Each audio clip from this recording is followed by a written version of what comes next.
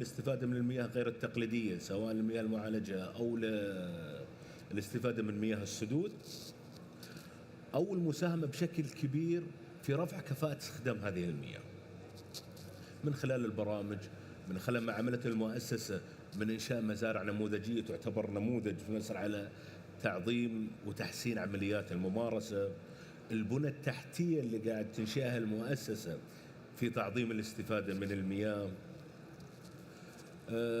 تركيز المؤسسة تمام لتحقيق الامتثال وتطبيق اللوائح والتشريعات النظامية للحماية والصحة العامة سواء للمحافظة على الأراضي أو للمستخدمين لهذه المياه.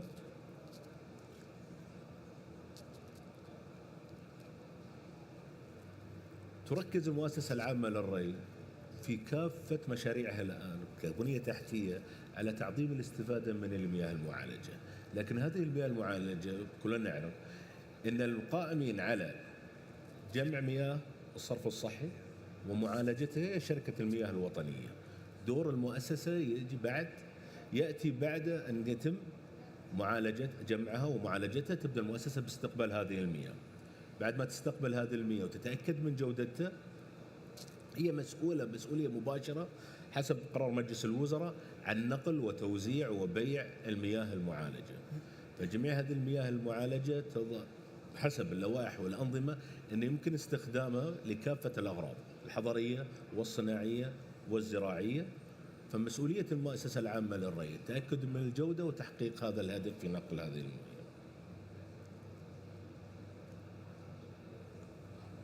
للمؤسسة العامة للري خطط طموحة في هذا التوسع، فتقريبا في جميع مناطق المملكة لها مشاريع بنية تحتية لنقل وتوزيع المياه المعالجة. ومن أمثلة هذه المشاريع مشروع القطيف. هذا المشروع اللي يعتبر من أقدم المشاريع الموجودة الآن في المملكة في عمليات الري والإسراء. شبكة التوزيع في هذه المنطقة تقريبا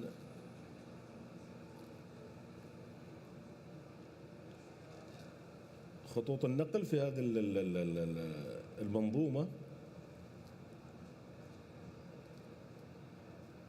أكثر من 15 كيلو، تخدم هذه المنطقة أكثر من 164 هكتار. يوميا تستخدم من المياه المعالجة أكثر من 42 ألف متر مكعب. يستفيد من هذه المياه 482 مزرعة. مشروع المؤسسة طبعا هو المشروع الرائد في المملكة، هو مشروع واحة الأحساء اللي يستخدم يوميا أكثر من 400 ألف متر مكعب لأغراض الري الزراعي يوميا. يستفيد من هذه المياه الأغراض الزراعية أكثر من 13 ألف مزارع. أطوال الخطوط والشبكات 1200 كيلومتر، تغطي مساحة زراعية أكثر من 7000 هكتار.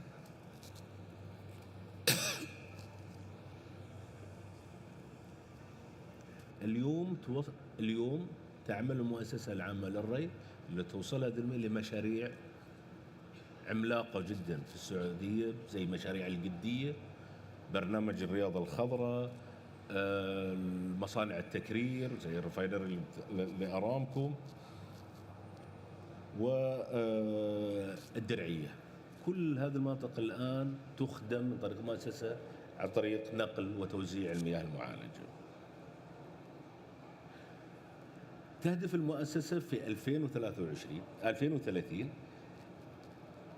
أن تكون شبكتها أكثر من 168 ألف كيلومتر في كافة مناطق المملكة. الطاقة الاستيعابية لهذه المشاريع أكثر من 6 مليون متر مكعب في اليوم. تنشئ خزانات لعمليات تنظيم النقل والتوزيع تقدر طاقتها الاستيعابية أكثر من 4 مليون متر مكعب. عدد المشاريع اللي بإذن الله سوف تتجه المؤسسة في عام 2030 147 مشروعا لنقل وتوزيع المياه بكافة مرافقها. تطمح المؤسسة تحقيقا للرؤية في المملكة العربية السعودية أن سنة 2030 نصل إلى 70% من المياه المعالجة يتم إعادة استخدامها.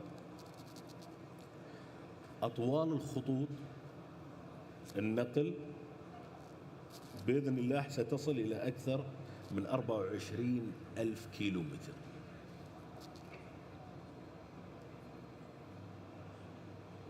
بإذن الله سبحانه وتعالى ستكون كافة شبكات التوزيع في كافة مناطق المملكة سنة 2030، وهذا بإذن الله ما نعمل عليه من اليوم في المؤسسة العامة للري، أكثر من 1957 كيلومتر كشبكات توزيع، وأكثر من 1400 كمصارف زراعية، كشبكة من المصارف الزراعية، ولديها الآن سوف يستفاد منها بإذن الله 574 سد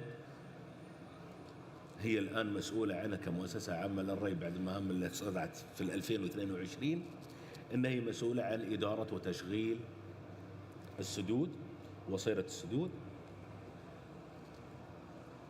عدد المزارع القائمة حاليا والتي تستفيد من المياه المعالجة أكثر من 13,000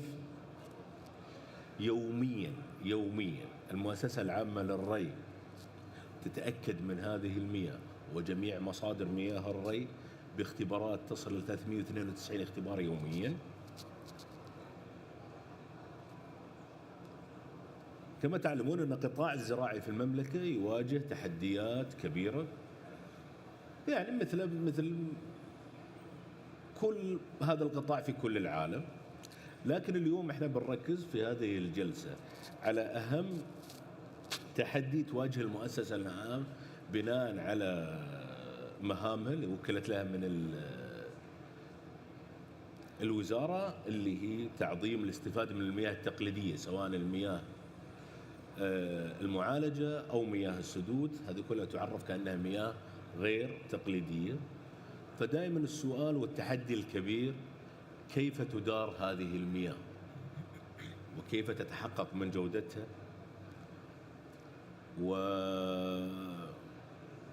وضمان ومأمونية استخدامها. فبإذن الله مع أخونا عبد الرحمن سوف يتكلم عن منهج المؤسسة العامة للري في التأكد من جودة ونوعية المياه المعالجة ومطابقتها للوائح والتشريعات الوطنية. وشكرا لكم يا الله. Thank you, Dr. General Abdurrahman. You will continue on the same. السلام عليكم ورحمة الله وبركاته. Good morning.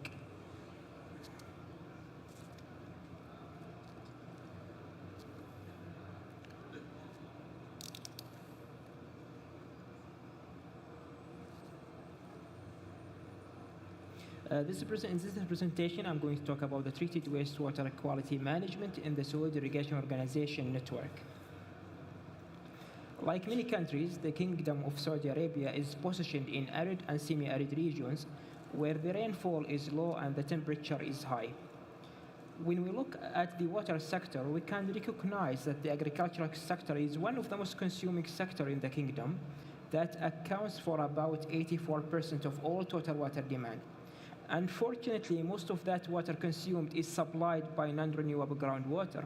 However, such a water resource is depletable as well as not sustainable. Therefore, we have to find another way that can be sustainable, renewable, as well as reliable, as in the case of treated wastewater. In the Kingdom of Saudi Arabia, we have about 133 treatment plants that are distributed in the kingdom. Those treatment plants produce about 1.8 billion cubic meter per year. More than 22% of that water utilized for irrigation, and we have ambitious vision in the kingdom to utilize more than 70% of all total water of all of that water to be utilized for irrigation. Such a water resource indeed requires wise management, especially when it comes to the water quality. And this is going to be the focus of this presentation in the upcoming slides, inshallah. Based on our experience, we have three key important points for the management of treated wastewater. The first point is to ensure that treated wastewater quality is compliant with the regulation at the compliance point. The compliance point is a point in agreement between the National Water Company and the Saudi Irrigation Organization. The second key point is to maintain the treated wastewater quality within the facility of Saudi Irrigation Organization to ensure the compliance as well. The third point is to leverage innovative technologies and systems for the insurance of water quality. When it comes to the first point, which is to ensure the treated wastewater quality at the compliance point, the Saudi Irrigation Organization has built several laboratories to achieve this point. Those laboratories are equipped with sophisticated instruments. Those instruments are not going to be worked without a well-trained employees. That's why the Saudi Irrigation Organization has invested in the manpower and provided intensive programs and training session, either in the Kingdom of Saudi Arabia or even abroad. Also, we established, as we call it, the life cycle of a treated wastewater. This is what I'm going to talk in a little bit details, which starts with the planning, ending with the results and decision. Last, we applied the Kingdom of Saudi Arabia regulation for the reuse of a treated wastewater. This is the life cycle that we have established. We started with the planning, how many samples that we need to collect, what parameters that most important that should be monitored, especially at the compliance point, how many data that we need to collect, and how can we verify this data. We integrate all of these things into a framework to be implemented. We started to collect data and samples from the reservoir, from the distribution pipeline, as well as from the end users. Even we have gone back to the farmers. We also verified and evaluated the data statistically, either regression, linear regression, or even any statistical approach, as well as the quality assurance and quality control. We ended up with results and decision to understand more about the nature of the water characteristic, especially when it comes to the water quality. Is it valid? Is it suitable for irrigation or not? These are the parameters that has been issued by MIWA, thanks to them and their efforts. It was issued in 2021 March. For example, the pH has a range between 6.5 to 8. Chemical oxygen demand has a range of 90. Biochemical oxygen demand should be within the limit of 10, and so on. When it comes to the frequency indeed was adopted based on the best practices worldwide. We went back to the EPA, WHO, FAO, Spain guidelines and standards, China, as well as any possible standards that we have scanned. We found that the best practice is to monitor, for example, the turbidity as well as the residual chlorine 24 hours. For example, the chemical oxygen demand should be monitored once a day to ensure the absence of any industrial waste and so on. Biochemical oxygen demand gives us an indication about the treatment plant itself and the efficiency of the treatment plant. Sodium as well as other metals should be monitored as well. Similarly, when it comes to the heavy metals, we have our program and monitoring for that, and we have maximum allowable limit for that. This indices as well, well known actually. For example, the sodium absorption ratio, sodium hazards, magnesium hazard, and so on. They are well known to give us indication about the validity and suitability for the water for the irrigation. We calculated based on the monitored parameters. The second key point is to maintain the water quality within the facility of Saudi Irrigation Organization. We adopted and adapted, as we call it, the problem tree or decision tree. This tree deals with several aspects. Aspect related to the environment and what parameters that we need to monitor related to the environment, such as heavy metals and so on. Aspect related to the health and what are the most important parameters that we need to monitor, such as E. coli, Escherichia coli, fecal coliform, Enterococcus, Pseudomonas, and the list goes on and on. Aspect related to the awareness. We need to increase the awareness through extension programs, as well as the awareness about the adoption of such a water resource, as the groundwater is depletable eventually. So we have to find another way for the water resource. And aspect related to the operation, which is quite important. We want to achieve the flexibility in the irrigation. We have date palm. How can we achieve this flexibility? We have to monitor the water quality. We have to enhance the quality using, for example, chlorine and any avenue that can give us that way. And I'm going to show you in the upcoming slide.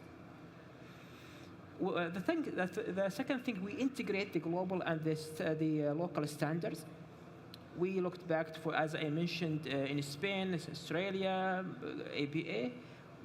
We found that they monitor the Enterococcus. We added it as soil irrigation organization. We monitor the Enterococcus. We also went back to the monitoring program they adopted, and we adopt the same monitoring program and tailor it based on our requirements. Also, we assess the impact of treated wastewater on soil as well as crops and groundwater.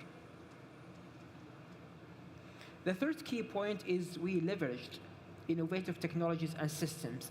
That's why the Soil Irrigation Organization has adopted the utilization of online monitoring system that monitors several parameters: turbidity, EC, dissolved oxygen, pH, to give us an indication about the suitability of water to be utilized for irrigation. Also, we adopted the LIMS, Laboratory Information Management System, which is well known and linked with the online monitoring system to give us more information about the nature of the data. Also, we utilize, as we call it, the modeling softwares. We have seen the list, huge list of parameters. We have seen sodium, we have seen calcium, we have seen chemical oxygen demand. What happens if we interact them together, and with taking into account the pH and the turbidity and temperature? That's why we utilize the modeling softwares to understand the byproducts that could emerge as a result of that interaction, such as frequency and visual minting. We have seen huge list, more than 48 parameters. The decision maker sometimes cannot have time to look all of these parameters. That's why we have adopted, as we call it, the water quality index. This index summarizes all this huge data into one number. Is it valid or not? And it has a scale. 100% is excellent, 90 or 80% is good, and once it goes down with the rank. Similarly, when it comes to the water pollution index, it has its range. Is it valid for irrigation or not? Is it valid for the environment and not? By the way, that index uses the Canadian index uses some parameters. We utilize all the parameters. Just we want to make sure that the water is suitable for irrigation or not, suitable for the environment or not. Just to answer this question. This is almost a summary of what I have said. We receive the treated wastewater, as Engineer Abdullah mentioned, from National Water Company. We check the water quality at the compliance point in terms of the turbidity and chlorine. We check the water quality in the reservoir. By the way, we have a chlorination unit in the reservoir to make sure that the water quality is compliant. We check the water quality in the distribution pipeline, as well as we check the water quality at the end users. We have a future project indeed, which is about the collaboration between the Soil Irrigation Organization and KAUST. This project will leverage the machine learning as well as the artificial intelligence to predict the water quality and to give us more information about the quantitative microbial risk assessment. through this project, there are a lot of things that are going to be utilized. Maybe Dr. Pieng is going to talk about it in details. However, something unprecedented that we have gone through, which is the integration between the hydraulic network and the soft sensors modeling. We want to understand where is the stagnant air region in the distribution pipeline. We have a huge pipeline. We want to understand where we can insert and add the sensors for the chlorine, and where we can insert the sensors to post the water quality. And we want to understand the hazard identification as well as the dose response for the water quality. Hopefully this presentation was informative, and thank you very much for your assistance. Thank you, Abdurrahman. Thanks a lot. We'll have Dr. Ping now, since SIO has a scientific collaboration with King Abdallah University. Then we'll talk about what cost is performing there. Good morning. So my name is Pei Ying Hong. I'm a professor at the Division of Biological and Environmental Science and Engineering at King Abdallah University of Science and Technology. So through the KAUST-MIWA Strategic Partnership Alliance program, my group at KAUST has been partnering closely with the Saudi Irrigation Organization. And as we heard from the first speaker, Dr. Abdallah, he mentioned about treated wastewater as a very important water resource in the region, in Saudi Arabia, and also in a lot of the hyper-arid environment. And to utilize the treated wastewater, and as mentioned by our second speaker, Dr. Abdurrahman, there's a very important need to really ensure that the treated wastewater quality is of high quality and is safe for reuse.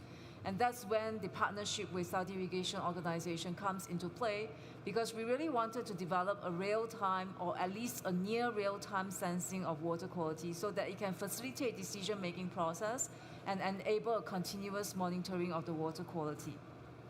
And that's very important because we know that even with the best treatment technology put in place, treated wastewater is still going to contain some biological contaminants that can be ranging from protozoa to bacteria to viruses. So there is no technology that is able to remove 100% of all of these contaminants. So even the highest quality of treated wastewater that meets the regulations will still contain, to a certain extent, bacteria, viruses, and protozoa. And that's a very important thing that we have to consider when we're using treated wastewater. So the question is not so much about how do we remove all of these contaminants, but the question is more in terms of how do we monitor for the presence of these contaminants so that we can minimize the risk related to the use of treated wastewater. So in order for us to know that and to answer the question related to the risk components and to the water quality of the treated wastewater, we typically rely on conventional monitoring methods. So some of the conventional, which means the currently still utilized monitoring methods include, for instance, cultivating the microorganisms, growing them at a certain temperature so that you can then start counting those microorganisms, maybe total coliforms, fecal coliforms, or heterotrophic bacteria. So you will then count the number of those colonies and then see if they meet within a certain range in terms of the number of colonies that are formed. So although this is the current practice, we also know that there are limitations and weaknesses associated with these methods. And the first obvious weaknesses related to this method is that you require a long period of time for you to incubate and grow those microorganisms. So this will hinder your ability to make rapid decision-making process. So this is obviously a weakness in terms of relying on cultivation of bacteria. So then there are also slightly more advanced monitoring methods that are starting to get used in a more frequent basis, but they require a pretty significant investment in terms of capital equipment infrastructure or infrastructure development. So some of these advanced monitoring methods include, for instance, flow cytometry and also quantitative PCR. So flow cytometry is basically a machine that you see over there where you usually will just install in the lab, and then you will collect samples from different network, different distribution pipelines, and then you bring it to the lab, and then you use flow cytometry to monitor for the bacterial cell density or for virus cell density. So likewise, the same for quantitative PCR. It relies on a machine where you also have to go and send somebody to collect samples, process the samples, extract either the DNA or the RNA, and then use quantitative PCR in that machine in order to determine what is your number of bacteria or viruses cell numbers. So the limitations of these methods is that each instrument is quite expensive. So if you want to monitor 400 or 300 kilometers of distribution network, this is obviously a very heavy investment in terms of your capital infrastructure development. And you will have to have access to a lab. You will need to have access to trained personnel who are able to carry out such experiments on flow cytometry and quantitative PCR. So if you were to put yourself in the shoes of Saudi Irrigation Organization, which manage a wide extensive network, these methods are obviously not the most attractive ones for them, although it will help them to facilitate a faster decision-making process. But in terms of the amount of infrastructure investment, these are perhaps still not very appealing or attractive to most of us, maybe in MIWA, in SIO, or in SWIG or SWA, in SWPC, and so on and so forth. So with that in mind, part of in collaboration with SIO is that we want to establish a continuous or at least a semi-continuous biosensors, or what we call a self-sensing approach, so that we can work towards a smart water system and establish a continuous monitoring of those sensors. And how do we want to go about doing that? We want to make it a very easy process. So the idea is that we want to make use of any easily measurable parameters, for instance, COD, pH, turbidity, etc., which can be easily obtained when you put in commercially available sensors. And just now, we heard from Dr. Abderrahman that all these parameters are something that is already required to be monitored as part of the standard regulations, which means that by installing these commercial sensors that are already available, you can have easy access to all this data. But then if we have these data, how can we then use this data to estimate or predict bacterial cell density, which don't have any sensors right now for you to do that? So this is our goal. We want to make use of easily measurable parameters and then use them in our cell sensors to predict bacterial cell density and ultimately also viral cell density. So we've been working with SIO. The idea is that we want to collect at least some demonstration in proof of concept in Al Hassa area, where they've already identified about 4 wastewater treatment plants in Al Hassa, and that these 4 wastewater treatment plants are going into about a number of 11 reservoirs, where the reservoirs are used to store the treated wastewater. And then from these storage reservoirs, they go to the individual farms. About more than 25,000 farms are actually receiving the reclaimed water managed by Saudi Irrigation Organization in the Al Hassa area. So the idea is to monitor as best as we could certain reservoirs that are causing problems and certain reservoirs that are not causing problems, to see if we can then use our cell sensor to predict the bacterial cell density along the entire distribution network. So again, how do we go about doing that? If we were to have commercially available sensors in the wastewater treatment plants and along the distribution network, we can easily obtain water quality parameters like turbidity, conductivity, total dissolved solids, and so on and so forth. And then we will translate and train all this data into our neural network. And for each of these samples that has water quality parameters, we will do the initial testing phase, where we'll collect the samples and then bring it to our lab to perform flow cytometry in order to get the bacterial cell density. So together with all this data, we will then develop our cell sensing method to use it to predict the bacterial cell density on any unseen data. Just to give you some context about how we go about doing that, the first thing that we did was to try in one particular wastewater treatment plant. So we collected samples from the untreated wastewater, and we also collected samples after the treatment process. So these 2 rate cross are our sampling points. And we collected the wastewater samples at the start and at the end of the treatment process. We then also performed flow cytometry for each of these samples to obtain bacterial cell density. And we also obtained data from the commercially available sensors at these 2 points, where we collect data related to turbidity, conductivity, total dissolved solids, and so on and so forth. And these data are then further expanded into a larger data set using what we call as the WGAN method, which is basically a method for us to do synthetic data generation so that we can get a larger data set that is required to train our soft sensing approach, because soft sensing modeling approach usually requires a very large data set. So with limited number of samples, we have to do this approach in order to get a larger data set.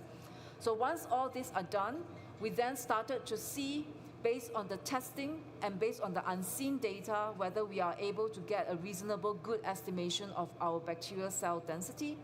So the red lines, the red dots represents the predicted concentrations of the bacterial cell density that are estimated by our soft sensing approach. And the blue ones, the blue dots represent the actual observed concentration that was obtained by flow cytometry.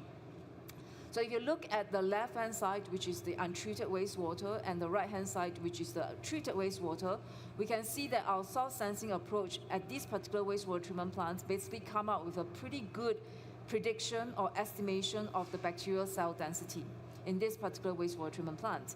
Then the next question is, what if the same wastewater treatment plants but at different time point? For instance, if we train this model in 2022, can this model still give us accurate results in 2024?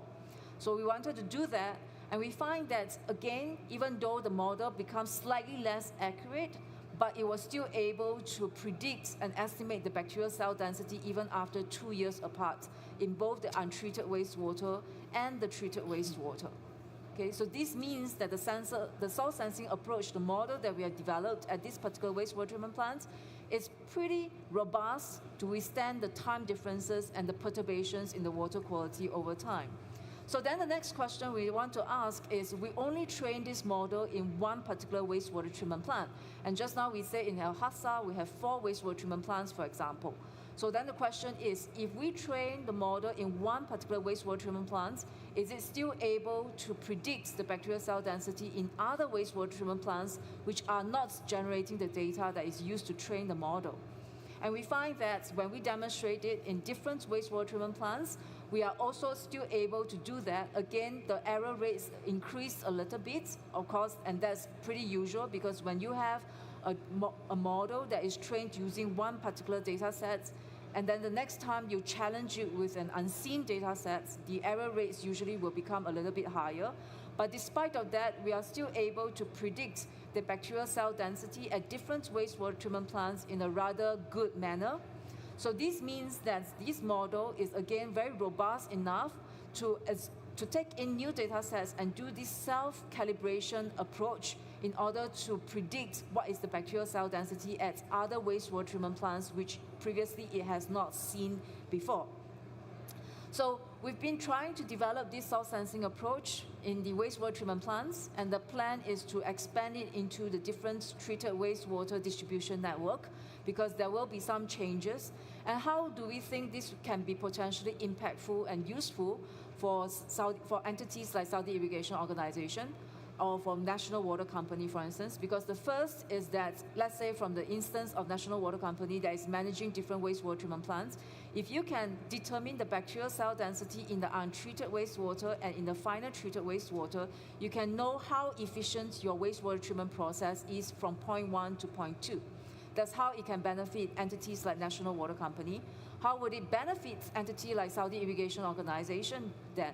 You can also use this soil sensing approach to monitor from the start of the distribution pipeline and at the end of the distribution pipeline, where the water is going into the farms, and see if there's a significant increase in the bacterial cell density that's estimated by our soil sensing approach. Or you can also monitor throughout the distribution pipeline to identify where there's a sudden increase in the bacterial cell density, because that will basically indicate that there's a stagnant zone where perhaps chlorine concentration is low, and therefore there's a need to replenish chlorine concentration and so on.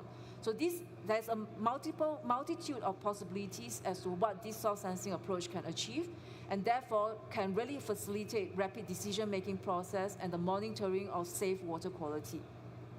So with this, we are continuing our collaboration with Saudi Irrigation Organization, and we are hoping to facilitate this soil sensing approach within Saudi Irrigation Organization in the near future, and also to allow and facilitate the provision of high-quality reclaimed water that can be safely reused to combat desertification and to achieve sustainability as well.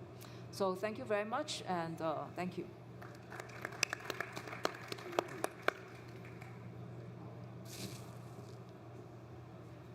Thank you very much, Dr. Ping. We'll move to the last one. It's okay. Same for what we are doing for quality parameters follow-up, forecasting, soft sensors, and predicting the rules to cope with this kind of challenges. We will see how to link the part of the flows, the hydraulic part within the pipes, with the quality forecasting and modeling, which was exposed and by Dr. Ping. We have some challenges within SIO in terms of quality parameters monitoring, and the kind of challenges are along the system.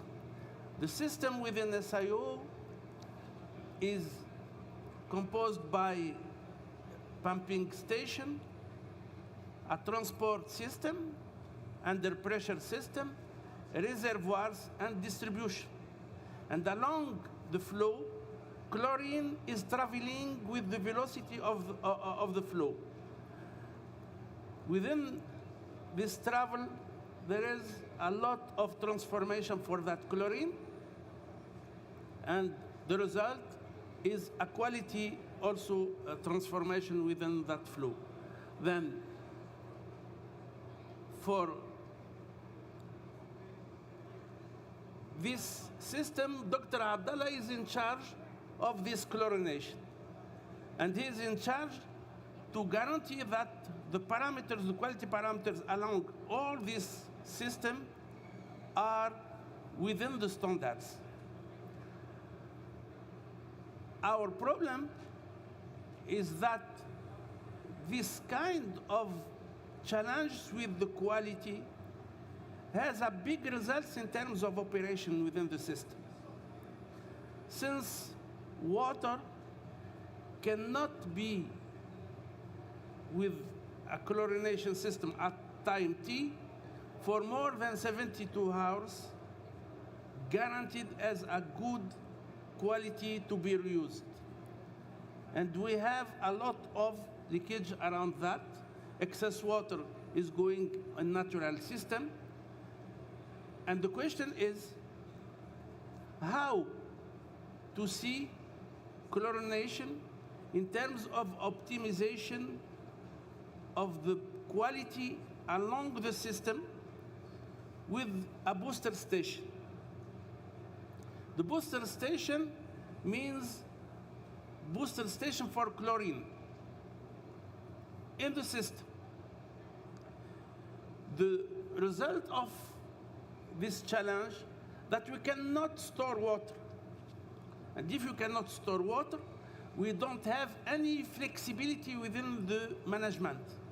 We don't have any flexibility within the operation. Flexibility is close to zero for that. We don't have a good adequacy between what we are producing as water and what we are using as water. And that adequacy could be low when we have this kind of challenge with chlorination and with quality.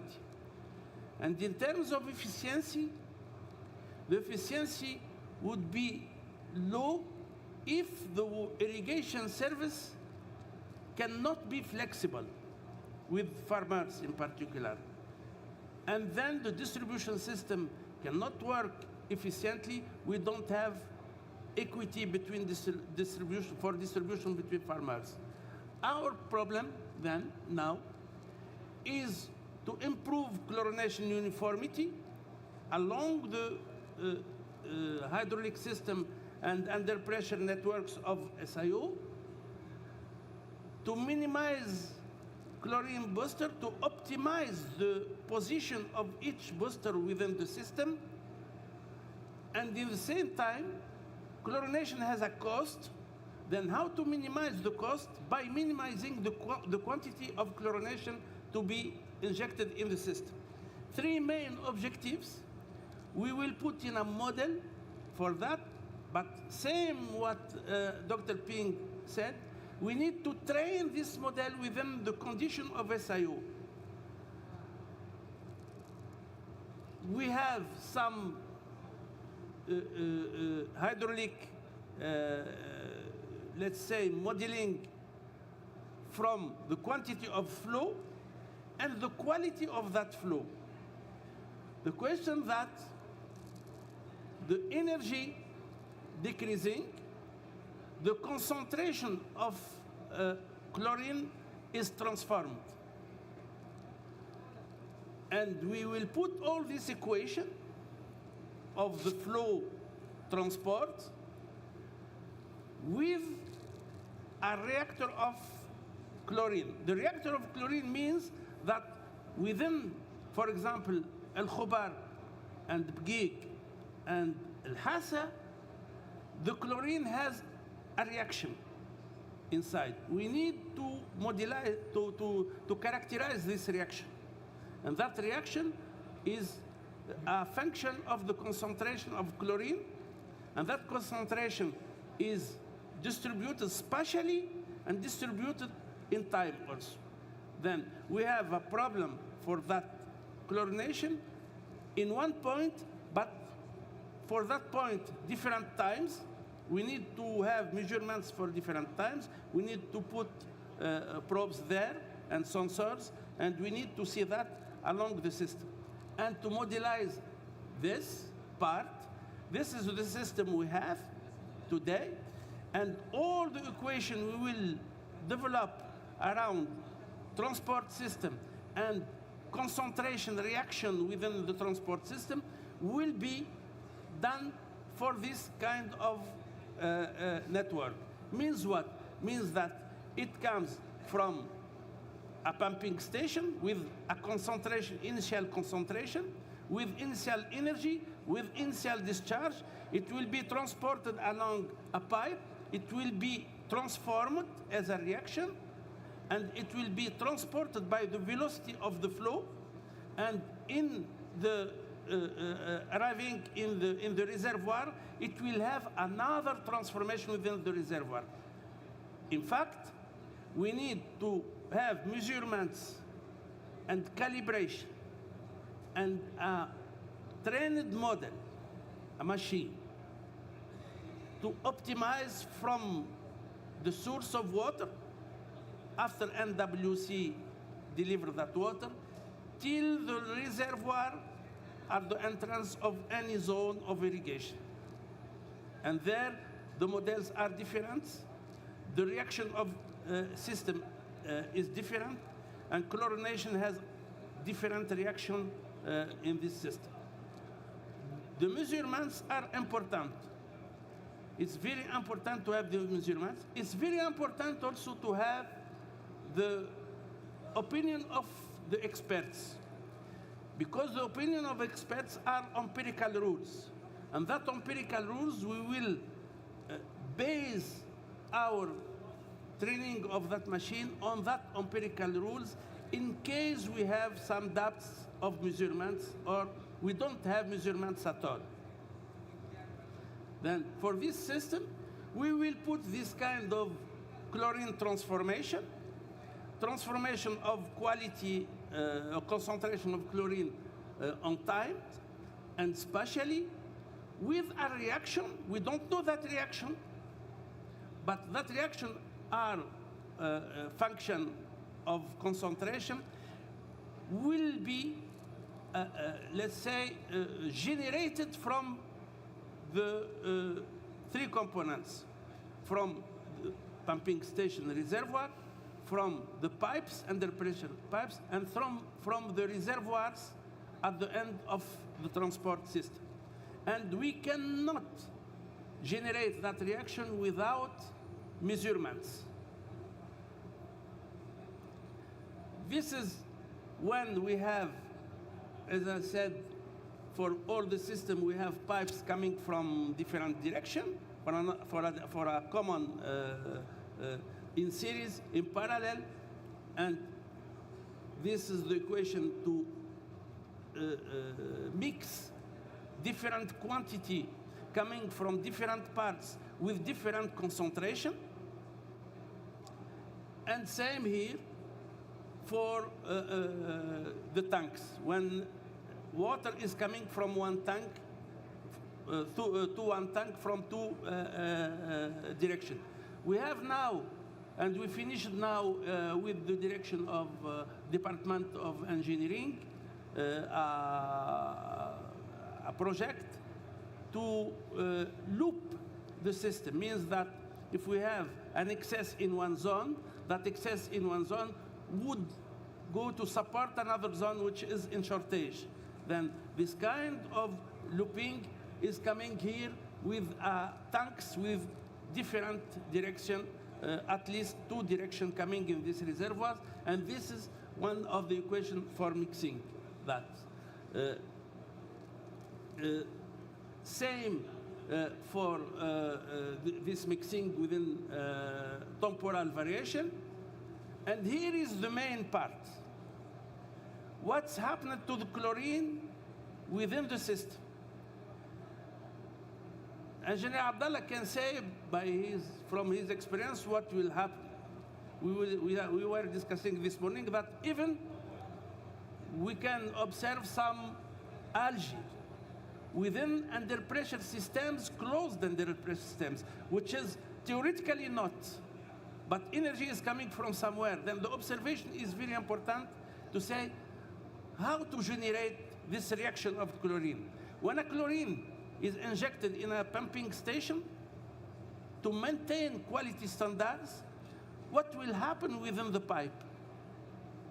Not what it's transformed from one point to another point, but internally the chlorine is behaving, how chlorine is behaving internally. Something is happening within this concentration. And this reactor, we don't have any other solution unless to measure, to have a measurements and to put measurements systems there. This is what we need to put as an IoT in this system.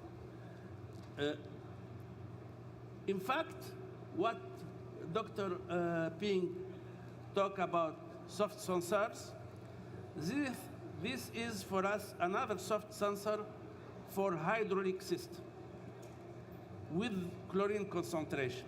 We can predict and we can train the machine, and the machine will be trained by itself with the new data coming from the system, and then we will optimize the booster pump station for concentration.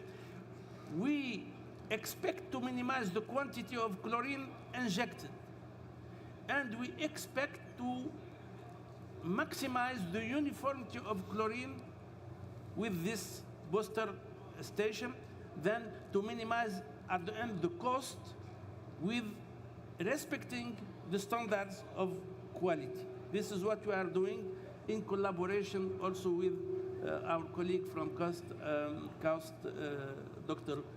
Ping. Thanks a lot for your attention. Thank you, Dr.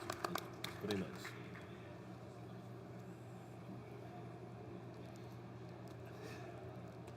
Any question? Dr. Aya, please.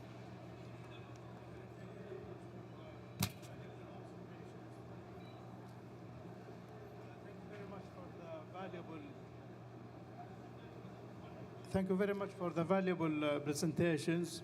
Actually, I have some comments and questions to Engineer Abdallah. ماذا عن جهود المؤسسة في رفع كفاءة الري والتقنيات الحديثة التي تقلل الاستهلاك وتزيد المساحات. اللي أعرف أنه عندكم مركز قوي جدا، فلعلك تحدثنا عن هذا الشيء. والله مدير المركز موجود. مدير المركز موجود واللي حابب توجه للسؤال.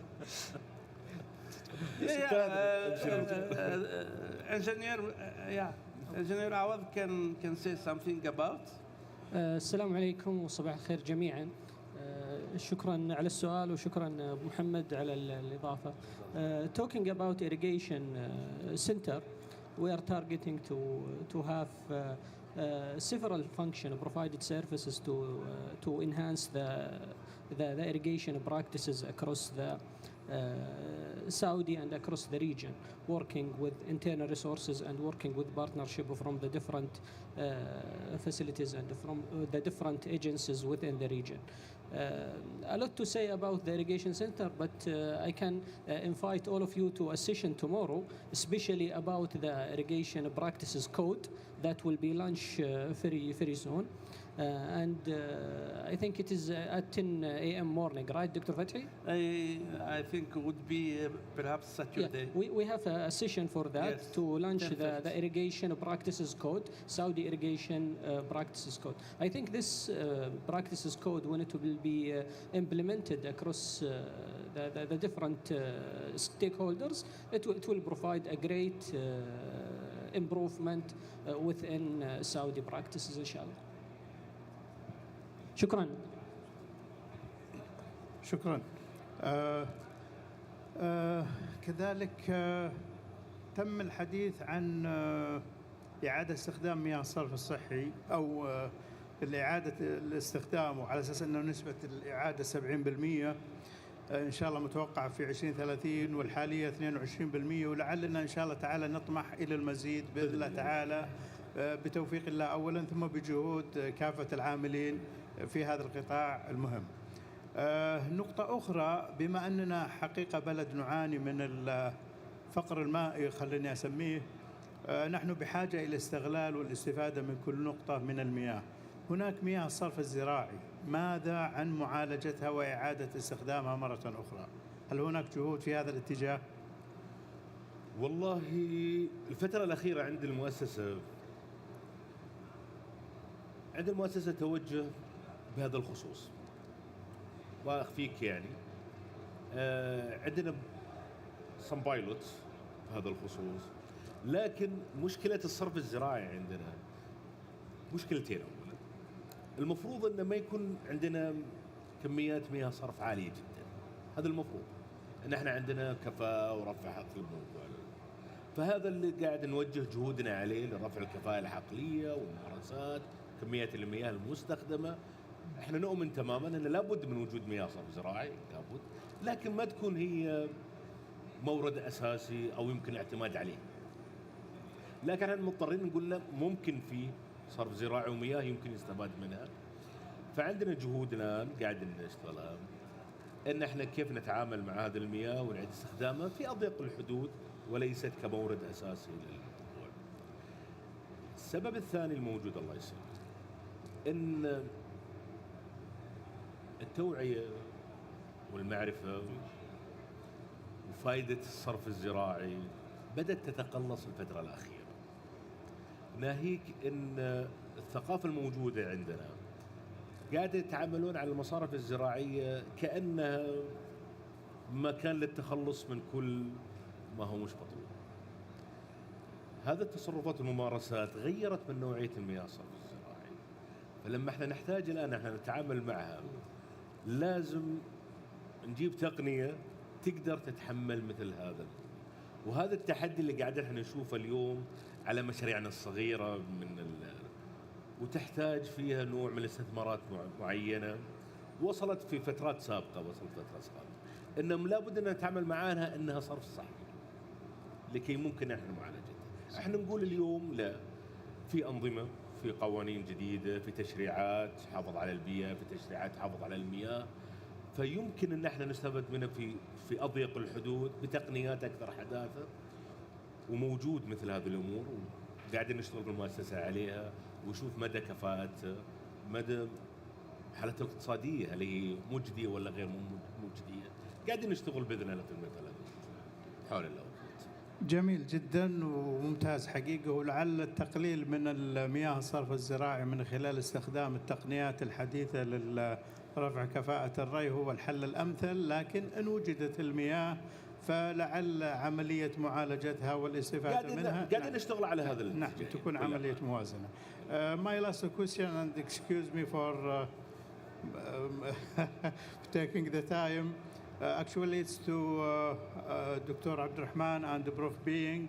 What about the prevention of accumulation of pollutants and contaminants in long term? Is it taken in consideration to avoid long-term effects, for example, salting of lands? For example, what? accumulation. Accumulation of contaminants. You want to go first? بشكل عام بالنسبه للكونتامينانتس، طبعا كلمه كونتامينانتس هي كلمه عريضه شوي، يكون فيها ميكروبيال ويكون فيها خلينا نسميها كيميكال. بالنسبه للكيميكال احنا وقت الري يكون عندنا برنامج يكون فيها اللي هو الليتشنج ريكوايرمنتس موجود فيها. طبعا المهندس عبد الله في الاداره عندهم طبعا برنامج هذا فيها اللي هو البرسنتج حق الليتشنج ريكوايرمنتس. كل اسبوع يكون فيها خلينا نسميها الايرني ويرني، كم البرسنتج we have to add as a leaching requirement in order to avoid the accumulation of any heavy metals or salts, with taking into account the proper management of the drainage as well. هذا بالنسبه لبارت الكيميكال. بالنسبه للبارت اللي هو الميكروبيال، طبعا احنا عندنا مثل ما ذكر المهندس وذكر الدكتور فتحي عندنا كلورينيشن يونت. هذه الكلورينيشن يونت تضمن لنا جوده المياه المجدده انها تصل للمستفيد من غير اي تلوث، من غير اي تغير في جودتها، بشكل ادق في الميكروبيال. وهذا برضه احنا نحتاج ندرسه مع الدكتور فتحي والدكتوره بينج، وين يكون اللي هو الانخفاض السنسرز. احنا بالحقيقه نضخ كميه كبيره من الكلورين علشان نضمن انها توصل للمزارع مثلا 0.2 مثلا او 0.3. احنا نبي نشوف وين النقطه اللي يكون فيها deterioration او خلينا نسميه انخفاض للجوده، علشان نعمل accordingly. مثلا والله صارت فيها النقطه نربطها بسنسرز او IoT انترنت اوف ثينجز وتعطيها دوزنج، علشان نحافظ على الكوست ونحافظ على البيئه ونحافظ على وصول المياه المجدده من غير اي اكيوميليشن فيما يتعلق بالميكروبيال. بعد اذنك عبد الرحمن لو سمحت الله يسلمك، احنا دائما شفنا في العمليه ككواليتي ان احنا لابد نعرف او نقيس كميه المخاطر الجرثوميه والكيميائيه في هذه المياه. هذا الابروتش ما موجود في السعوديه ولم نعمله سابقا. مشروعنا اليوم برعايه الوزاره مع كاوست والمؤسسه ان احنا نبحث عن الكوانتيتيف اوف ذا ريسك، الميكروبيال ريسك اور كيميكال ريسك.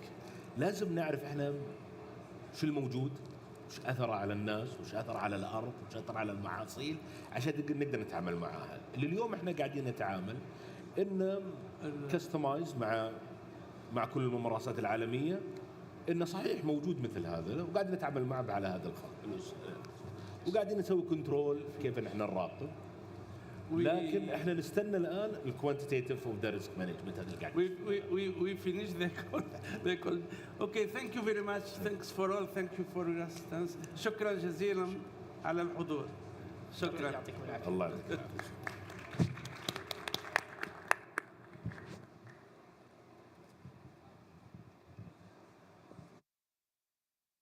Ladies and gentlemen, the session has now finished. Please vacate the room to allow for preparation for the next session. Ladies and gentlemen, the session has now finished. Please vacate the room to allow for preparation for the next session.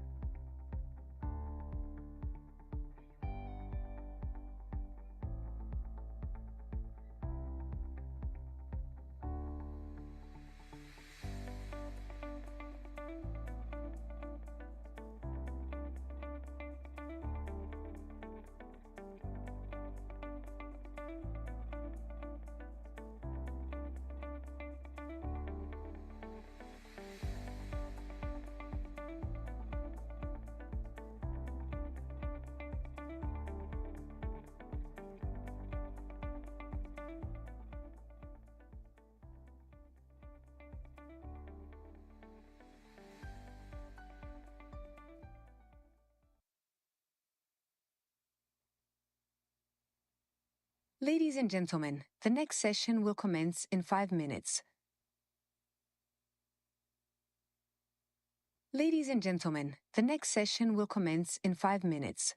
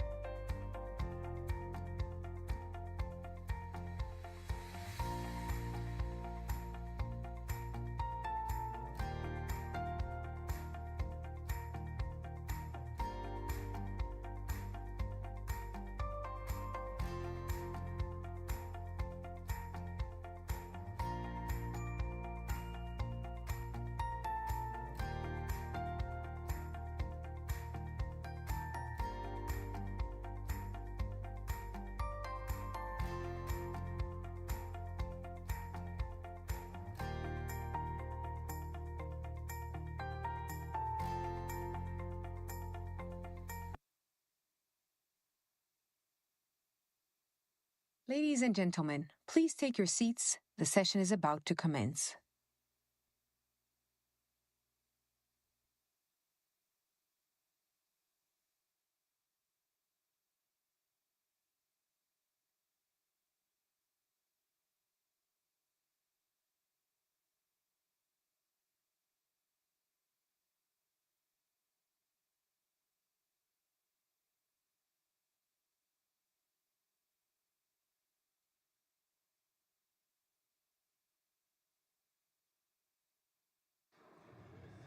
Ladies and gentlemen, Assalamu alaikum wa rahmatullahi wa barakatuh. It's our pleasure to welcome you to the next session, where effective local Saudi integrated water resources management is addressed through governance, institutional reforms, and policies by an esteemed panel of speakers from the United Nations Development Programme and the Saudi Irrigation Organization. This session is moderated by Dr. Matthews, Senior Technical Advisor on Water and Governance at the United Nations Development Programme. Please welcome Dr. Matthew.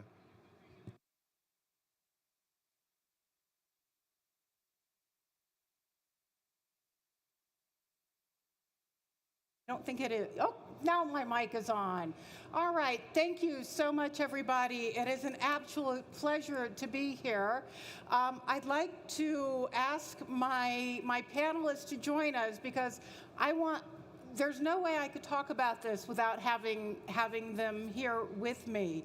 I'd like to ask Arif Alakali, I'm going to get this right, I promise. The Chief Technical Advisor for UNDP's Chief Technical Advisor. Please come on. Yes, right here. UNDP's Chief Technical Advisor, Miwa Shad Zabiri, UNDP Project Coordinator, to please join us. Thank you. We need the gender balance. We're going to go boy, girl, boy, girl. Yeah. Okay. I'd like to invite Dafir Ali Al-Ashiri, Vice President of Contract Management. Wonderful. Thank you so much for joining us for SWPC. Omar Ouda. Dr. Omar Ouda, UNDP's advisor to the Deputy Minister for Water for MIWA.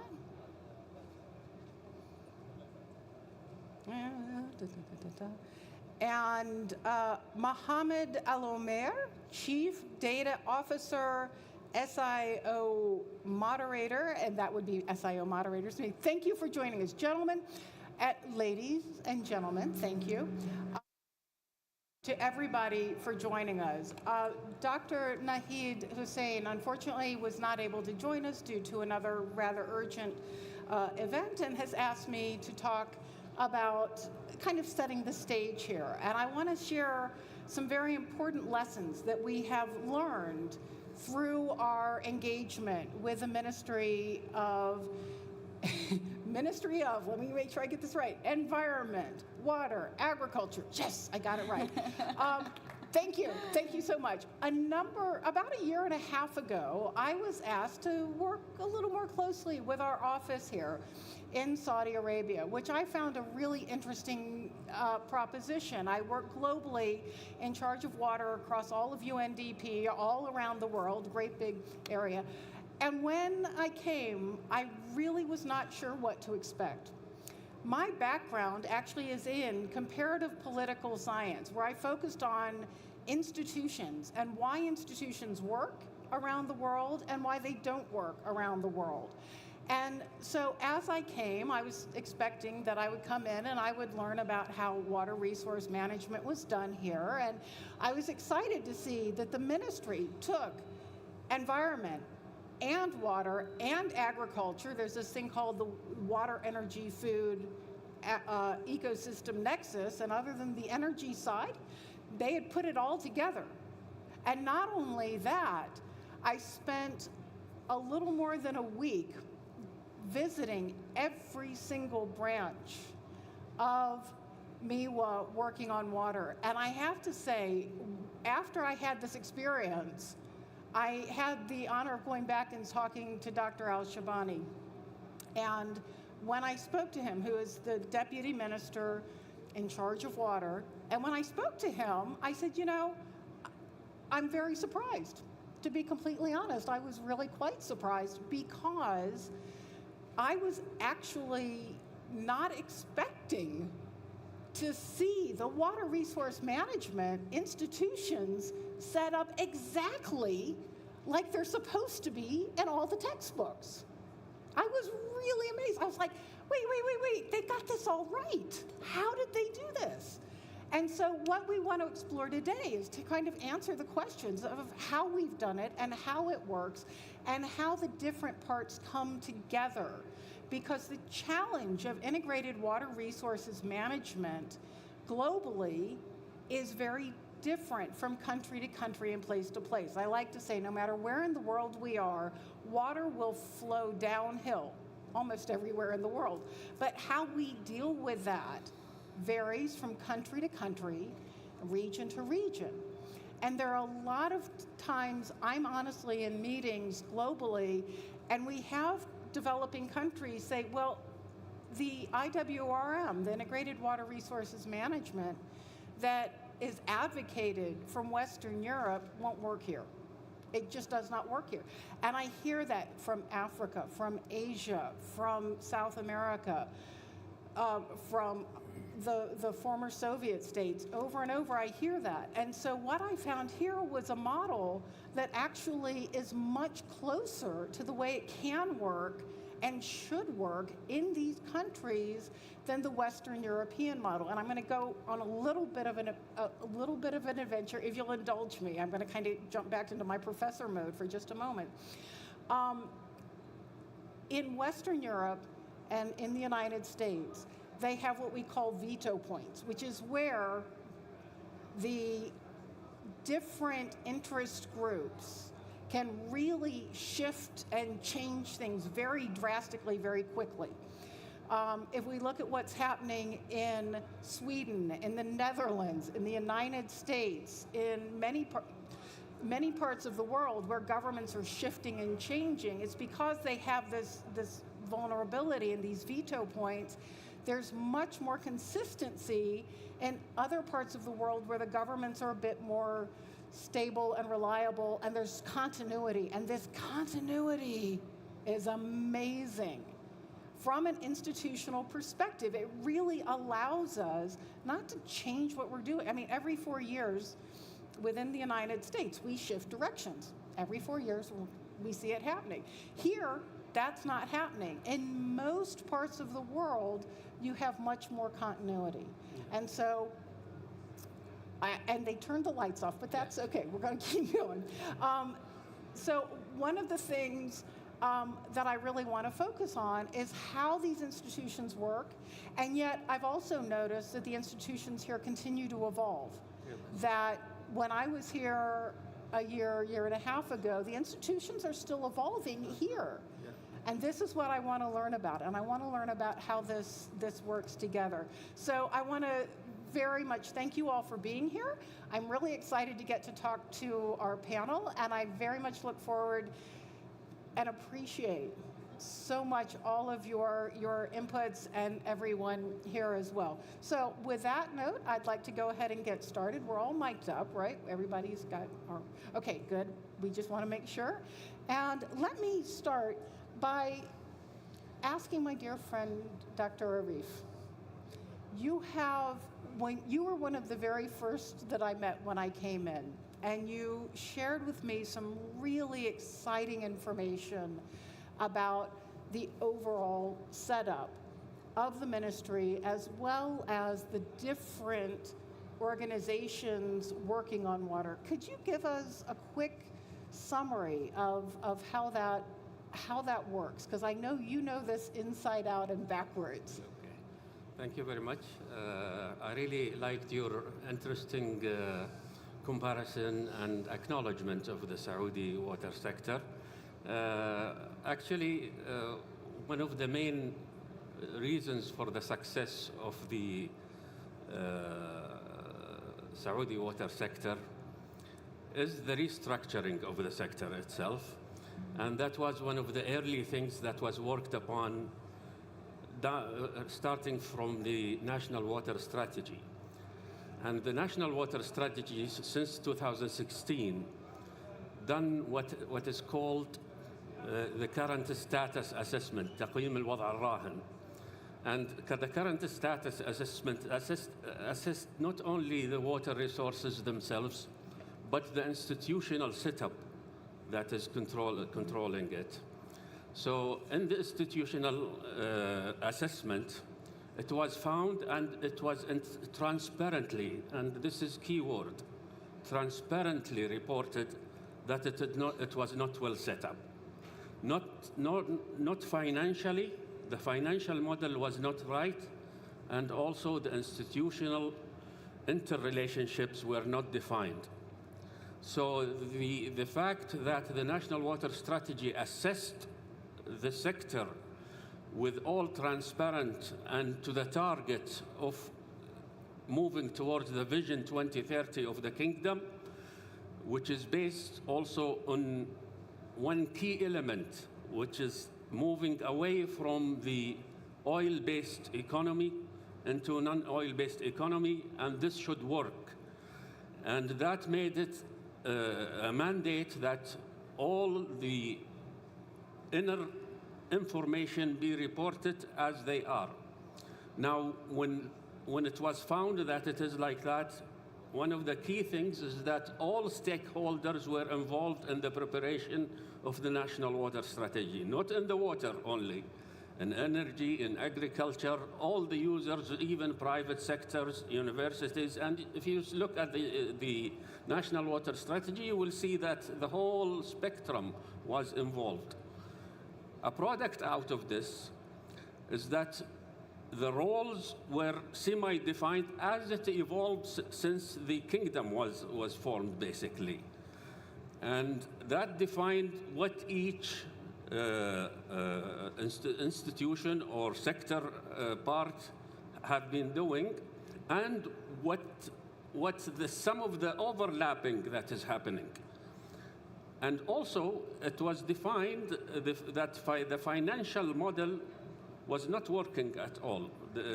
After all, the water supply is an upstream and downstream, where you have policies and you have plans, strategies, and then production, treatment, conveyance, storage, and then distribution, and then recycle and reuse. So it was a shift towards a clear definition of each institution, what each institution does, and what is the interrelational relationship financially between the institutions. Adding to that, moving away from the high subsidies to the water production, and moving the water production, conveyance, distribution, and recycling into the private sector. This demanded clear transparency, and that was also in place, and a company was formed to do the commercialization, if I can say, for the produced water and the recycled water through what is called Saudi Water Partnership Company. And that resulted in the moving of a lot of the operations of the sector from the public sector into a private sector. One of the key things also, two items that I would like to mention that is making it an efficient sector, is that it is headed by most of the entities, whether it is semi-private sector or public sector, is headed by His Excellency the Deputy Minister for Water. And all of the heads of the sector meet often under his leadership in the same room, and if there are any misalignments or overlapping, that is resolved. And usually how it trickles to us in the ministry is that wherever there needs to be a resolution of the role, then there will be a joint committee that works with a specific time frame in order to resolve all overlapping and make the interrelational financial relationship more efficient. So I hope I was able to highlight how we moved to this situation right now. Thank you. That was very good. And you know, as we've been having conversations, thank you so much for that. I have 101 questions, so thank you for being here and with everyone here. You mentioned the private sector and how you work with the private sector, which is something, honestly, that I find very innovative. To have the setup as it is, because often we have, in a lot of other cases, being a comparativist, there are other ways that this works that isn't as effective. And so I would like to ask Engineer Dafer Al-Shiri, if you can please share with us, can you go into a little more depth on the roles and how you work? We had a wonderful meeting a little more than a year ago, but I have not forgotten that, where you described, you and your team were describing how you work with the contracts and the contractors. It's very different from the models that I'm familiar with within the United States or some within Western Europe. But I loved what you described. Can you share that with us now? Thank you so much. I will start by maybe COP16 as a global space for water, and we are in not different stress in water and scarcity. So maybe in Pavilion 4, you will have seen a global water organization. And there is a cumulative rank or cumulative record. Since COP started up to before this meeting, almost 33 billion cubic water was consumed, more than 600 million was disposed as a waste, 25,000 people or died. It's almost 74 hours. So I encourage you to see that. So 25,000 people died, especially below 5 years old, and more than 3.3 billion of investment or losses in economy due to water. So really, this is very alarming, numbers and figure that global, they are looking for and after. So when you see this number, you will be looking for private sector support, partnership, and contribution as well. So in Saudi Arabia, as mentioned by Dr. Arif, I'll start by Saudi Vision 2030, where the water is crucial in that one. We have to make sure the sustainable water is there, the access, the coverage, reuse, economic, all of this in 5 programs. So what you will find Saudi water sector in 5 programs in Vision 2030, which shows how important is this structure. In Saudi Arabia, we don't have maybe abundance of rain or rivers, but we have 2 coastal where desalination started more than 50 years, and we are pioneer all over the world in desalination. So I will go to your question about PPP model or Saudi Water Partnership Company. The company established since 20 years, and the mandate to be privatization arm in the water sector in Saudi Arabia.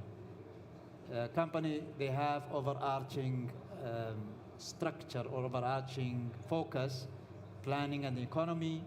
You will have transaction management, which is basically tendering and financial models and project development. Then you have construction execution, and which is supervising the execution of those projects, as well as making sure they are attaining the commercial operation. After you have this model and it's come to the life and operation, you will have concession agreement for almost 25 years or 30 years based on the agreement. In this journey, the partnership, you will have advantage from public, and you have the advantage from private sector, where you will have investment, technology, efficiency, expertise, international collaboration, and you develop such a huge project. The company manage transactional payment almost monthly from 800 million Saudi riyal to 900 million Saudi riyal, whether it's production, transmission, which is big pipeline and large, long pipeline, storages, also the distribution, as well as the reuse or sewage treatment. So you will see huge capex and opex. If you go, as mentioned by Dr. Arif in the National Water Strategy, from 2018, one of the scenarios to 2030, you need 35 billion every year to either capex or opex. And this shows how important, and these financial figures give you an overview how the sector is so important, because you have a public health, you have environment, but you have economic growth and giga project, as well as the urban regular population consumption. Wonderful. I have so many questions, as always, for you as well. Thank you. Let's go through the first round, and then we will continue, because you've hit on some very important things. I'll let you think about it for a minute while we ask the other questions. But one of the biggest challenges we see is there's a huge funding gap between what's needed in water globally and what's being spent, and honestly, and what's available. So there's some numbers we need to get to line up better than they do. And so I want to talk with you more about how we can do that, but I'm not going to ask you yet. I'm just letting you think about it. Thank you. And what I would like to do very quickly, and so you can be thinking about that. I'm not giving you your question yet, Dr. Arif. Not yet. But I would like to ask Shahad about what we're doing in terms of how are we managing water from your perspective, and what role are you filling in this institution towards the realization of the water strategy and the 2030 agenda? Yes, of course. Thank you, Dr. Mary.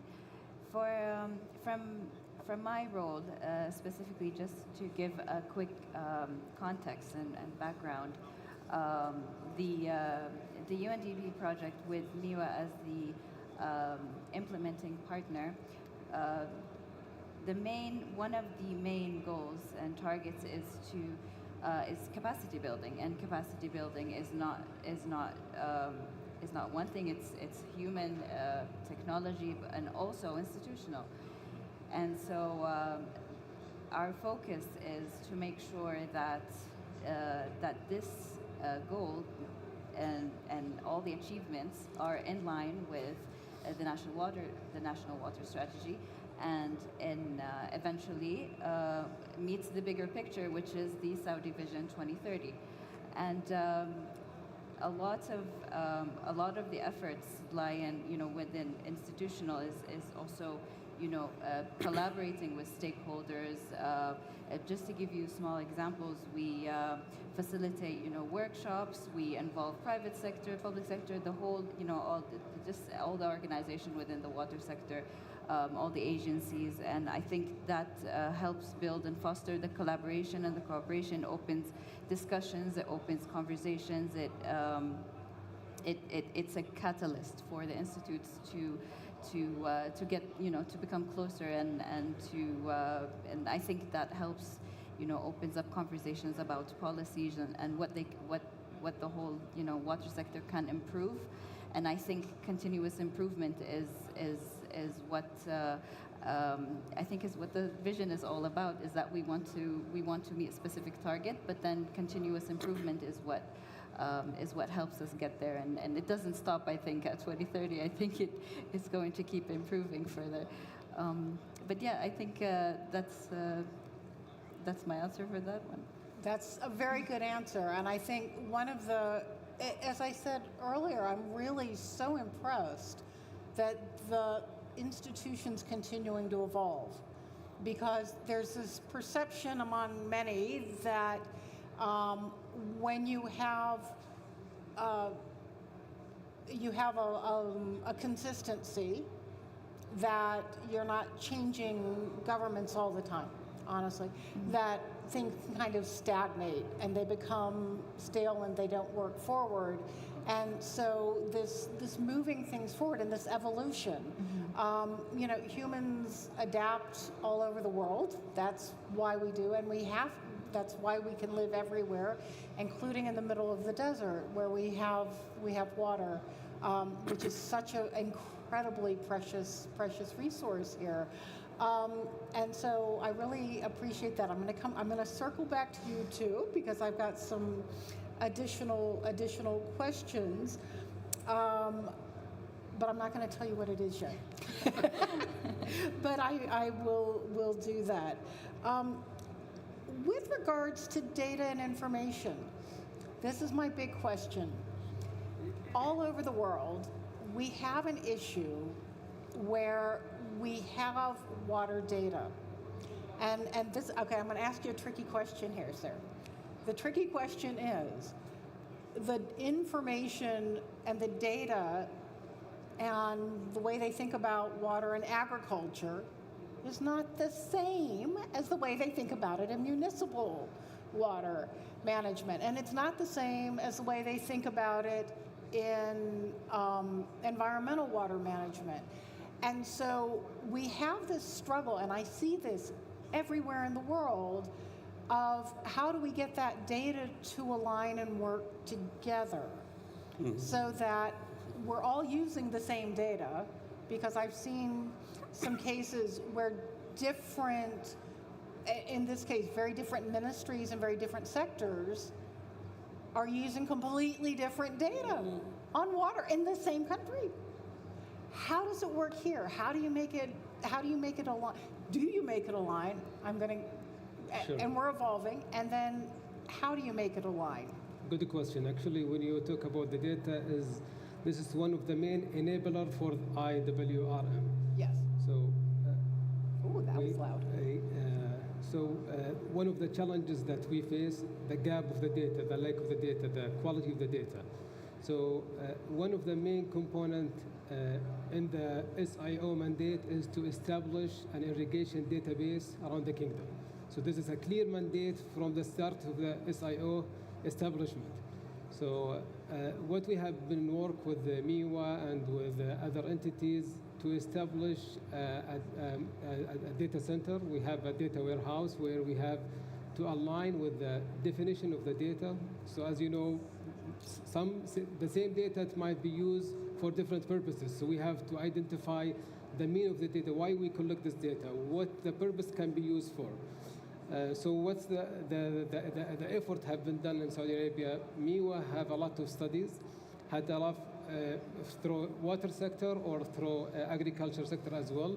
In 2021, 2022, they have been done a big survey around the kingdom. It's called Hasr survey, where they collect all the activities related to the agriculture and water around the kingdom. They spent 2 years to collect this data. So this data be served all the sector. Right now we have a platform. We rely on this data for our planning.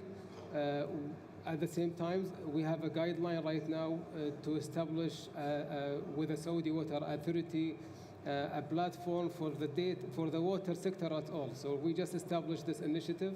So each sector in the water sector has their mandate, their specific data collection. So we have to be clear, everyone should collect their data they produced. So, and share it with the people, they produce their data. So we don't need to, so I don't need as a SIO to collect, for example, a farm data. So I have just to go to the agriculture data and ask them for their data.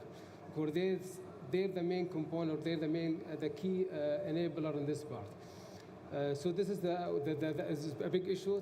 To be honest with you, we still work on it, but I think we have a successful story in this part. And then next Monday, we're going to have a panel discussion here to explain how the data enable SIO and Saudi irrigation, Saudi and the kingdom to enhance the data-driven organization, to enhance the decision support, and also to increase the efficiency and reduce the cost. Excellent, wonderful. And that's next Monday. Yeah. What time? 10:30. 2:30? 10:30. 10:30, okay. Yes. Everybody heard that, please 10:30. So I'm fascinated with this because honestly, it's something that everywhere I look, this data challenge is really very, very serious. And honestly, in other countries I've seen, in a lot of other countries, I've seen, well, the data's not right, so we can't move forward. And because they can't agree on the data, and the data's not right, they can't move forward, and everything stops. And we try, international organizations try to help move forward, and they're like, data's not. And when you don't have that continuity in that data and that comparability, it stops the institutional development. And that's so devastating to the people who need the changes and reforms to happen. So thank you so much. I've got more questions. Sure. Don't worry. I'm full of questions. That's what I'm here for. I want to turn to Dr. Uda, Dr. Omar. You and I were in a session yesterday where we talked about the water, energy, food ecosystem nexus. And within that discussion, we were really kind of talking about how complex everything is and that there's no silver bullet. There's no one easy way to make it work. If there was, my job would be easier and I could retire sooner, but it's not happened that way yet. So I'm okay with that because I enjoy my job. But I want to ask you, in terms of the water, energy, food ecosystem nexus, within the context of Saudi Arabia, Vision 2030, can you share with us, from your perspective, the strength of the institutional setup for, as it relates to the water nexus, towards realizing that vision? My God, why do you keep always for me that have a question, huh? Because I know you can take it. Okay, thank you. You know, it's not only about the nexus itself. It's emerged actually from the concept of integrated water resource management because it's put the foundation and the pathway toward either the nexus or toward efficient management of the relation between the different economic sectors. And this is crucial. And frankly, I like always to return to the history. The first time when I learned about the Dublin principle and the concept of water has an economic value as the first line of the principle, Dublin 4 principle, I thought about it, oh my God, how we can do that? And this is how it will work, and based on what? And that's the relation, the complicated relation between water as input for all economic development in the country, in any country, and the vision of the water that is given, and I want to see it and bring it to our culture. It's given by God, so it should be given for free. It should be accessible for everybody. And if I'm going broadly, this does not belong to here only. It's everywhere in the world. People thinking about water is free, water is a service. But now we start talking about water as an economic value. And that's the entrance where if I want to go to your question. Because it's coming from the idea, okay, water have an economic value. That's good. How we can talk about that with the people, all due respect to all sectors, agriculture, industry, tourism, you name it. You go through all the urban, all these sectors, they will look on it, this is something given, this is a service, you are not providing us anything abnormal, why shall I pay for that, why shall I work on that, why shall I share information about my demand even with you? It's there and that's it. And this is a complex situation where we have to look and try first of all to convince our partner, this is how to look, this is not something given. This is not something available for free. This is need money, first of all, to produce it, even if you are in a country with abundant water resources, not in a country with water stress more than 600 above everything, or in a country that's belongs to the top 10 most water stressed country in the world. Even if you are living in North America, people will look at water and say, yeah, why I have to pay for it? We have it abandoned. The same question, the same concept. So when we come, and I want to return to what Engineer Arif said, when we start thinking about developing a botanical strategy, the first one was to look at baseline assessment. Where are we standing? Where the current situation is? And this was very, very critical because it's not only knowing what is the consumption, the real consumption, what is their plan, there is another dimension for it, what is their conception toward water. And I'm talking about the different sector. And that's where things have been developed. That's, I understand the people, I know their perception, I know how they look to the water, and I know our vision, what we want to go and to what direction we want things to be sustainable, and this is where planning started. Now, I'm giving you, I mentioned that before, one of the issues that we have, we don't know much about the consumption from the different sectors. We still have some issue in that. I'm not saying that we resolve everything, but for energy sector, in general, from coming from Morocco, talking about water there was like, don't mention it. Clear. Now we have an open book. With the industry sector, the same story. We start to have this partnership. It is not. It is. Oh, can you hear me? we can hear you now. Good. So it's a partnership relation. We start to build it, strengthen it with all sector, and that's how it work out. That's how it's work out. We still have a long way to go. We haven't done yet, but I believe we are in the right direction, right path, and start to have a proactive, that's the first word, and constructive relation with all economic sector toward giving the water the real value of it within the full economic sector in the country. Thank Great. you. Thank you so much. And, you know, one of the things you mentioned about, well, water's a gift from God. There are two ways I often look at this. One, it's a gift from God in the rivers or in the aquifers. It is not a gift from God. God has not gotten it to the tap or to the water bottle. That took a little more work. Okay, maybe God was involved in that. I don't mean to, but it takes something, and there's a cost incurred in doing that. The other side of that is, if it's a gift from God, it must be treated with such respect because it is so phenomenally precious. And as Dr. Al-Shabani has said to me a number of times, when we're dealing with the issue of desertification, in Saudi Arabia, y'all are 50 years ahead of the rest of it. Yes. You know how to do this. And that's something, honestly, I find very inspiring.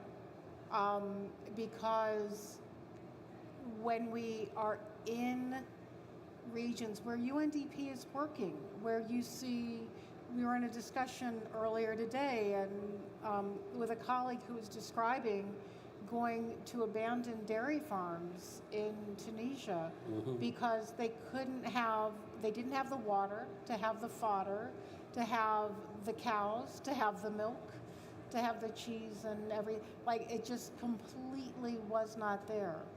And that's where UNDP is often challenged to come and help.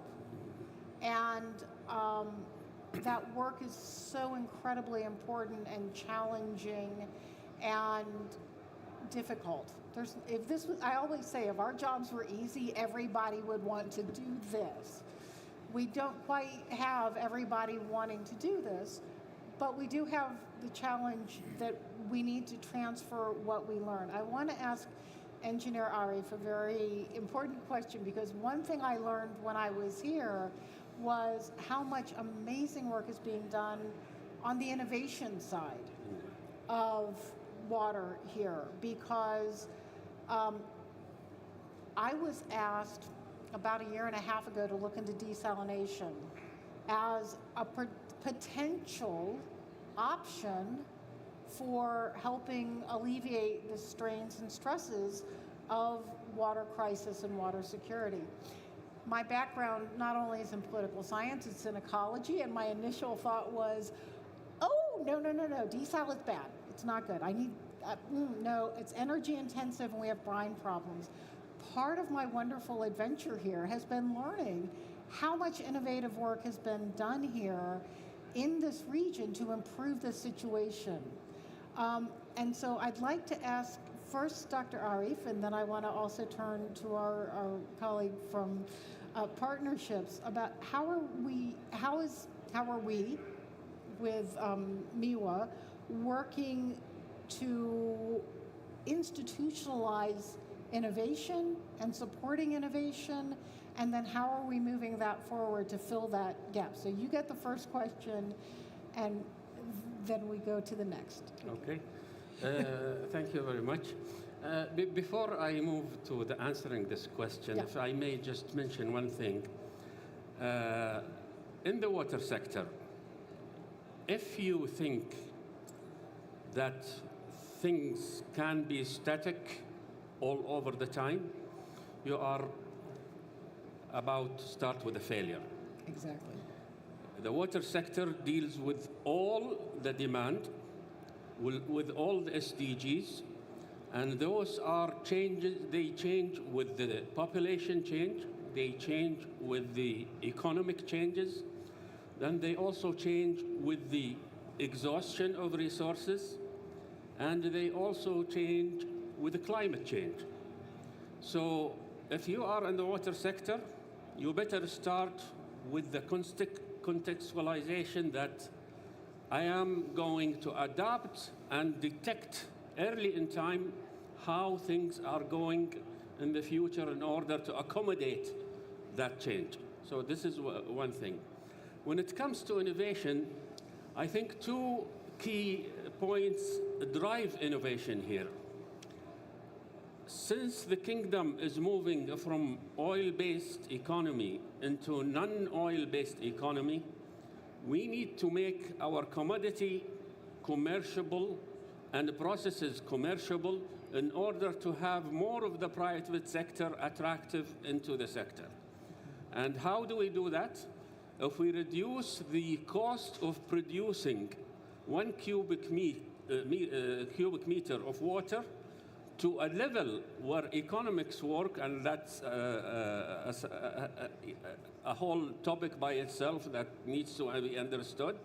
But you need to make it attractive that when you sell it to the redistributor or the reseller, and I think our colleague from the partnership here is more knowledgeable about that, you need to make it profitable over the investor's term of contract. If it is 25 years or 30 years, then you make it profitable for that entity in order to make money. The other part is the improvement of services. And also the other part is putting a value on water. Now, you might think, how does innovation impact the improvement of services, and how does it impact also how the valuing of water impact the innovation? Now, we are conducting evaluation of water all over the kingdom, of water resources and their uses, and Dr. Omar is quite intimate with the topic. And that innovation allows us, one of the advantages of it is that it allows us to create a model for sustainability of allocating these resources for different uses. And I think that the research so far and its status right now has reached quite a stage where we are starting to see the numbers. And after all, we want to reach a point where we will have what we call considering the water is a natural capital. And this is quite a shift of paradigm. The value of water has been evaluated previously as per use, industrial use, agricultural use, per crop and stuff like that. But now we want to move and shift to considering water as a national capital. Mm-hmm. And and that by itself, it is an innovation, because when you combine the technical research on reducing the cost of producing 1 cubic meter of water with evaluation, then you are able to strategize how you distribute this water up to its reaching the point of use. Yes. So these are the main drivers, and why it is helping the kingdom in order to commercialize the process. One of the things that the kingdom is also doing is what's called zero liquid discharge. And that zero liquid discharge has both an environmental benefit and it also has a commercial benefit. When you have a process and all of a sudden you are able to get millions from what used to be waste, that is quite a shift in the paradigm itself and the feasibility of what you are doing. So now we are mining rare elements that are at high price in the international market from the reject from the desalination process. And that created a whole new market by itself, and that allowed also the management of reject from the desalination process. Yes. So I hope I was able to show a spectrum of how innovation is connected to economy, allocation, and the national capital. Absolutely, and I'm so excited to hear about this. And like there are 5 or 6 parts of this I'm very excited about and very enthusiastic to continue to learn about, because the valuation of water, the demand management, the national capital, the zero liquid discharge, all of these, I don't know if you guys realize how advanced this is. Yes. Globally as an institution to be addressing this. Yes. But from somebody who runs to all of the international water conferences, I'm always saying the work they're doing here is phenomenal. Mm-hmm. And people go, really? And I'm like, oh yeah, it's really good. And so, and I tell them it's not a paid endorsement, that I'm really genuinely so impressed with this, because I look at the situations that we're dealing with around the world, and this is where the partnerships come in very, very carefully and very importantly. We have a challenge where we've got this gap between the water. We know we need to move the water. We know we need to get it to the people. We know we have problems with leakages because it's not valued. There's a big challenge that I see everywhere, and the Global Commission for the Economics of Water has released an incredibly good report in October. You can get to it at I think it's Global Commission on the, if you Google Global Commission on the Economics of Water, that's also not a paid endorsement, you will be able to read this. But one of the things they say is we have a gap where 75 of all of the money that's allocated for water projects on a year-by-year basis, only 75% of that money gets spent, which means 25% of it doesn't get spent. And in the world I work in, if you don't spend all the money, you don't get to ask for more money at the same rate that you got the first time. So what I'd like to know is, how do you all manage that? Is that under the partnerships to manage and make sure that they're not just spending the money, but they're getting the work done to get the water where it needs to go? Is that within your mandate? Yeah, thank you. Actually, when we talk about water, it is not only the lifeblood, but we need to add one component, is economy. And this becomes very essential when we talk about capital, whether you talk about consider physical capital, which is the asset, or financial capitals. And sometimes it is about how investment optimization and allocation chosen rightly, and in terms of revenue, in terms of technology, in terms of efficiency, and also the support, because you need to regulate and institute the water supply chain. So when we talk about integrated water resources management, you need a regulation, a strategy, a policy that regulate this ecosystem in order to finance all the project. And as you know, in government, as much as you move the budget from utilities to other high revenue or high economic impact, that will ensure the growth and an economy. So when we talk about water, in Saudi Water Partnership, we have a portfolio of almost 12 billion US dollars in whole value chain, starting from production, transmission lines, distribution, tanks, as well as reuse or sewage treatment.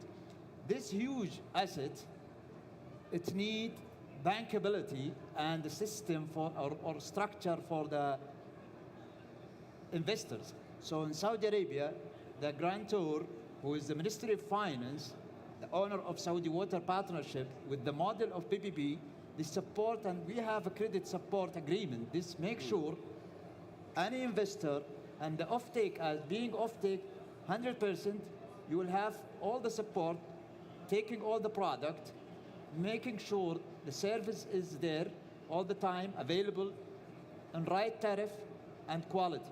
When we talk about tariff, this is something very important to say, and journey in Saudi Arabia. Alhamdulillah, we have reached in water below 2 riyal cubic per below 2 riyal per cubic, and we have in sewage treatment below 1 riyal cubic. So this is very good numbers when you talk about optimization of the sector.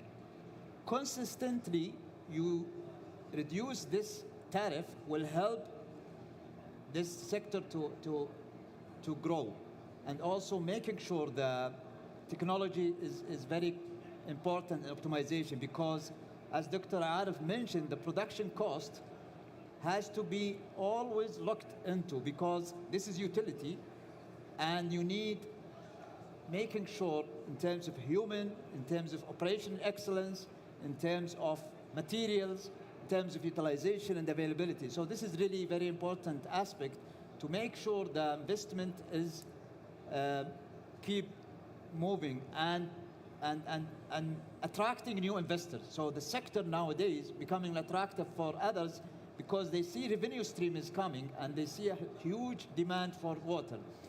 This is from supply and production, but through other side, when you talk about demand, we need to look at optimization or savings and conservations. And usually countries or people, they overlook this component, which is very important, because you keep building infrastructure, you keep investing, but you need to go for awareness, education, optimization, also downstream reuse and finding opportunities in waste and other streams. This is very important. That's music to my ears, to be honest. It's wonderful to hear you saying this and to have a model where you're actually doing this.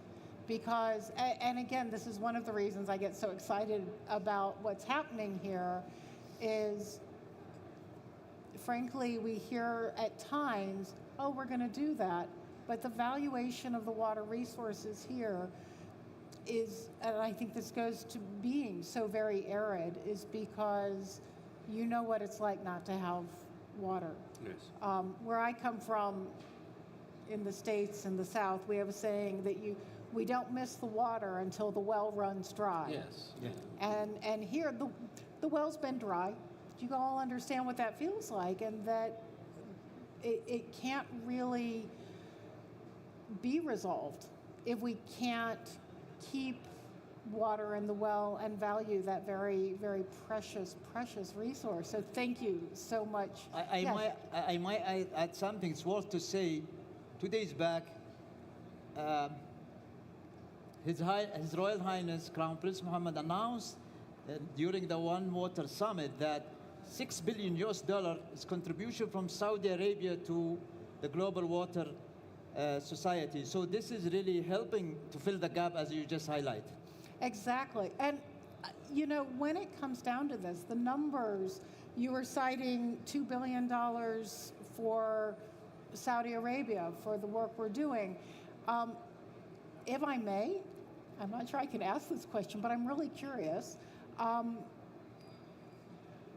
The money, there's a disconnect often because the cost of the infrastructure is so high for water, to build the pipes, to build the irrigation systems, to build the desalination plants. And yet the amount that's needed to take the lessons that are learned here and translate those lessons. We can't take, we have to tailor them. We can't just take, well, it worked here in Saudi Arabia, so we're going to set it up like this and this and this, and take that to Djibouti or to Kenya or to South Africa, because the government structures are different there. So we have to fix that. My understanding, and I'm just curious, if your sense is also that the Global Water Organization will help translate the amazing and important lessons that we've learned here to the rest of the world, because I think that's what we...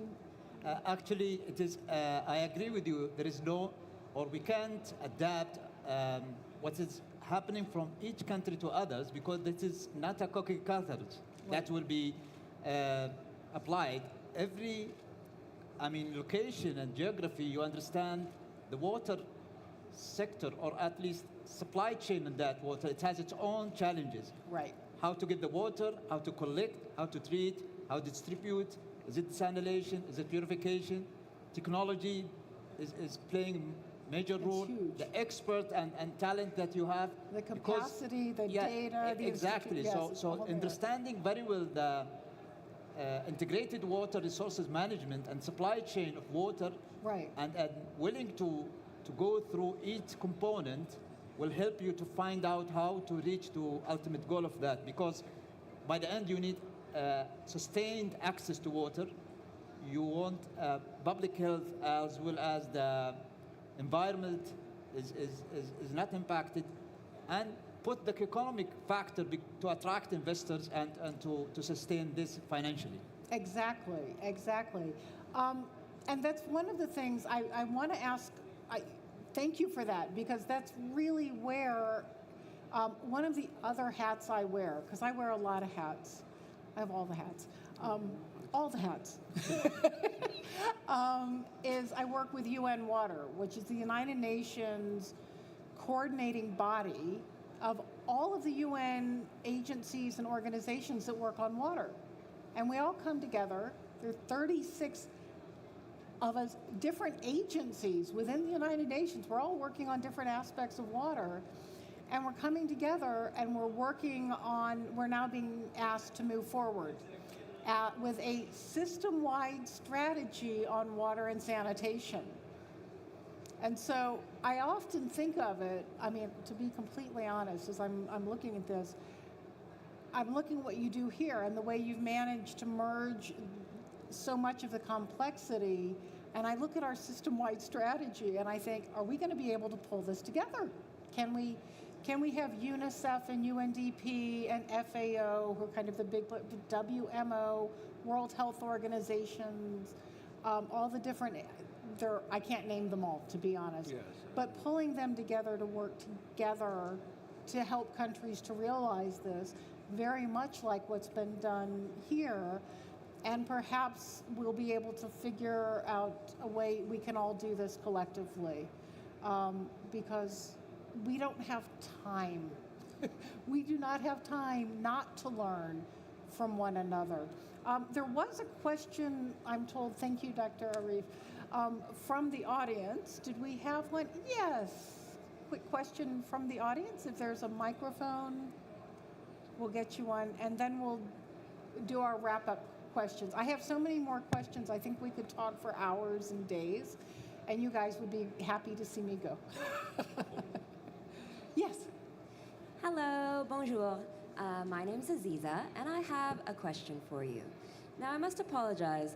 Water is not my main area of expertise, but I know a little bit about economics.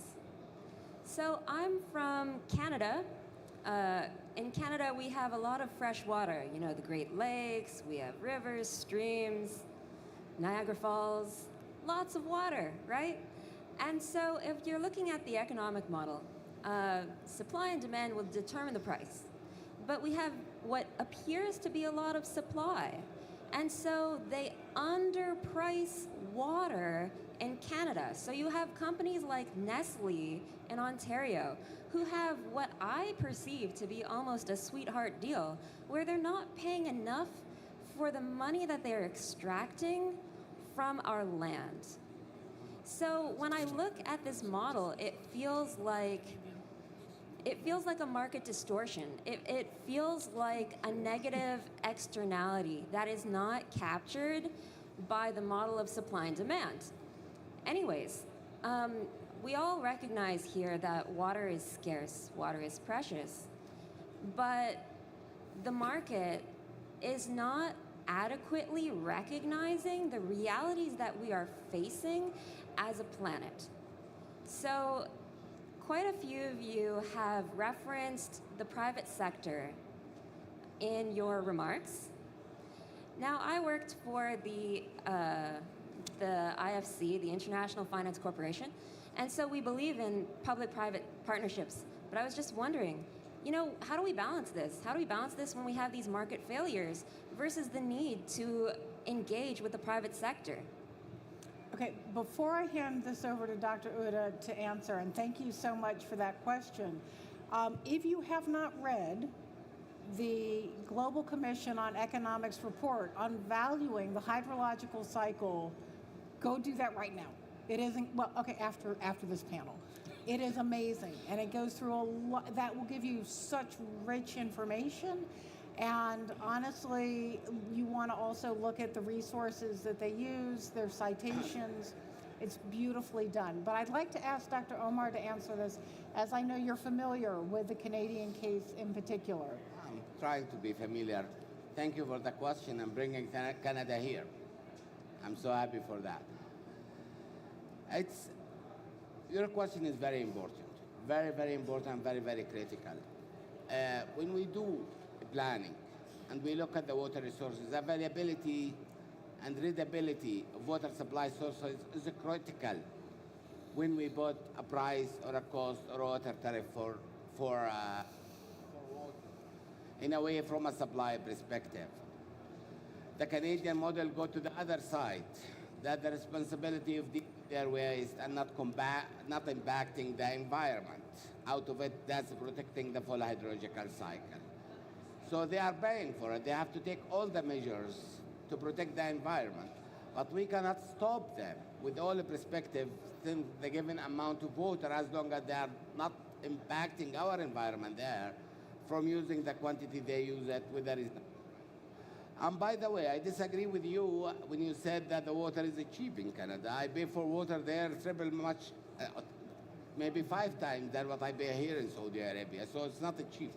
For urban industrial user and all that, it's not cheap. It's still expensive given all this fact.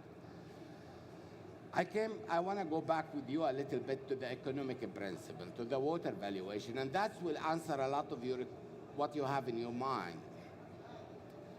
The idea of looking at water valuation, looking at the added value of water to economic sector, that will change everything in the view how we look to the water from all sector.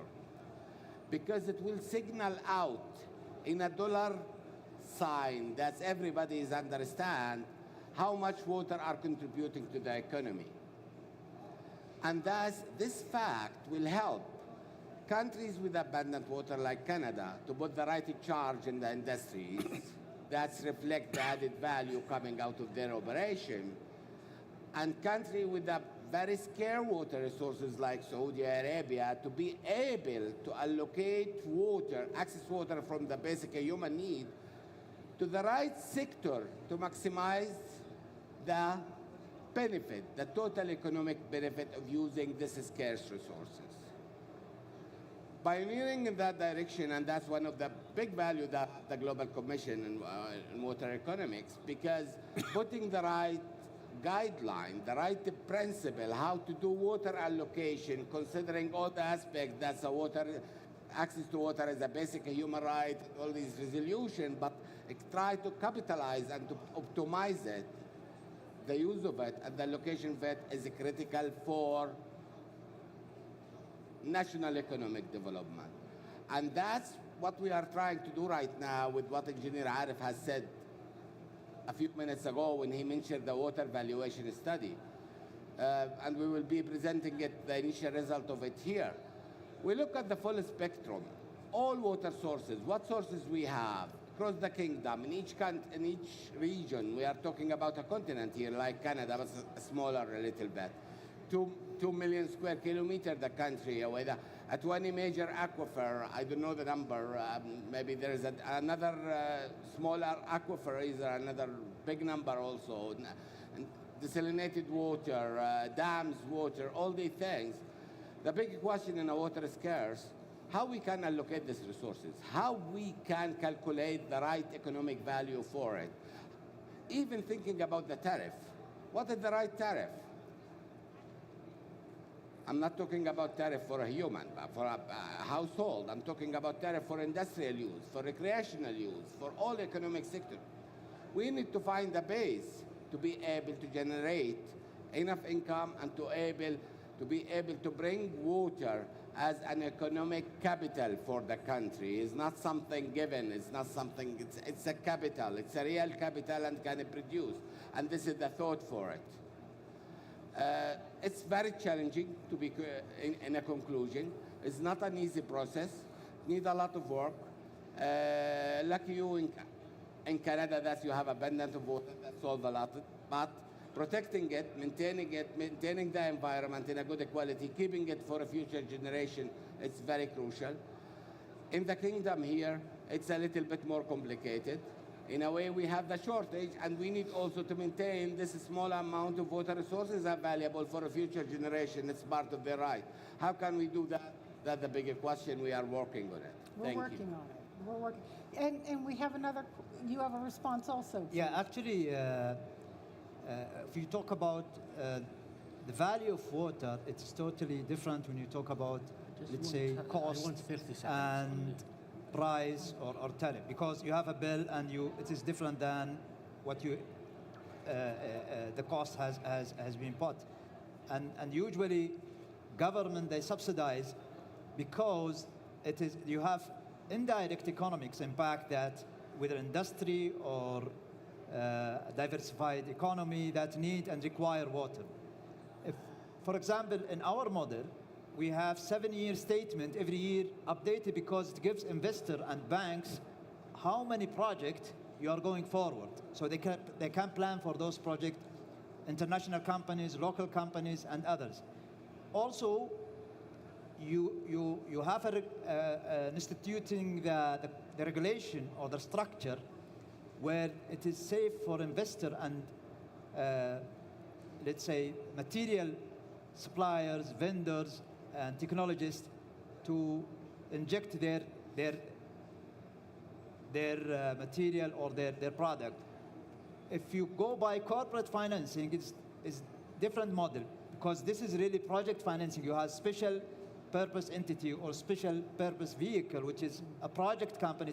It's independent financially, independent structurally and organizationally. So this project, when you start commercial, you have 25 concession or 30 years, which is project financing. So the risk already shifted, shared, and everyone will be looking, and the best one handling the risk in this SPV. So this model will not give a burden to have a capex upfront from government or from the countries, rather than the investment will be from private, and lenders will go for 25 or 30 years, long term.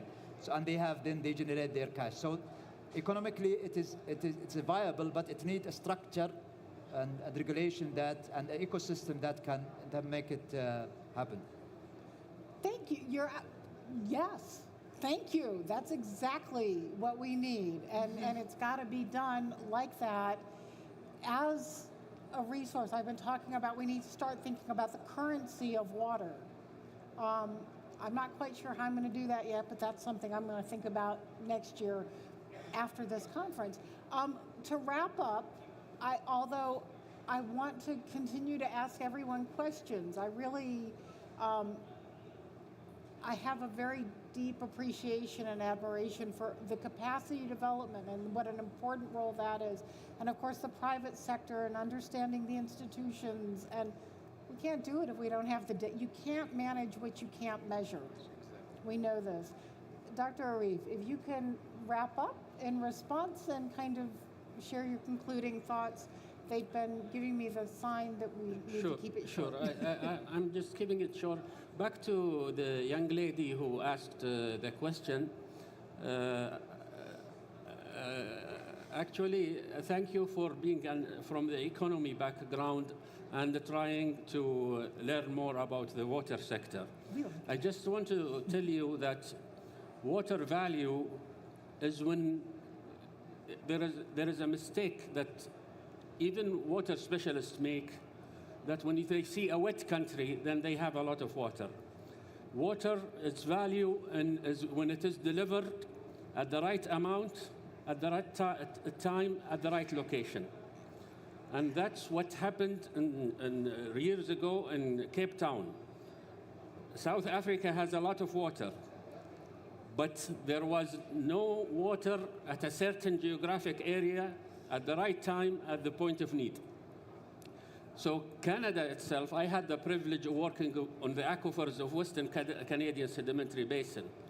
And often, in many years, the farmers' wells run dry. Although across for kilometers, the water is available. And a lot of GDP from agriculture is lost due to the lack of water. Some people will say, in Canada? Yes, in Canada, because this principle is not comprehensively covered for all sectors. I think I'll just use to wrap up. That's a wrap up of my talk. Thank you. Well, it's a wonderful wrap up because you've pointed out one of the very important challenges I see in my work all the time, and this goes back to being a comparative political economist with, all of that, is because the lessons, nobody would have expected Canada was having water scarcity problems. It is. And unfortunately, we're going to have to wrap up here. But I think one thing that's really important is we've seen in this initial discussion with everyone that there's some really amazing lessons that have been learned here so far. And there's so much more we have to learn from one another on this. And I'm really excited to have the opportunity for us all to continue to share this. It really brings back the idea that no one has all of the answers, but we learn from each other and we can share that learning together. And from that learning, we can move forward and we can adapt. And so I want to thank you all so much for being with us. I want to thank the organizers for this. Let us continue the conversation. Let's capture these lessons and let's share these with everybody, including Canada, to make sure that we have enough water for all for the future going ahead. Thank you all so much. Great session. Thank you so much. Ladies and gentlemen, the session has now finished. Please vacate the room to allow for preparation for the next session. Ladies and gentlemen, the session has now finished. Please vacate the room to allow for preparation for the next session.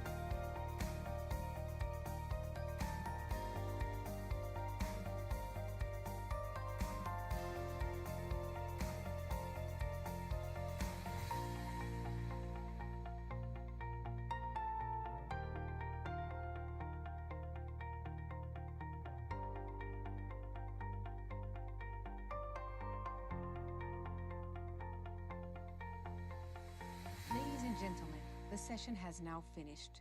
Please vacate the room to allow for preparation for the next session. Ladies and gentlemen, the session...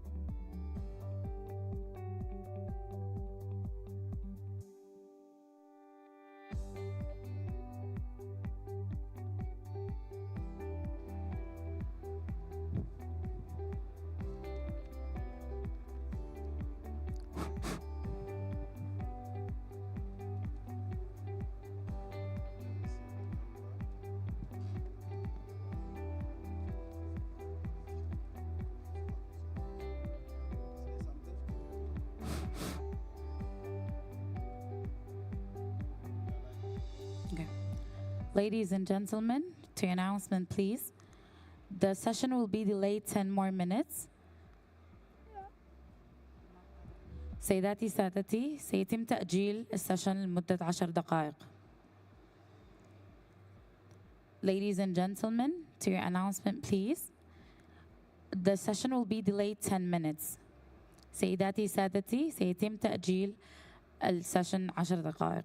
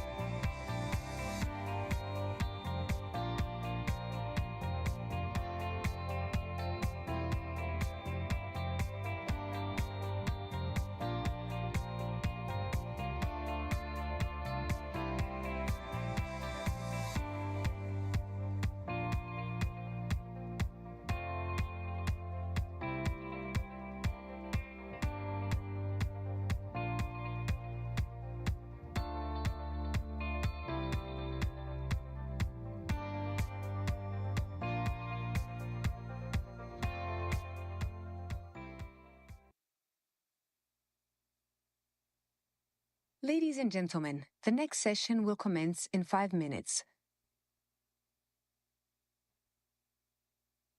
Ladies and gentlemen, the next session will commence in 5 minutes.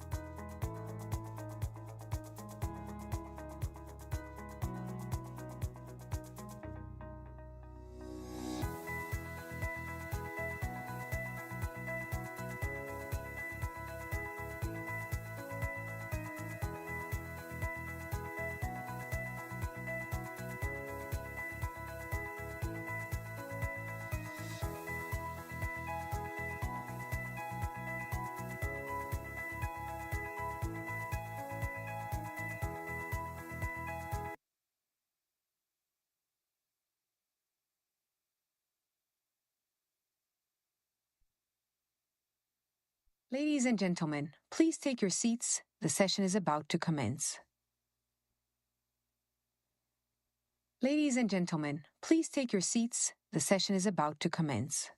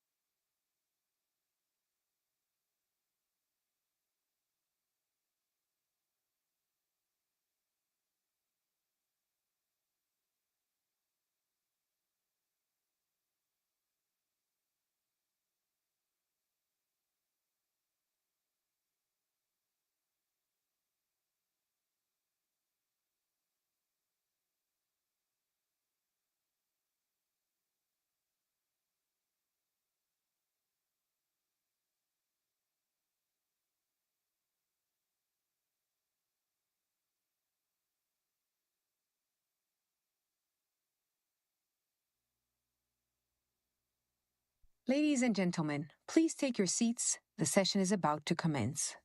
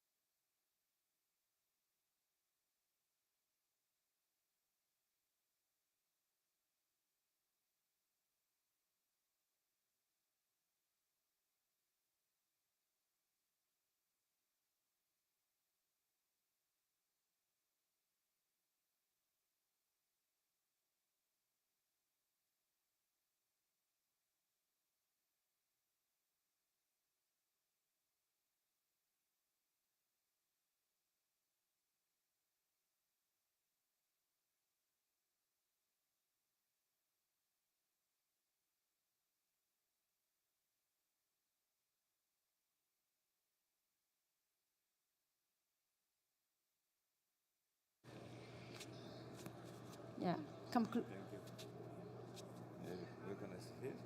Yes, please.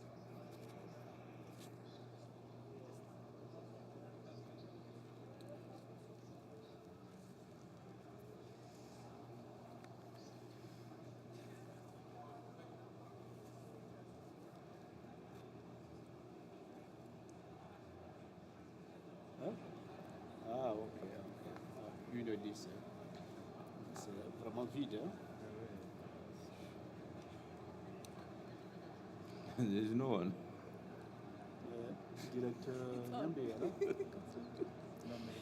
Good afternoon, distinguished guests, colleagues, and partners. It's my honor to welcome you all to this important event on building long-term resilience in Africa, Community Recovery and Resilience Facility, CRRF. Today, as we gather here in the COP16 in Riyadh, we are reminded of the pressing need to strengthen the resilience of African community regarding all the escalating challenges, ranging from climate change and economic shocks to social inequalities. The CRRF represents a symbol of hope and action. It underscores our shared commitment to empowering communities, fostering recovery, and embedding resilience in development strategies for the long term. This session is a vital opportunity to exchange ideas, share innovative solutions, and reaffirm our collective responsibility to ensure that Africa not only recovers but thrives. I encourage each of you to actively engage in today's dialogue, bringing your expertise, perspectives, and passion to the table. Together, we can shape pathways, but also hope to have well-shaped pathways to a more sustainable and resilient future for the continent. To start, let me give the floor to Mr. Zeynou Umar, Director of UNDP Regional Bureau for Africa, to give his welcoming remarks.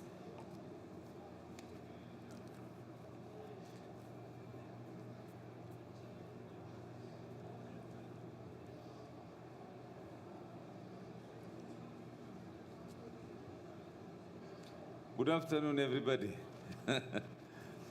Thank you very much for joining us in this very critical session, abbreviated as CRRF, Community Recovery and Resilience Facility, which is initiated by UNDP and already co-owned by African Union and several other partners. CRRF is a flagship initiative of UNDP designed to address the multifaceted challenges of drought, land degradation, and desertification, while supporting communities in building long-term resilience. Africa's vulnerability to drought lead drought, land degradation, and desertification has intensified due to climate change impacts, livelihoods, ecosystems, climate change, due to climate change impacting livelihoods, ecosystems, and food security, particularly in regions already grappling with poverty and inequality. The CRRF places a strong emphasis on reaching the most vulnerable groups, including women, youth, and marginalized communities who are often disproportionately affected by these challenges. By strengthening community system, the CRRF supports the recovery and resilience of populations affected by climate and disaster, fostering hope and sustainability in the most fragile regions. The CRRF employs a comprehensive and integrated approach to address the interconnected impacts of drought, land degradation, and desertification. This includes nature-based solutions, especially capacity building and governance reforms. It links immediate recovery with long-term adaptation, ensuring that communities move from relief to sustainable resilience. It is aligned with the SDG Agenda 2063, the Sendai Framework for Disaster Risk Reduction, and the Paris Agreement. In this way, the CRRF advances inclusive and risk-informed development while promoting peace and security. The CRRF initiative showcases how development and climate resilience can work hand in hand to create durable solutions. The CRRF builds on partnership with the African Union Commission, regional economic communities, and governments to align resilience building efforts with national development strategies. In Southern Africa, for example, UNDP has supported governments in responding to El Nino-induced droughts, emphasizing policy coherence and community-centered solutions. To truly scale the impact of the CRRF, we need to mobilize targeted financial resources from donors, climate funds, and private sector partners. I encourage all stakeholders to collaborate in building financial mechanisms that are accessible and impactful for vulnerable communities.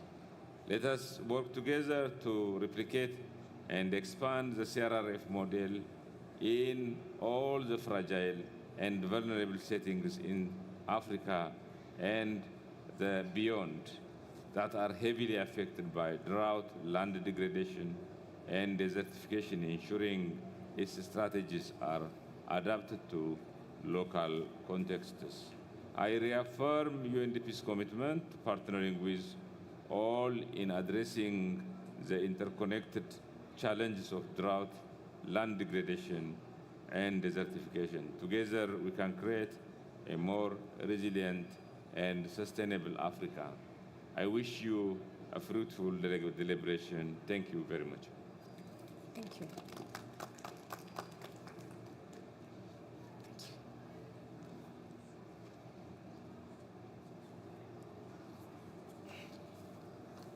Thank you, Mr. Zeno, for this introduction. And without delay, let me give the floor to Madame Hannele Hupanen from UNDP Regional Bureau for Africa to give us a presentation on the Community Recovery and Resilience Facility, CRRF.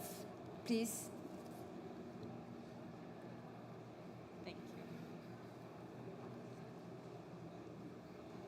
Good afternoon, everybody. And thank you, Dr. Zenu, for giving the initial sort of bigger picture. I also just wanted to supplement that to give you a little bit of background on the Community Recovery and Resilience Facility. It was born because intensifying climate events have led to significant recovery deficits. This means that resources are consistently diverted away from resilience building efforts as limited funds are reallocated to meet humanitarian needs. So before recovery and resilience efforts can fully take hold, new emergencies already arise, and this hinders the progress. So what we need to focus on is building this long-term resilience capacity. So as Dr. Zainu mentioned, the CRF was initiated by UNDP in collaboration with development partners, including the African Union. It was to address the multifaceted and recurring crises that significantly affect African communities. So the initial target, or how CRF was born, was strengthening recovery from the recurring El Niño Southern Oscillation events and episodes, which is most highly affects the Eastern and Southern African regions. The 2023 and 24 El Niño episodes have affected over 60 million people in East and Southern Africa, with disproportionate effects on vulnerable groups such as women, children, youth, slum dwellers, and persons with disabilities. While the facility initially focuses on addressing the immediate needs arising from these events, the ultimate goal of this facility is to build long-term resilience to future shocks and stresses. Since the start of the facility, which has only been, it's only a few months old at this point, there has already been a need for it in other regions of Africa than the southern and eastern regions affected by El Niño, because there are there's a plethora of climate-induced crises. So as an example, $100,000 has already been allocated through this facility to respond to flooding events in Chad. So this is a very different region to the one where this idea for the facility first arose. The facility aims to support communities to recover from multidimensional climate shocks, adapted to changing climate conditions, land degradation, desertification, this is why we're all here, and to build long-term resilience by strengthening institutional capacities at various levels. It integrates prevention and response to disaster-induced displacement throughout its design, with considerations, for instance, on social cohesion as well. This includes fragile and crisis-affected contexts that often see conflict-induced displacement in parallel. So overall, this facility will channel close to $200 million over a period of 5 years, with this first year being the inception phase. The facility really aims to address both the policy dimension by building the capacity of governments on resilience building, as well as the community level by enhancing the capacities of the people who live in those areas that are affected by these climate events. So the key areas of focus of this facility are 6. One is enhancing agricultural resilience. The second is strengthening early warning systems to prepare communities before these crises happen, restoring livelihoods and creating jobs after the crises have happened, and rebuilding critical infrastructure. And then the 5th one is nature-based solutions for resilience, as well as enhanced financing for community resilience. And all of these dimensions together build the facility. Just lastly, I would like to highlight a couple of objectives for this facility within the 5 years, so until the end of 2029, that the facility aims to do, to kind of paint you a better picture. So the CRRF aims to restore over 100 water-smart irrigation infrastructures and support climate-smart agriculture for at least 1 million farming households to reduce land degradation. It also aims to empower communities to rehabilitate 10 million hectares of degraded land through afforestation, reforestation, assisted natural regeneration, and sustainable land management practices. hopefully this brief overview, going a bit more into the technical aspects, can guide us into the discussion that we're about to have today. Thank you.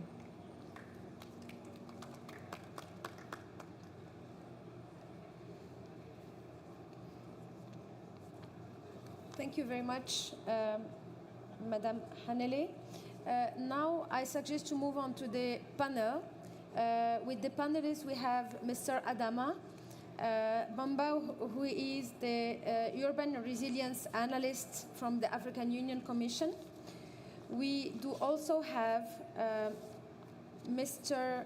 Kofi Konen, Head of Government Services for East and Southern Africa at Africa Risk Capacity. Welcome to the panel. Thank you. So I will have a few questions for you. The first one will go to Mr. Adama. It will be regarding policy and action for drought resilience. My question is, what process has the African Union made in harmonizing regional drought resilient policies, and how does the African Union support member states in bridging policy gaps, particularly in areas hardest hit by El Niño-induced drought? Thank you so much. Hello. Thank you so much for the question. I think in terms of what the AU, the African Union Commission is doing in terms of El Niño drought. Currently, the African Union undertake different missions in SADC region when there was the El Niño drought, and we have been able to assess what has been done and monitor with member states. I think there is a microphone problem. Okay, can you hear me now? Yes. I think no. Okay. I was saying the African Union undertakes different missions in the SADC region so that we can learn from the impact of the El Niño that's happened in the SADC region and try to interact with member states and understand the root causes and how we can work together and also develop some strategy and activities that can help community to build their resilience. But as everybody knows, the African Union is driven by the Agenda 2063, and most of our activities generally incorporate member states and also make sure that we are aligned with the different thematics that are bring on board by the global policies such as the SDGs and the Sendai framework. And the African Union also developed the POA, the Program of Action for the Implementation of the Sendai framework, which generally responds to the military risk that our member states face in our region. And then from this program of action now, we develop different projects such as the AMEWAS, which is the Africa Multi-Hazard Early Warning System, which help the African Union to help and also advise member states in terms of different hazards that are impacting member states. Currently, we are advanced in terms of meteorological hazard, but we are trying to improve more, and we know that there is need for improvement to cover different hazards, such as the El Niño as well, and a bit of geological hazard as well. So we are trying to improve the program with the support of other partners. And also we developed the Africa Urban Resilience Program, which also helped the African Union to support member states and cities around the continent to really develop risk-informed approach in our different countries, because we know that this is really important, and based on the biannual report that the AUC developed in terms of disasters, we know what progress we are making in terms of achieving the goals of the Sendai framework, and we know where to go, and also we are trying to support and call also other partners to come and join the African Union to work together so that we can address our different risks in different countries that we have in our region. So this is basically a kind of overview of different programs and projects that we are working on at the AU, and we really look forward to continue working with partners such as UNDP and all the others that are really that have the capacity and the fundings also that can help to move on this El Nino phenomenon. I think that is what I can say. Thanks. Thank you very much, Adama, for this information sharing and all the effort that the African Union is doing. Now, let me move to the role of risk transfer. So the question I have is for you, Mr. Kofi. I remind that Mr. Kofi Konin is the head of government services for East and Southern Africa at the Africa Risk Capacity. The first question, I have actually two questions for you. I start with the first one.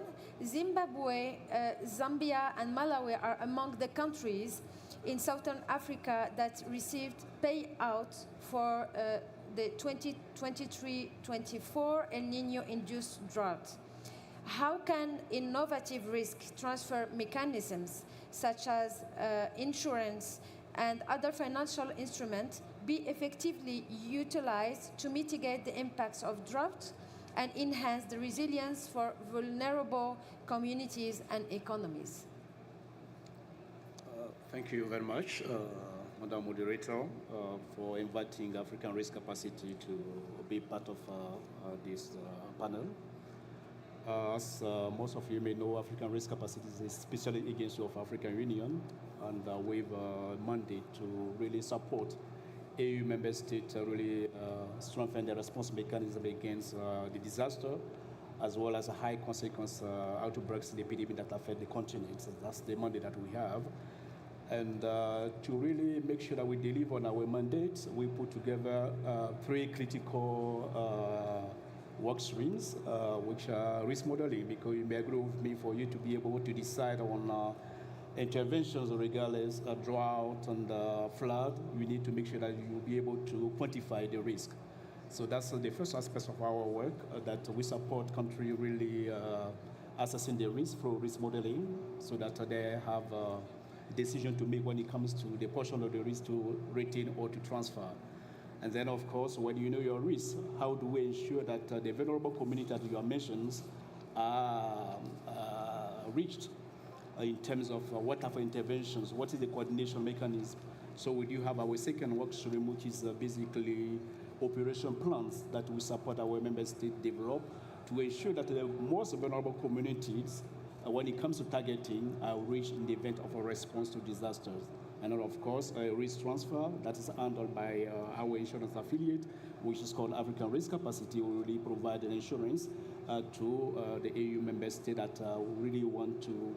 And then on those things, we want to ensure that when it comes to disaster, we have some called scarcity initiatives such as gender. The gender dimension also is mentioned, because at the end of the day, we want to ensure that the most vulnerable, among the vulnerable, are reached when it comes to interventions.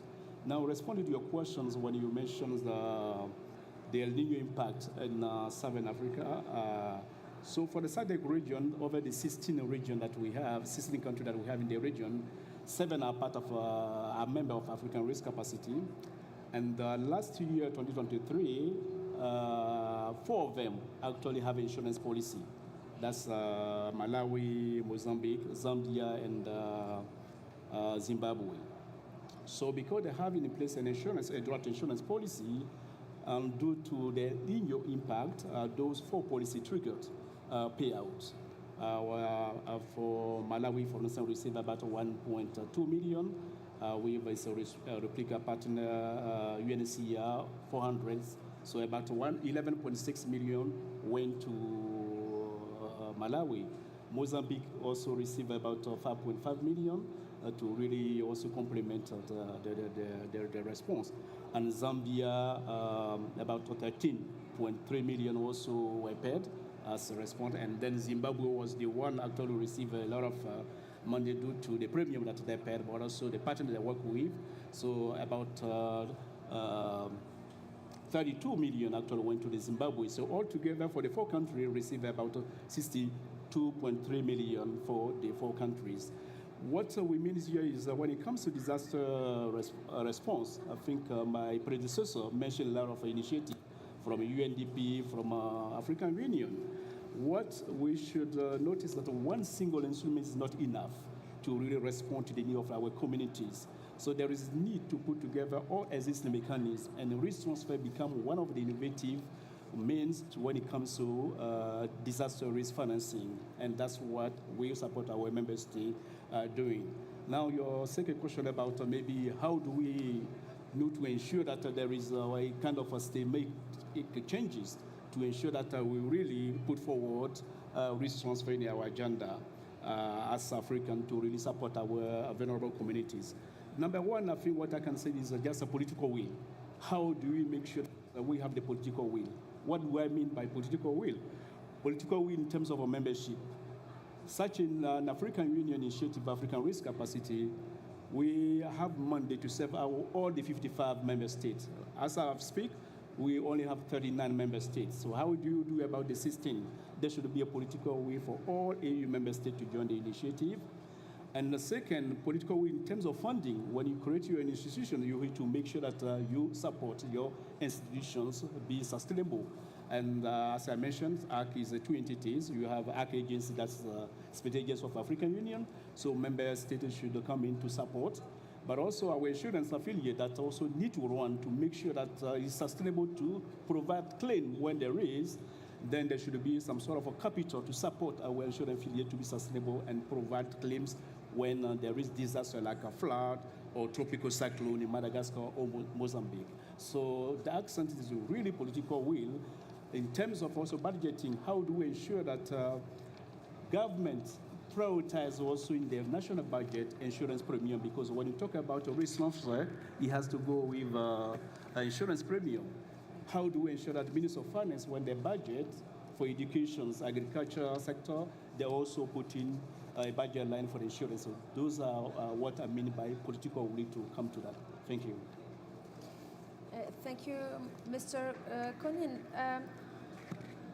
for this information. But I have a further question for you regarding the systematic changes. I mean, what systematic changes are needed in the continent to create enabling environment for the effective use of risk transfer mechanisms in building resilience to drought? Yes, thank you, Maurice. I think I tried to answer that. First one is political will. But if you want me to go extra mile, I can add on that collaborations, through collaboration means. Yeah. So as you see in the area for disaster risk management or financing, there seem to be a lot of competitions. We know UNDP is doing something here, African Union itself is doing, and ARC is doing. But how do we ensure that we move from competition to real coordinations? I think that's a critical in my view. And also partnership. How do we ensure that we partners to really make sure we support our vulnerable communities? What do I mean by partnership? Partnership for shared values, because we want to make sure that we be the resilient for our vulnerable communities. For instance, partnership in technical capacity. How do we ensure that all the different actors and the players work together to really make sure that they support the communities?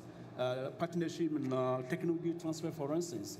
How do we ensure that we bring technology from other parts of the world to specific countries or to the continent, right? And then, of course, partnership in funding. How do we ensure we need money? Everything that we're talking about, money, but how do we ensure that we partner to put together the needed resources to make sure that we attend to the need of our vulnerable community? So that's what I can mention to add. Thank you. Thank you very much. Now I will come back to African Union, and my question is, looking ahead, what are the most critical milestones for achieving drought resilience in Africa by 2030? Okay. Thank you so much. I think the most critical one, first of all, can you hear me? Yes. Okay.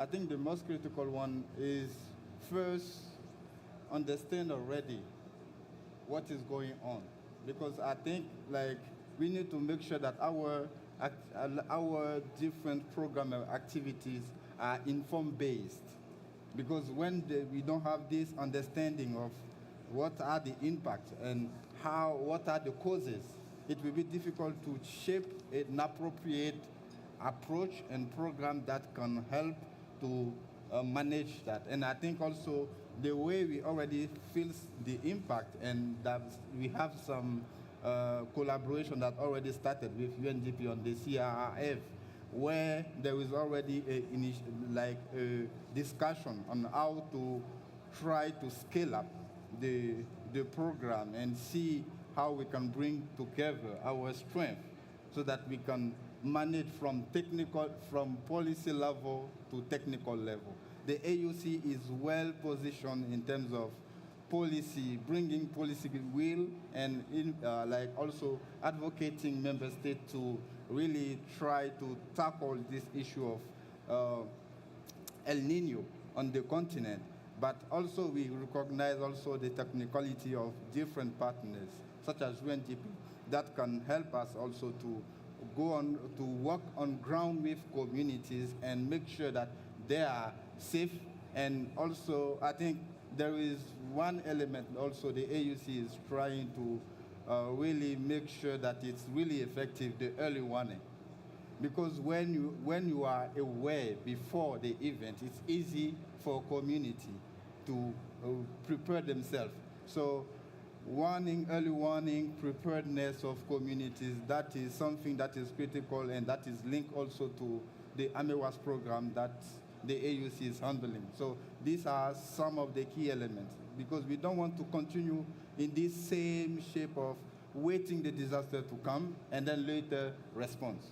We just want the anticipatory action. And when there is a warning and there is an event that has been detected to impact communities, the AUC generally organizes an anticipatory dialogue with the member states that are supposed to be impacted and see how best we can manage. And the CRF is going to complement also this program that we have in terms of the early warning and early actions. I think the CRS can be also a program that we can work on it so that we can scale up, or we can try to improve our different initiatives that we are doing so that we can reach the most vulnerable communities where they are. Thank you. Thank you very much for these clarifications. We have been talking about the African level.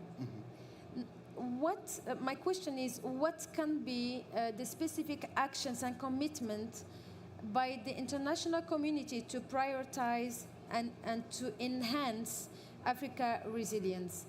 The question is for both of you, and please, Mr. Kofi. I mean, what can the international community do in terms of commitments and actions to enhance the African actions to enhance this resilience against the drought and the effect of all these events due to the climate change? I think as I already respond to partially to that, because as we all mentioned here, that what's really needed as a critical, of course, knowledge, but also funding, right? And as we know, Africa, we have competitive priorities. Sometimes it becomes very difficult to put aside response funding or contingency funding, for instance, for responding to drought impact. Then we really need international community to come in to support the process in different angles of the funding streams that we have. For instance, for our perspective as African risk capacity, as indicated, we focus more on capacity building because if there is a capacity, we cannot talk about risk transfer. And then for us to make sure that we reach out to all the 55 AU member states to be relevant, we need more funding to be sustainable, to be able to provide a technical capacity. And then when it comes to insurance side also, as you know, insurance goes with premium. We also need support from donor communities to really support our member state to also be able to pay for their insurance premium, because it becomes a sort of internal competitions from government, for instance, to take part of their limited national budget to pay for insurance premium and have a relevant coverage. So there is this support that need to come from internal communities. And now we're talking about loss and damage of funds. There have been a lot of pledges. Just a few weeks ago, we were in Baku for COP. Yes, the pledges are trying to increase it slowly, but actually we need more than that. So that different facility that we have, risk transfer is one of them, UNDP work is one of them, but all initiatives that we have, we need more funding. And so my response to you in terms of expectation from the internal community to really also generate or bring more funding into the different facilities that we have to really support our communities. Thank you. Thank you. African Union. Just to add, I think also we need also to share knowledge. We need to make sure that we learn from each other and try to see how best we can even share technologies. When are we going to reach that level where we can easily have access to technology that can better impact communities, that can help to even one community as quick as possible, and try to see how best we can reduce that. At African Union level also, we tried to build capacity. We build capacity of member states on different thematic and also climate finance, all that. Even this year, we have a series of workshops. We have a series of workshops in building capacity of member states to get access to climate finance, but we need to make sure that also those finance are accessible by our member states. That is something also we need to call the international organizations that are generally managing those organizations to make sure that those funds reach the most vulnerable countries, not really giving a seed of that different funding to Africa and then later come back again and create new funding. I think that is something that also we need to make sure that when they develop the mechanism for those funding, to make sure that it's reached the African continent, and AUC also is well placed also to really touch the member state on the continent, and we look forward to work with them and collaborate with our different technical partners. I think that's all from my side. Thanks. May I also add, Madam Chair? I wanted to open this question to you as well, because they have been talking about your contribution. Yes. So please. Thank you so much. I also just wanted to add from the perspective of the CRRF as a facility, this is what it's designed to do. As we already mentioned, the partnerships that we need to build and the technical capacity that needs to come together, and all of the different problems that we all work towards, maybe in silos or maybe in, I don't know, different initiatives that can be brought together. This facility really is designed to be flexible. It's not really something that is set in stone, because the partners, the different modalities of kind of designing the approaches, they need to be community-based, as the whole facility is called Community Recovery and Resilience Facility. So as was mentioned, it really, the communities need to be the partners that we have in this work, as well as the governments. We need to build all of those capacities, but also actually I wanted to make that point. In Africa, those capacities already exist. It's not that we need to necessarily build them. We just need to give them the space to be partners, to actually just be actionable. Those capacities are definitely there. It's not that the international community needs to throw money at those governments to then for us to come in as technical capacity builders. We need to harness that capacity that already exists. And we also need to find ways to harness the financing or the funding that also already exists. I think that there's a kind of expectation that the money will kind of appear from somewhere and then the capacity will be built, and this is kind of the expectations of how it will go. But I think this facility is especially designed to sort of direct the funding to the governments that already have mechanisms, that already have capacity to respond and to build that long-term resilience. So those were the points that I just kind of wanted to highlight and also bring together both of your points on that. Thank you very much.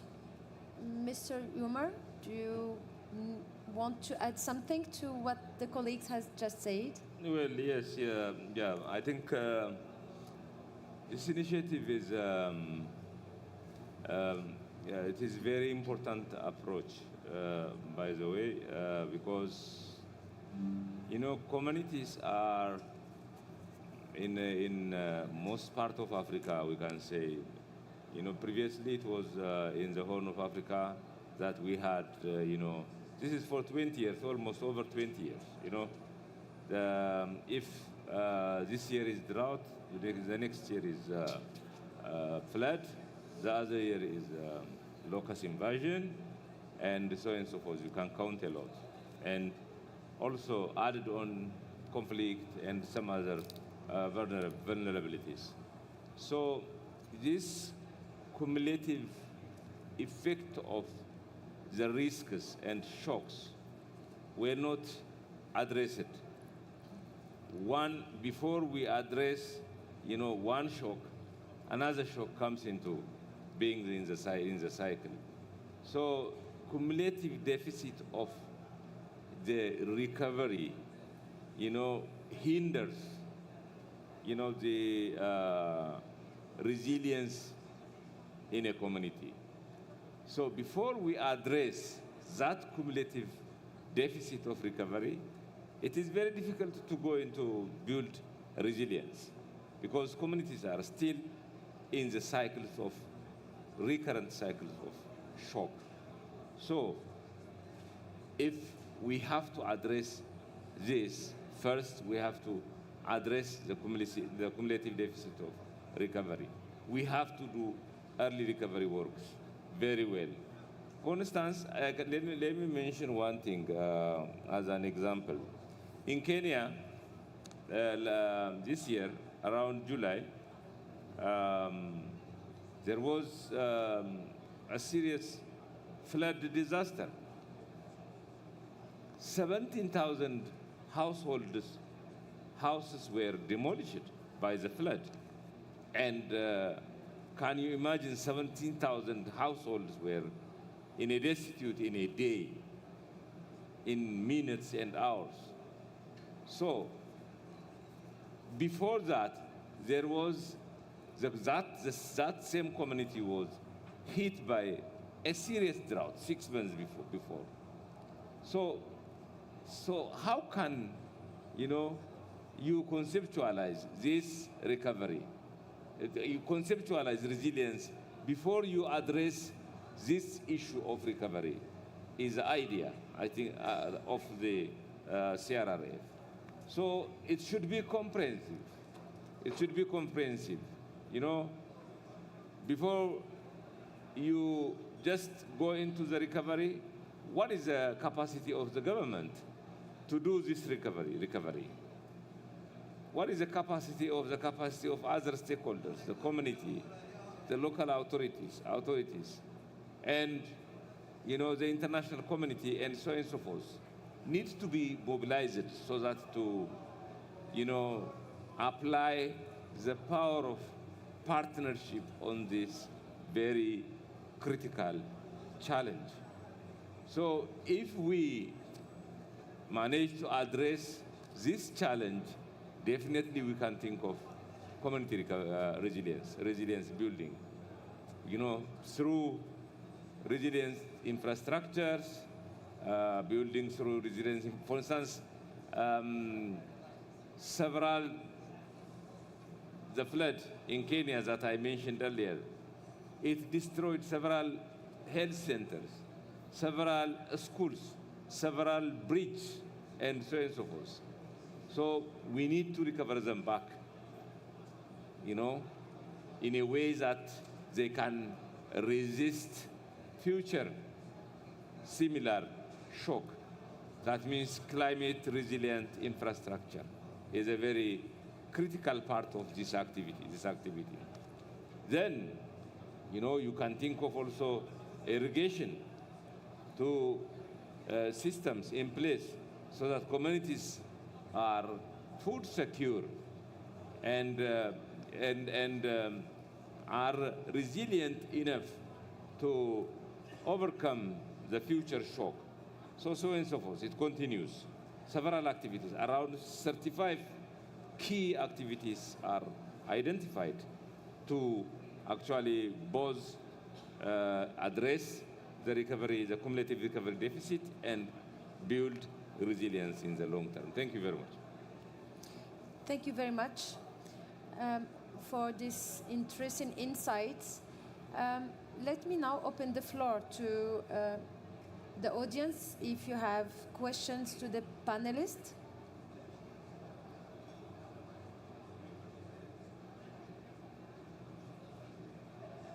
There's one. Please, madam, over there.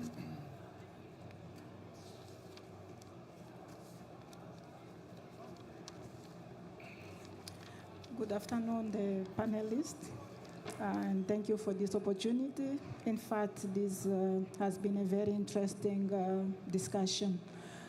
It's not a question, but maybe some contributions and comments toward this debate. I want to bring another perspective, especially how can humanitarian aid contribute to recovery and resilience building, talking specifically from the perspective of a country like Mozambique. In Mozambique, I'm from WFP Mozambique. Thank you for, let me just emphasize that. And we are facing a challenge, not just climate change, but we have different scenarios. I agree with the panelists that indicated that before we address before we complete addressing one crisis, we are already battled with water. In Mozambique, we have a long-standing crisis, which is the conflict in the north, and this is already reducing a lot the capacity of the government to be able to address not just government, but also other partners to contribute for upcoming disasters in other parts of the country. But as I said, humanitarian aid has been a very big contributor to this, whereby we support through cash for assets, food assistance. We have been engaging local communities in some activities. I think I forgot the name mentioned about reforestation activities. Communities through the support that we have been providing, they have been engaging in several land restoration activities, and this has been contributing a lot to build long-term resilience. We have also been engaging them in climate-smart agriculture, different interventions, cash for learning, and this is really contributing to aid to support recovery, but also build long-term resilience. So these are just some insights that I want to share. Thank you. Thank you very much, Madam, for your contribution. That's proof that it is important to have a collaboration between all different stakeholders within a same country when disaster comes. And I think my colleague from African Union want to add some comments on what you've said. Thank you so much. I think the aspect of multi-risk approach is what the AUC is even promoting, because in Africa you cannot just focus on one risk. You should make sure that all your contribution, all the development plan are multi-risk informed, because like we have this cascading impact and different hazards that are coming, and we also recognize the issue of conflict that hinder our different activity on the continent. Even if you consider also the Sahel, with all the conflicts and terrorism, all that, you cannot build resilience in a community where there is conflict and you just focus on flooding or drought.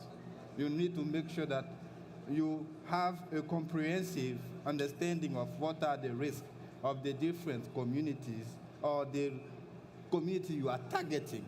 What are the different risks? And based on that now, you develop a concrete approach, activities, project that can really respond to the need. But you cannot just focus on one aspect and leave the other aspect. That is not really what we call at African Union resilience. Resilience should be multi-risk and multi-approach. And I think also we share that with our different partners.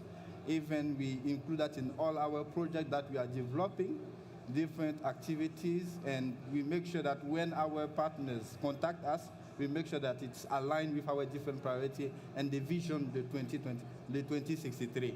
So this is what I can say as response. Thanks. Yeah, maybe one thing, one thing we should really this CRRF wanted to explore is that, Africa resilience. Africa resilience is not yet properly understood. We really want to have that, want to create that in-depth understanding of that using this, by the way, approach. For example, I was mentioning earlier that for the last 20-something years, the communities in Africa are facing El Nino, La Nina, then associated drought, associated flood, associated whatever, conflict, and so on and so forth. But people are still surviving. So what is the mystery behind this? Hanele earlier mentioned a very important point, that we are not here to bring something outrageous to the community. We are here to, this facility is here to actually build on this very important resilience traditions in the community, which deep inside the community, so that we can build on the already existing traditional way of building resilience is, I think, one important aspect that we want to bring. Thank you. Thank you very much. We have a question over there. Good morning, everyone. I arrived late, but I will ask like some few questions. Sorry, I have to. So my name is Rachel Yaoudam. I am from Cameroon. I am a founder of Sahel Solidaire 24. It's a charity organization that is into girls' education, environmental, anything that has to do with climate change, because I am originally from the northern part of Cameroon where, Boko Haram in Nigeria in the Lake Chad region has been ravaging, the communities.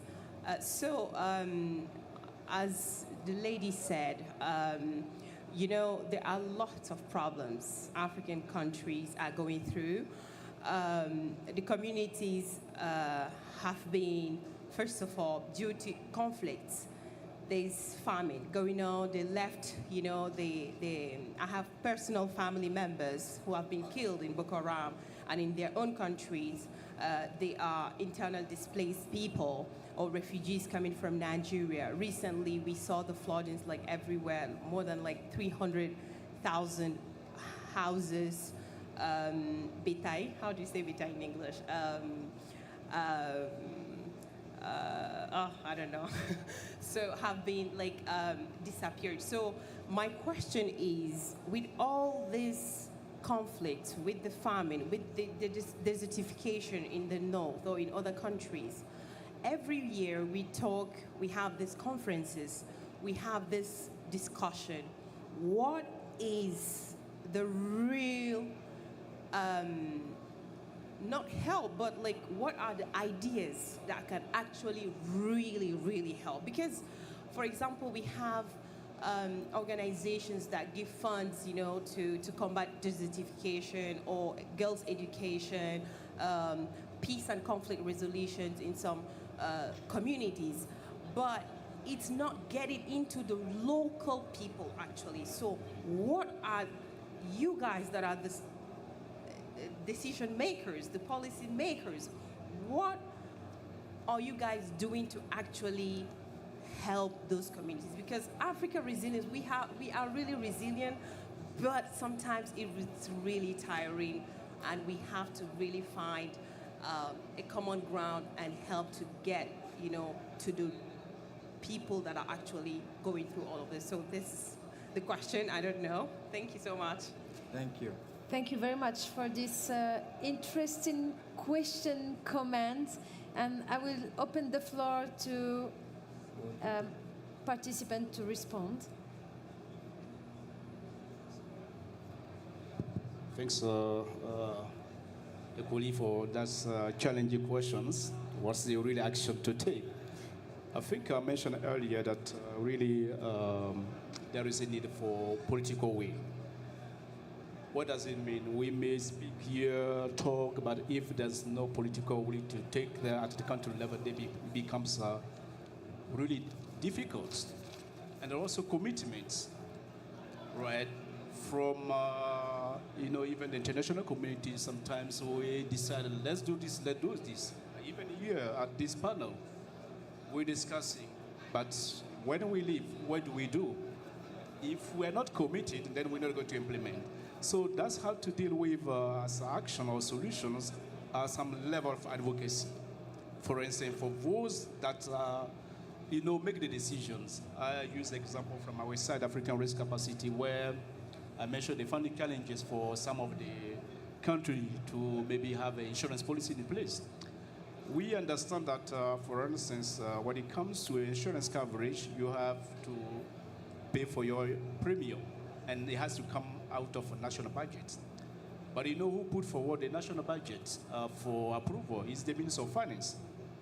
So you need to ensure that the Minister of Finance is engaged in terms of advocacy. What's the value proposition for a Minister of Finance to understand that when it comes to disaster response or response to drought, there have to be a lot of mechanisms that have to go together, from the national contingency funds, from those micro initiatives.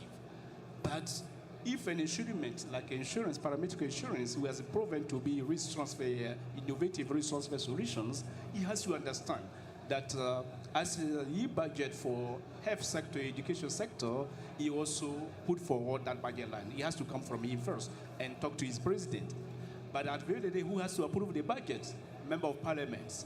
You need to also engage them, and that's what we do as part of our capacity building, to engage Member of Parliament. We train them to understand that as we plan for education or health sector, we also need to plan for disasters that affect our communities. So it's sort of advocacy. And if you allow me, moderator, to just complement something for our colleague from Mozambique. When it comes to conflict, I understand, we, African Risk Capacity, work with INGD, Minister of Finance, Economy and Finance in Mozambique. And how do we ensure that, the northern part of the country, when it comes to conflict, the vulnerable communities also are taken care of properly? So as we do this drought risk profile, for instance, instead of having one single risk profile for the country, we divided the country into zones, putting those agroecological zones. So you'll see that the northern region of Mozambique is a standalone. Why do we do that? Because when the conflict, when it comes to data, it becomes challenging. People are moving, so the populations in those conflicting areas become dynamic. So if you need data, for instance, vulnerability data, to really do your risk modeling, maybe sometimes population data are collected every 10 years. But those, you're not going to wait 10 years to collect data because of the dynamism in that population. So these are some initiatives. I also work closely with relevant government institutions in Mozambique to make sure that we capture well the risk profile in those areas. Thank you. Thank you. Okay. Just to add to what he said, I think there is one key element also we miss. There is coordination and synergy of actions that need to be taken. Because even at national level, at local level itself, for synergies between the stakeholders is challenging sometimes. And we need to try to make sure that we break the silos from local up to global level, regional level, global level. I think that silos create also a kind of competitions and a kind of misuse of available resources that can be time to time shared and also even build on each other based on what we are doing as activities. I think I will focus on working, coordinating, and bringing synergies between stakeholders and make sure that we are addressing the need of communities. That is what I would like to add on. Thanks. If I may also add, thank you so much for your important question. And I think it's important to highlight, you mentioned that you are from the a representative of the civil society, basically. So to add to what Adama said and also what Kofi said, I think civil society really is the sort of brain of the communities. So I think that's also a really important point to add, that they are also part of the stakeholders, part of the people that we need to work with, and they usually, civil society organizations are the ones that really do the hands-on work on the ground. So they are also the ones that we need to listen to be honest. And I think I speak for all of us when I say that we are all from organizations who also try to seek funding for what we do. So in terms of the financing, we definitely need to work very closely with the governments, because also with the changing development financing landscape, most of the organizations, the global IFIs, MDBs, they want to fund governments directly. So we need to make sure that we know how to work with that changing system, because most of our financing is diminishing, but then it's the governments who need to be able to take that responsibility and also to work with CSOs, to work with our organizations to really take that role that they are supposed to play. Maybe in some places they already do play that role, but in some places there are obviously big gaps. So in order to funnel that financing where it's supposed to go, which is to the people and to the communities that are affected, especially by these climate-induced disasters, and to really think about it long term, like as earlier we also discussed kind of the humanitarian aspect of it and the humanitarian immediate response. Of course, as soon as the disasters kind of roll in, maybe also the cycle gets more frequent. That is one aspect of it. But then to also build that long-term resilience, we need those programs that have continuous commitment, continuous partnerships, continuous sources of financing. Like if we have a one-year program, $100,000, that's going to help a very small fraction or a very small community maybe. But the long-term thing is what we need to definitely consider. And the CRF is also, I mean, for now, it's a 5-year facility. But then the thinking has to be much more long-term than that. Thank you. I think it is very provocative question, but the question should be, it's not what are you guys doing? It should be, what are we doing? What are we doing? You know, the challenge that our communities are facing is multidimensional, needs multidimensional, multi-stakeholder approach. It should start from the role of the community. I was in your country, in very remote, maybe I'm not sure you were there. Have you been in Kuseri? Okay. Kebe, Kuseri, I can count a lot of very historically marginalized borderland communities.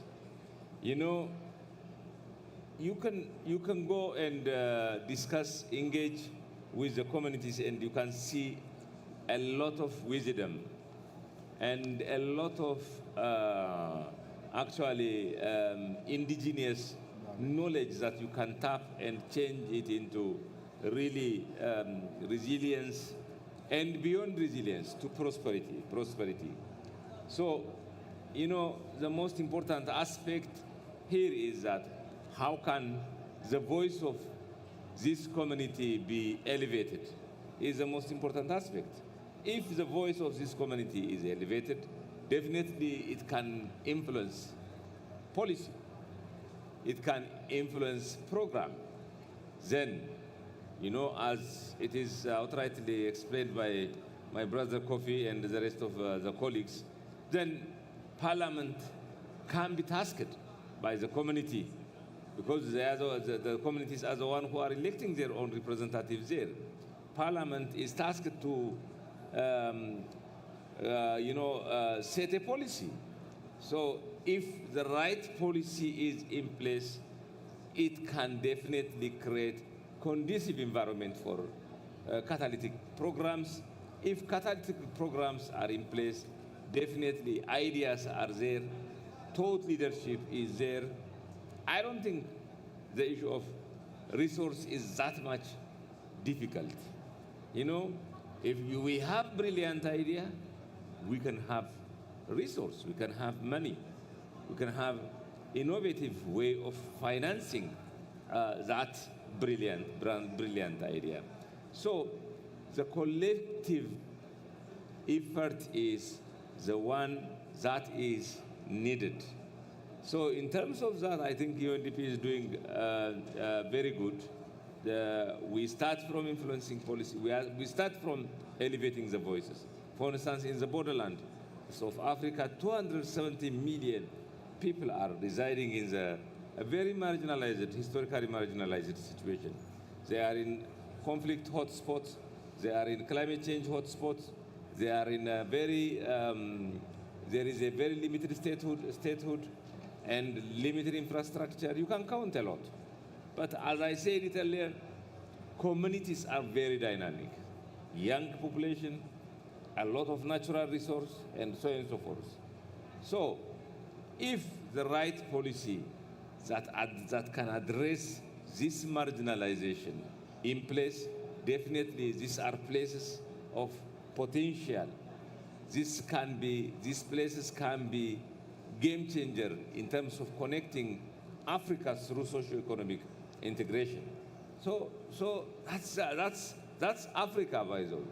It's not good always to talk only the negative aspect of Africa. Africa has a lot of potential. The positive aspect of Africa is immense. So if we tap that potential, if we tap that positive, we do that positive narrative properly, definitely we can make a lot of change. Thank you. Thank you very much. Thank you for the audience. Thank you for the panelist participants. Just for a quick wrap up, we need a long-term resilience in Africa. And for this, we need the inclusion of all different levels of communities. We start from the end user to the regional level, and to the national level. Of course, everything is coordinated by the African Union at the continental level. But to reach this and to be effective in reaching this achievement, 3 pillars have been mentioned. I will not go again to what you have said, which was really brilliant. But the three main pillars are the technical support that is needed. Africa has already the potential based on the indigenous knowledge, but also Africa has been experiencing the effects of climate change through centuries.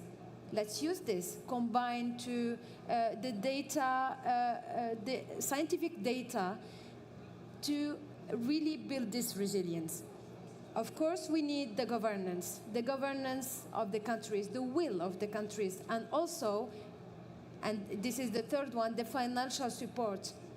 Sometimes there are good ideas, there are the will, the governance, the policies that are in place, but there is a need to a little push, financial push. This is provided by our partners. We thank you for this, but we need to have a bigger and wider contributions from the international community. So with this, I thank you very much, and I will invite you for a photo, and our session is ended now. Thank you. Ladies and gentlemen, the session has now finished. Please vacate the room to allow for preparation for the next session. Ladies and gentlemen, the session has now finished. Please vacate the room to allow for preparation for the next session.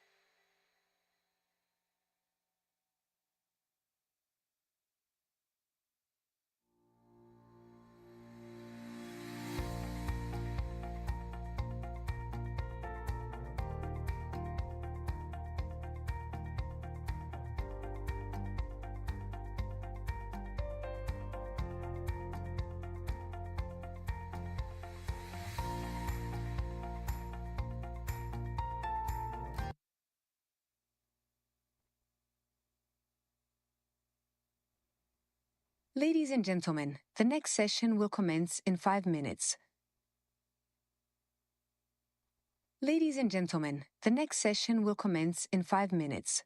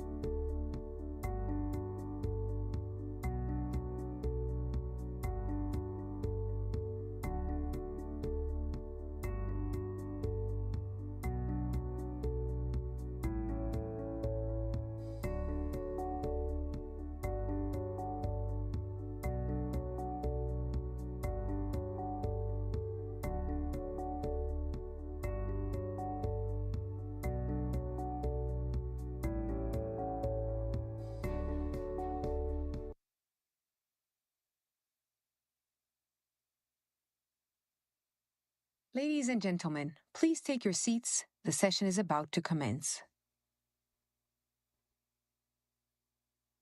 Ladies and gentlemen, please take your seats. The session is about to commence.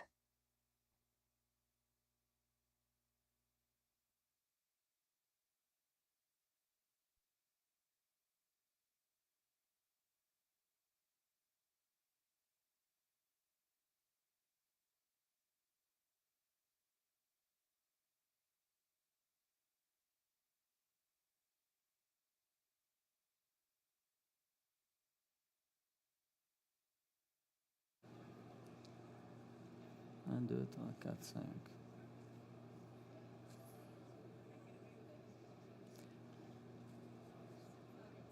Ladies and gentlemen, good afternoon. Bonsoir, mesdames et messieurs, excellences. It's a pleasure to be here today managing this session on building and localizing capacities for land restoration and resilience through national universities, and this is an approach from Africa. I'm privileged and honored to moderate and translate. Je suis le modérateur et le traducteur de cette importante session. And I'm honored to have with me in the panel distinguished guests, Ms. Nathalie Topa. Madame Nathalie Topa, a senior resilience advisor for World Food Program and an expert in permaculture. Nathalie Topa, l'expert en permaculture, est la responsable pour la résilience générative près du Programme alimentaire mondial au siège à Rome. Second, I'm honored to have here the presence of Professor Tugayeni Abubakar, who is professor of Naziboni University of Bodio-Solaso in Burkina Faso. I'm also honored to have Adamou Nteni Isaka, Senior Regional Advisor for Resilience in the Regional Bureau of West Africa. Very pleased to have and honored to have Professor Peter Nkala.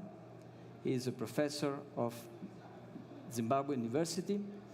And finally, Professor Lamine is a professor of Gaston Berger University in Senegal. Thank you very much for being here with us today. We are going to start this session with a warm-up, a very entertaining one, which is a video made on a bootcamp training in Formation de Formateur in Kenya. Now, you notice that there are no Kenyans here, but Kenya is part of the network of universities in the LARA network, in the initiative that we are supporting, the World Food Program.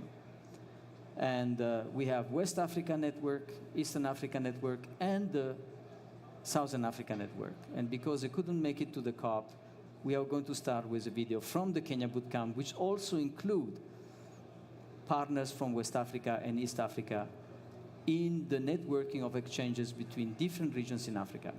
It's part of the approach that we have. If we are ready with the video, we can launch it. Thank you.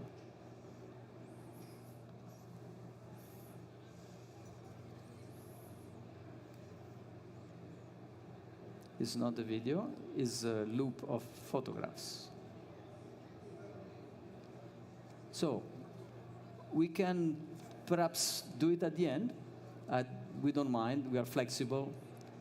We are all field people for those who also want to know about our second life, because we are not only in presence of academicians, esteemed professors, but also people who are influencing practitioners and implementation on the ground.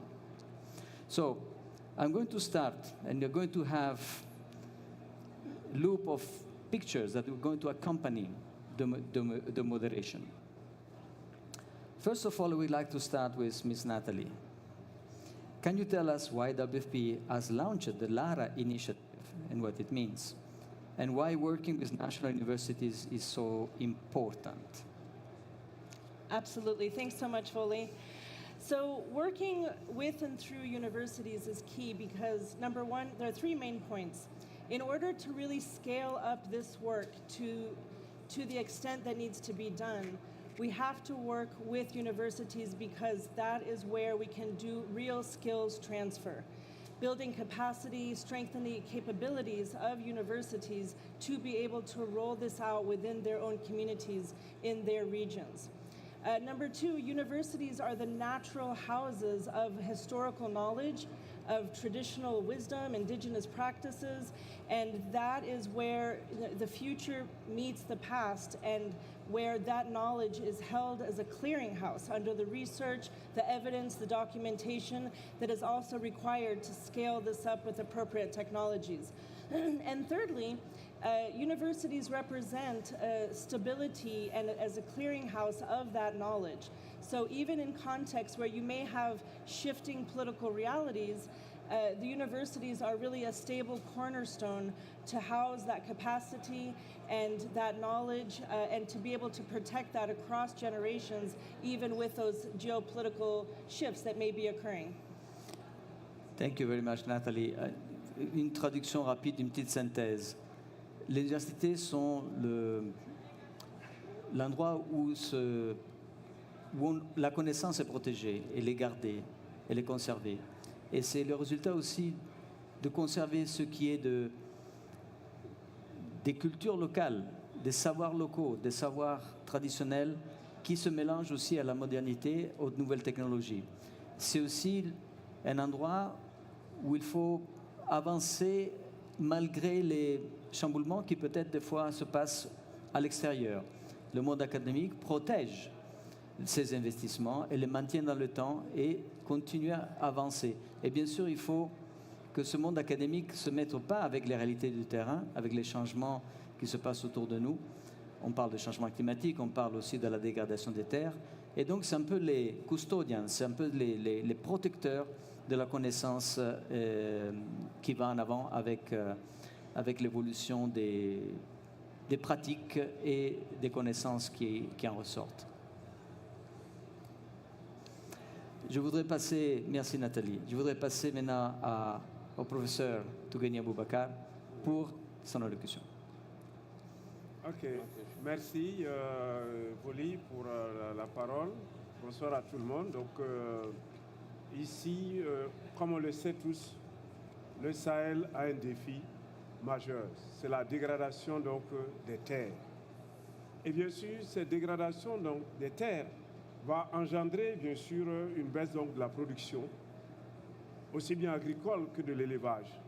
Et cela va engendrer bien sûr de fortes migrations donc des populations et engendrant par la même occasion aussi des conflits qui sont là. Et ces conflits aussi rentrent dans un cercle vicieux parce que ça va entraîner également l'inaccessibilité de certaines terres, bien sûr par le passé productif, qui sont là.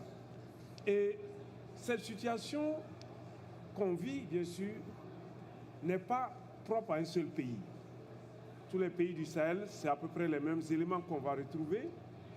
Et c'est dans ce sens, bien sûr, que 9 universités, bien sûr, de 5 pays donc, du Sahel, à savoir le Burkina Faso, le Mali, le Niger, le Sénégal et le Tchad, ont décidé, bien sûr, de fédérer leurs efforts, leur expertise, à travers un réseau que nous avons appelé le réseau des universités du Sahel pour la résilience. Et donc ce réseau justement qui est là bien sûr doit faire face bien sûr, a pour objectif de faire face bien sûr à ces problèmes dont elle vient donc de parler aujourd'hui ici, qui est là, c'est la formation, c'est la recherche qui sont là. Et donc ce réseau a été créé en 2020 à Ouagadougou, au Burkina Faso, et ensuite été reconnu officiellement, bien sûr, par les autorités burkinabées, et à partir de cela, qui ont donné un cutus, et ils ont été ensuite reconnus par l'ensemble donc, des pays donc, du Sahel. Merci. Je traduis un petit peu, après sinon je n'arrive pas à trouver. Alors, ce réseau, la raison d'être de ce réseau... In English. Sorry. The very reason of this network is that the network was created because of the tremendous challenges that the Sahel is facing: land degradation, desertification, continuous climate shocks, aggravating, accelerating those processes. We also have a simultaneous aggravation of tensions and conflict over scarce resources that then generate conflict over water, over soil, over land, pastures, herders and farmers. So this situation called for a number of universities, 9 universities, to get together, gather together, and trying to think how to rethink the way that they could tackle those challenges and decrease the pressure on scarce resources. Oui, merci. Parce qu'effectivement, il y a une nécessité en fait donc de changer de paradigme parce que avec ces méthodes qui sont là, cette situation, on ne peut pas renverser la situation. Donc il y a lieu de réfléchir bien sûr à donc, de nouvelles approches et c'est la raison pour laquelle les expertises donc, de ces nouvelles universités, ces 9 universités vont se mettre ensemble pour essayer donc de changer bien sûr cela. Et bien sûr, cela se fera comment? D'abord à travers bien sûr les étudiants, parce que ce sont les futurs. Et donc la formation donc, de ces étudiants qui est là, qui est extrêmement important. Et nous avons donc commencé par élaborer donc des curricula et que nous avons bien sûr mis en commun dans l'ensemble des universités. Comme je l'ai dit, c'est un problème commun à l'ensemble des pays du Sahel. On a mis bien sûr ces curricula qui ont été adoptés par l'ensemble donc, des universités et qui permettent bien sûr donc, de former bien sûr ces étudiants qui vont bien sûr aller travailler sur ces terrains-là avec les différents partenaires donc, techniques des ministères, aussi avec les ONG et tous les partenaires au développement, mais aussi avec les communautés. Et donc ça, c'était un élément extrêmement important. Et c'est dans ce sens aussi qu'on a eu un partenariat avec le PAM qui accompagne bien sûr ce développement-là à travers bien sûr donc, des bourses qui sont offertes aux étudiants et qui vont leur permettre bien sûr d'aller sur les sites de résilience intégrée du PAM pour travailler directement avec ces communautés. Et donc, ils sont aguerris bien sûr par ces méthodes qui sont là pour aller bien sûr à l'assaut donc, de ces problèmes de dégradation donc, des terres. Is actually underlining that indeed the situation in Sahel called for a change of the paradigm, really having a complete different approach that had to be introduced and inserted in the curricula of the students so the students could be deployed with the right capacities to tackle the complexity of the situation on the ground, complexity of degraded areas, multiple challenges, and food insecurity. So the training of students through a change of curricula, introducing different methods, was fundamental. And they also benefited from World Food Programme support to deploy students to do their studies, their research on the ground, in the field, through bursaries, and then those students could also collect more information, research, to feed into the good practices, and so on. Oui, et comme on le sait aussi, hein, les services techniques qui sont là, ils sont sur le terrain, il faut bien sûr les former, les mettre à jour sur les nouvelles approches qui sont là, pour permettre bien sûr donc, de faire face bien sûr à la situation qui est là. Donc c'est dans ce sens également que nous avons par la suite partagé notre expérience avec d'autres universités donc de l'Afrique du Sud et de l'Afrique de l'Est, bien sûr sur ces questions donc, de résilience. Et également, bien sûr, nous avons reçu des autorités, bien sûr, donc, de ces pays donc, de l'Afrique de l'Est et du Sud, au Niger, où on avait déjà mis en pratique certaines techniques qui sont là, qui ont donné des résultats et qui montraient que le Sahel il était possible de reverdir le Sahel. Et donc, bien sûr, on a partagé cette expérience qui est là. Et bien sûr, nos collègues donc, de l'Afrique du Sud sont là et pourront témoigner, bien sûr, de ce partage. Merci beaucoup. Très bien, merci beaucoup, Professor. It was underlining that actually this training also benefited not only the students, but also the technical institutions that they are relating to, like Minister of Agriculture, Minister of Environment, for example. And the network, the Reunion Network, facilitated exchanges with Eastern African, Western, and Southern Africa universities, and they had training undertaken in Niger, for example, in March last year, very successful one, and then was followed by even visits from delegations from governors and other authorities from different countries, from Southern Africa and Eastern Africa, again to Niger, where they began to practice and scale up this approach. And this will be a good segue into the next intervenant, Adamunteni Saka from the World Food Programme. How, SW, can you tell us how the Rainier Network support the Sahel Integrated Resilience Program? Some of the photos that you see behind us. Thank you. Merci de m'avoir donné la parole après que le secrétaire exécutif, donc justement ce réseau, est intervenu. Parce que pour nous, la création du réseau des universités du Sahel pour la résilience est une opportunité en tant que réseau d'appui pour le programme alimentaire mondial. Et c'est à ce titre que le programme alimentaire mondial a signé une convention avec ce réseau-là afin de renforcer les capacités des acteurs dans le domaine de la résilience. Et je pense que à travers ça, le PAM veut créer un pôle de connaissances et qui permettra véritablement d'accompagner les communautés, les services techniques de l'État, etc., les partenaires coopérants dans le domaine de la résilience. Dans ce sens, je pense que nous avons un programme aujourd'hui qui est en train d'être mis en place dans le domaine donc, de la résilience dans le Sahel, le programme intégré de résilience. Le PAM, à travers donc Réunir, en tout cas accompagne la mise en œuvre de ce programme-là et en mettant notamment à la disposition du programme intégré de résilience des étudiants. Il l'a très bien dit tout à l'heure, des étudiants qui font leur stage de PhD ou bien même de master ou de PhD sur ces sites-là, pour donner en tout cas des informations de qualité qui vont être bien sûr reversées dans le processus donc, de capitalisation donc, des données de base au niveau du programme alimentaire mondial. He was mentioning that one of the benefits from the World Food Programme, that as an organization we intervene in the most degraded areas in the world, and largely many of those, 70–80% of those are semi-arid or arid, is actually to have the right talent pool of expertise that is able to recognize and tackle those issues. And not only that, we are also an organization that need more evidence of what's happening on the ground, whether it is good practices or practices that don't work. So that also serves a very important aspect of getting additional information back to the organization in terms of information that feeds into the quality of our programs and adjust them over time whilst resilience building is implemented.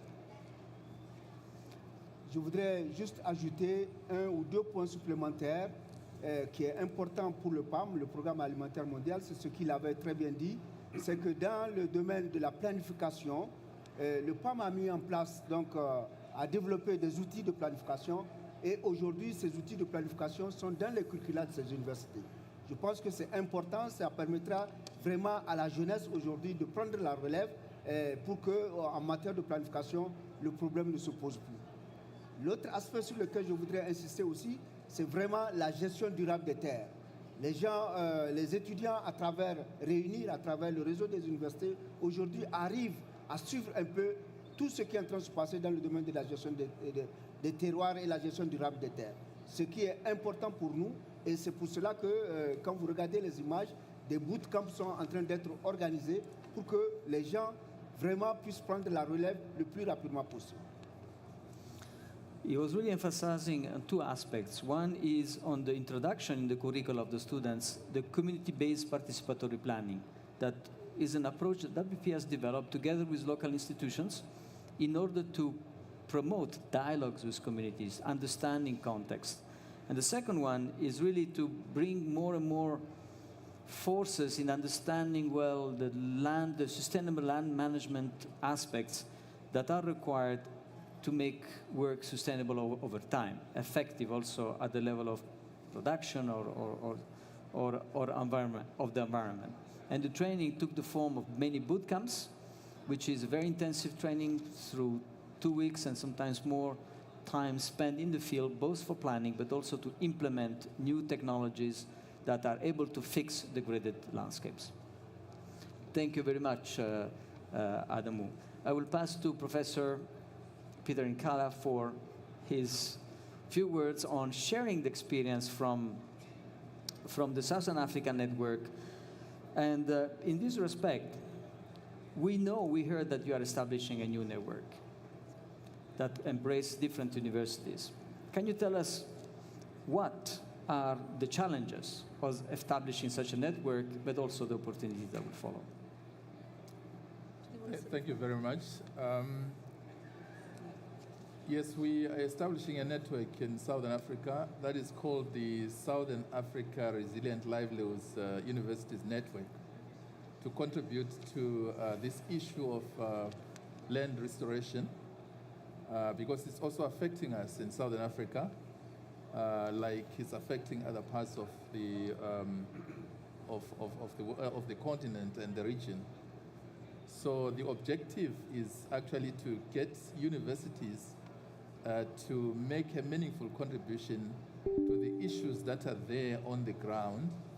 And the reason universities have to be involved in this is because we do have the expertise within the universities, and we have got the students that are actually practically learning on solving these local problems rather than maybe focusing on the theories that they get from the textbooks. So it is an opportunity for the universities to actually play a part in solving the local problems of land degradation and desertification in the region. At the moment, there are just a few universities involved. There are 6 universities from 5 countries. But in the long term, the idea is that we'll get other universities from the 11 other countries in Southern Africa also participating, and that's what we are looking forward to. So the impact, if universities are involved, will be greater. And we're moving from a situation where universities have been seen to be divorced from what is happening in the community. And this network that we are creating is actually going to bring that, to bridge that gap of bringing universities closer to the communities that they serve. Thank you very much, Professor Nkala. En français maintenant, parce que je dois faire les deux choses. Le réseau des universités du Sud inclut 5 universités, 6 universités de 5 pays, et avec l'ambition d'aller sur 11 pays, de les couvrir tous pratiquement, dans la partie de l'Afrique du Sud, et avec l'objectif de vraiment remettre les étudiants, le monde académique, beaucoup plus près des communautés, du monde concret, réel, au niveau de la base. Et donc, il a souligné vraiment cet aspect de changement de paradigme, de changement de perception, où le monde académique était souvent vu comme séparé du monde concret, réel et pratique. Et donc ça a été un objectif atteint, où les étudiants vraiment prennent les choses en main, investissent sur leur terroir, en apprenant avec les enseignants, avec les chercheurs qui sont à disposition de l'université. Maybe I should also add on the issue of challenges that you emphasized on at the beginning. Like any other network that is formed, we are not very much well known, so that alone becomes a challenge, and also not a challenge to the general public, but also a challenge within the university itself, because this is a new concept, a new approach. So we have to convince those that we want to work with to really accept us as, you know, as a group that is talking things that are practical, things that will make a difference in these communities. So sometimes it's not easy to actually do that. We have to convince our institutions, we have to convince government that this idea that we are coming up with is something that is going to make a difference in the livelihoods of the people. Thank you very much, Professor. Can I just ask you a very quick question? Because you mentioned the challenge also to convince others. What are your main difficulties, upwards or downwards? Is it government more difficult to convince, or partner institutions, NGOs, or is it, because I don't think you need to convince communities, they are probably the first one to be convinced. So what are the main challenges really at the level perhaps that you were alluding to? Well, we operate from a university level, but we have got, within the university, there is university management, and outside the university, I represent a public institution.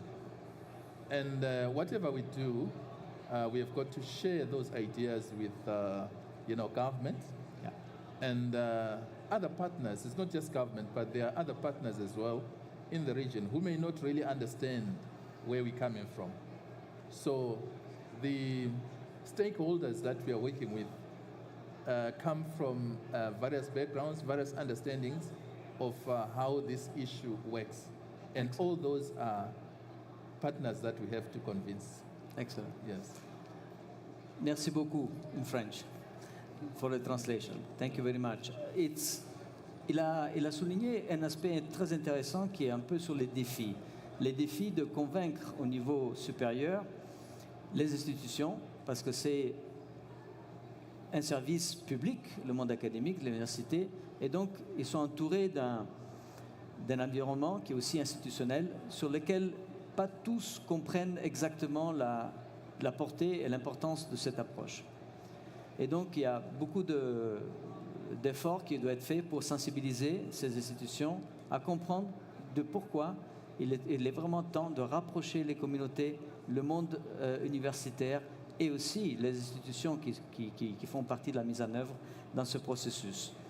Et pas seulement le gouvernement, mais aussi les autres acteurs, que ce soit les ONG, que ce soit des institutions internationales. Thank you very much, Professor. Thank you.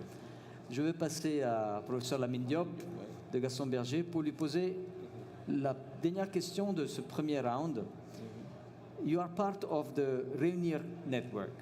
Can you tell us of a region-wide activity of the network that will support resilience programming or the integrated resilience program of the Sahel? Merci beaucoup pour cette question qui est très pertinente.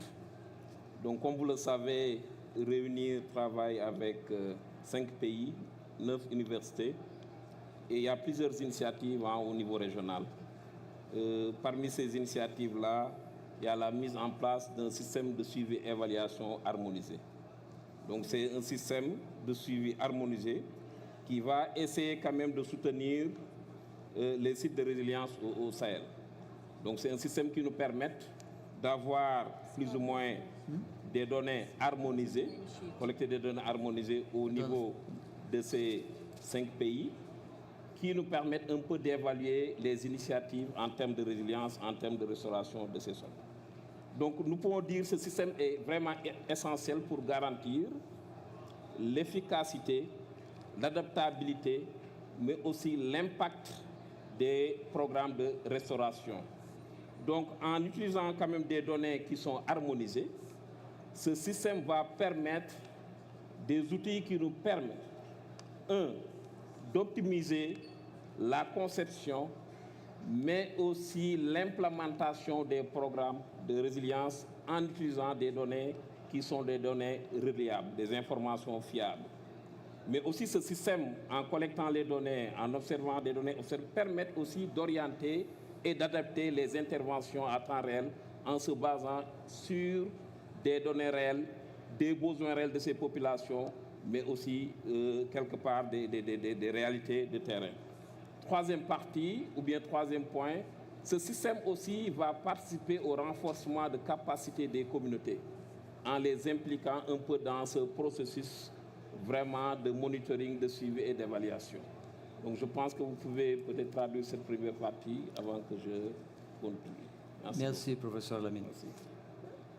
He mentioned that one of the activities that the network, for example, is supporting the World Food Program in running the integrated resilience program across the Sahel is to set up an harmonized approach for monitoring and evaluation, which tends to measure specific indicators, including several biophysical indicators, and maybe I will ask next question what those are, to really see the real effects and impacts eventually of the land restoration activities, largely focusing on three aspects. One is to optimize the design and the implementation of the resilience activities based on the information generated from the continuous monitoring system.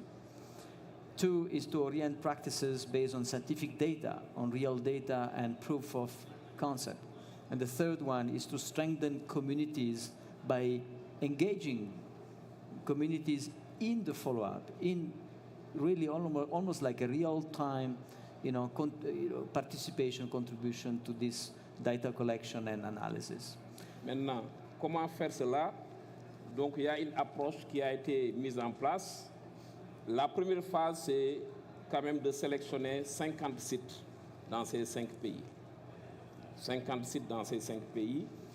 Et on va aller dans une deuxième phase où on va faire expansion et avoir 100 sites qui seront suivis dans ces 5 pays, différents contextes, différentes réalités. Ce système va combiner aussi plusieurs sources de données. Première source de données, c'est les données satellitaires, les images satellites, qui nous permettent quand même d'avoir des données sur la couverture végétale à longue échelle, sur un peu la situation des sols, mais aussi ça va nous permettre un peu de connaître les grands changements en termes de changement, plus ou moins sur les aspects du climat. Mais ces données, parfois posent un problème d'échelle. Donc pour valider et calibrer ces données-là, il faudrait des données sur site, des données sur le terrain, des données observées sur le terrain. C'est pourquoi ces données globales seront combinées par des données collectées sur site par les étudiants. C'est pourquoi les étudiants vont jouer un rôle très important dans ce dispositif-là, parce que ces étudiants-là qui seront sur site collecter ces données qui permettent un peu de valider, etc. En plus de ces données-là, vous avez aussi un complément de données qualitatives, quantitatives sur différents aspects qui vont permettre aussi d'affiner plus ou moins ces résultats. Donc on peut dire que cette approche, c'est 50 sites, première phase, qu'on va expandre sur 100 sites, une approche de données au niveau régional, global, en utilisant un peu la technologie, les satellites, les drones, couplés à des données observées sur site, à travers des enquêtes, des interviews, mais aussi collecter d'autres données qualitatives, quantitatives, pour renforcer l'analyse et avoir vraiment des résultats très fiables. Excellent, excellent. You mentioned that the how-to is going to start in 50 sites this year to extend into 100 sites, where there will be a combination of satellite imagery, GIS tracking of different indicators, vegetation indexes, and change of land use, but also a number of in situ work, surveying work in analysis of soil types, condition, organic matter, etc., to really calibrate and understand the relationship between what we see from the ground, what we see from the sky. And this is going to be undertaken by students equipped with different tools and instruments to actually undertake those studies. In each of these areas, we're also going to complement data on food security, data on other aspects, qualitative surveys, on perception at community level, and so on and so forth. So thank you very much. This is a great contribution. I have one thing to add. En fait, quelles sont ou bien la valeur ajoutée de ce système-là? C'est vrai, on met en place un système, on collecte des données, mais quelle est la valeur ajoutée? Je pense que la valeur ajoutée principale, c'est d'avoir des données comparables à travers différents sites, différents pays. Et cela va permettre un peu d'identifier les succès et défis communs. Mais aussi, ça permettrait quand même d'orienter les stratégies d'adaptation que nous allons faire, comme je l'ai mentionné, mais aussi d'optimiser les interventions. Donc, on aura vraiment, avec ce système, on va favoriser une cohérence régionale en termes vraiment de politiques, des efforts de résilience. Mais si je voudrais mentionner quelque chose quand même, les étudiants seront au cœur de ce système-là. C'est vrai, les étudiants vont aider à collecter les données, ils vont aller sur le site, mais en faisant ce travail-là aussi, ces étudiants seront formés sur des techniques d'analyse, seront en contact avec les réalités du terrain et seront bien formés. Et ces étudiants-là vont peut-être assurer plus ou moins le suivi et vont travailler dans ces sites. Donc, quelque part, ce site-là va aussi participer à former une nouvelle génération de praticiens qui vont intervenir dans ces sites de résilience à travers vraiment le Sahel. Merci beaucoup.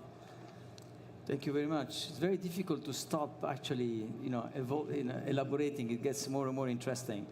One of the comparative advantage of this approach is actually that it's going to be comparable data across different countries, across different contexts. So we're going to have that, and that will support a regional coherence, including coherence that will be trickling down to the curricula, to the models for training and teaching. But also students that will be at the heart of this work will also learn, because they will be forced to stay and monitor and learn from not only the methodological approaches, or the analytical methodologies, but also from the people that they meet on the ground, from the context that they're facing with. And I think that this will be strongly contributing to the overall learning and contribute to the overall support to form a new generation of staff. And this really complements the other activities more directly to training, to capacities, to actually implement. This is training and capacities to build the evidence and also feed into the practice. So it's a real fantastic loop. Thank you very much, Professor Lamin. Thank you very much. I come back to Natalie. Yes. For the second round of questions. Are you okay, Natalie? I'm okay. Fantastic. Can you give us an example of an activity that is done through this network, the LARA network in general, that supports the transfer of knowledge and skills across the universities and to communities? Absolutely. This actually represents, for me, what I think is the most exciting part of our work, which are boot camps. Boot camps are basically large-scale training of trainer opportunities where we spend 2 weeks. I don't call it a workshop, I call it a work-hard shop. It's where we come together for 2 weeks, and there are 3 main parts. We have university professors, we have government officials and technical staff from governments, we have community leaders, we have teams from WFP and from our cooperating partners. We come together for 2 weeks for 3 main activities. Number 1 is where we spend a few days doing a lot of theoretical discussion, technical discussion, and really learning from one another. Then we move out into the community, and that is where we conduct the community-based participatory planning process. And that part of the process really helps us to understand, the community members are the consultants. They're the experts in their landscape. So that is the time that they really sensitize us to the challenges that they have, to the opportunities that they have within the community, things they've been struggling with. And that really provides the basis for the work that we're going to do.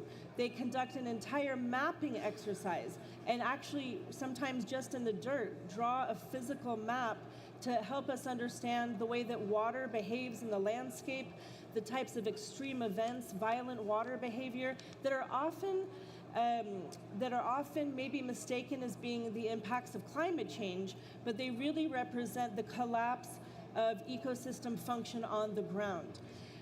From there, what we do is, I think the soil is a very democratic place, and spades and shovels are very democratic tools.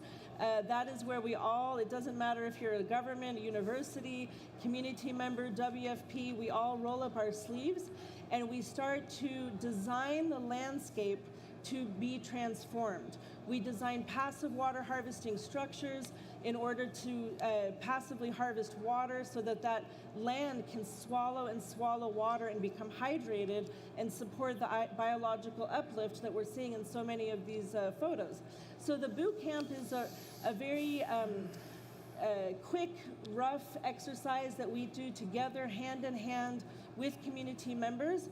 And that is really the jumping off point for communities, that once they are equipped with the skills that have been transferred through this exercise, are able to now take that on themselves and continue that work. As an example, we did a boot camp in Kenya earlier this year, and this community was so inspired. They know their issues, they know the problems they have, but they weren't very clear from a technical standpoint on how to design the land to heal it.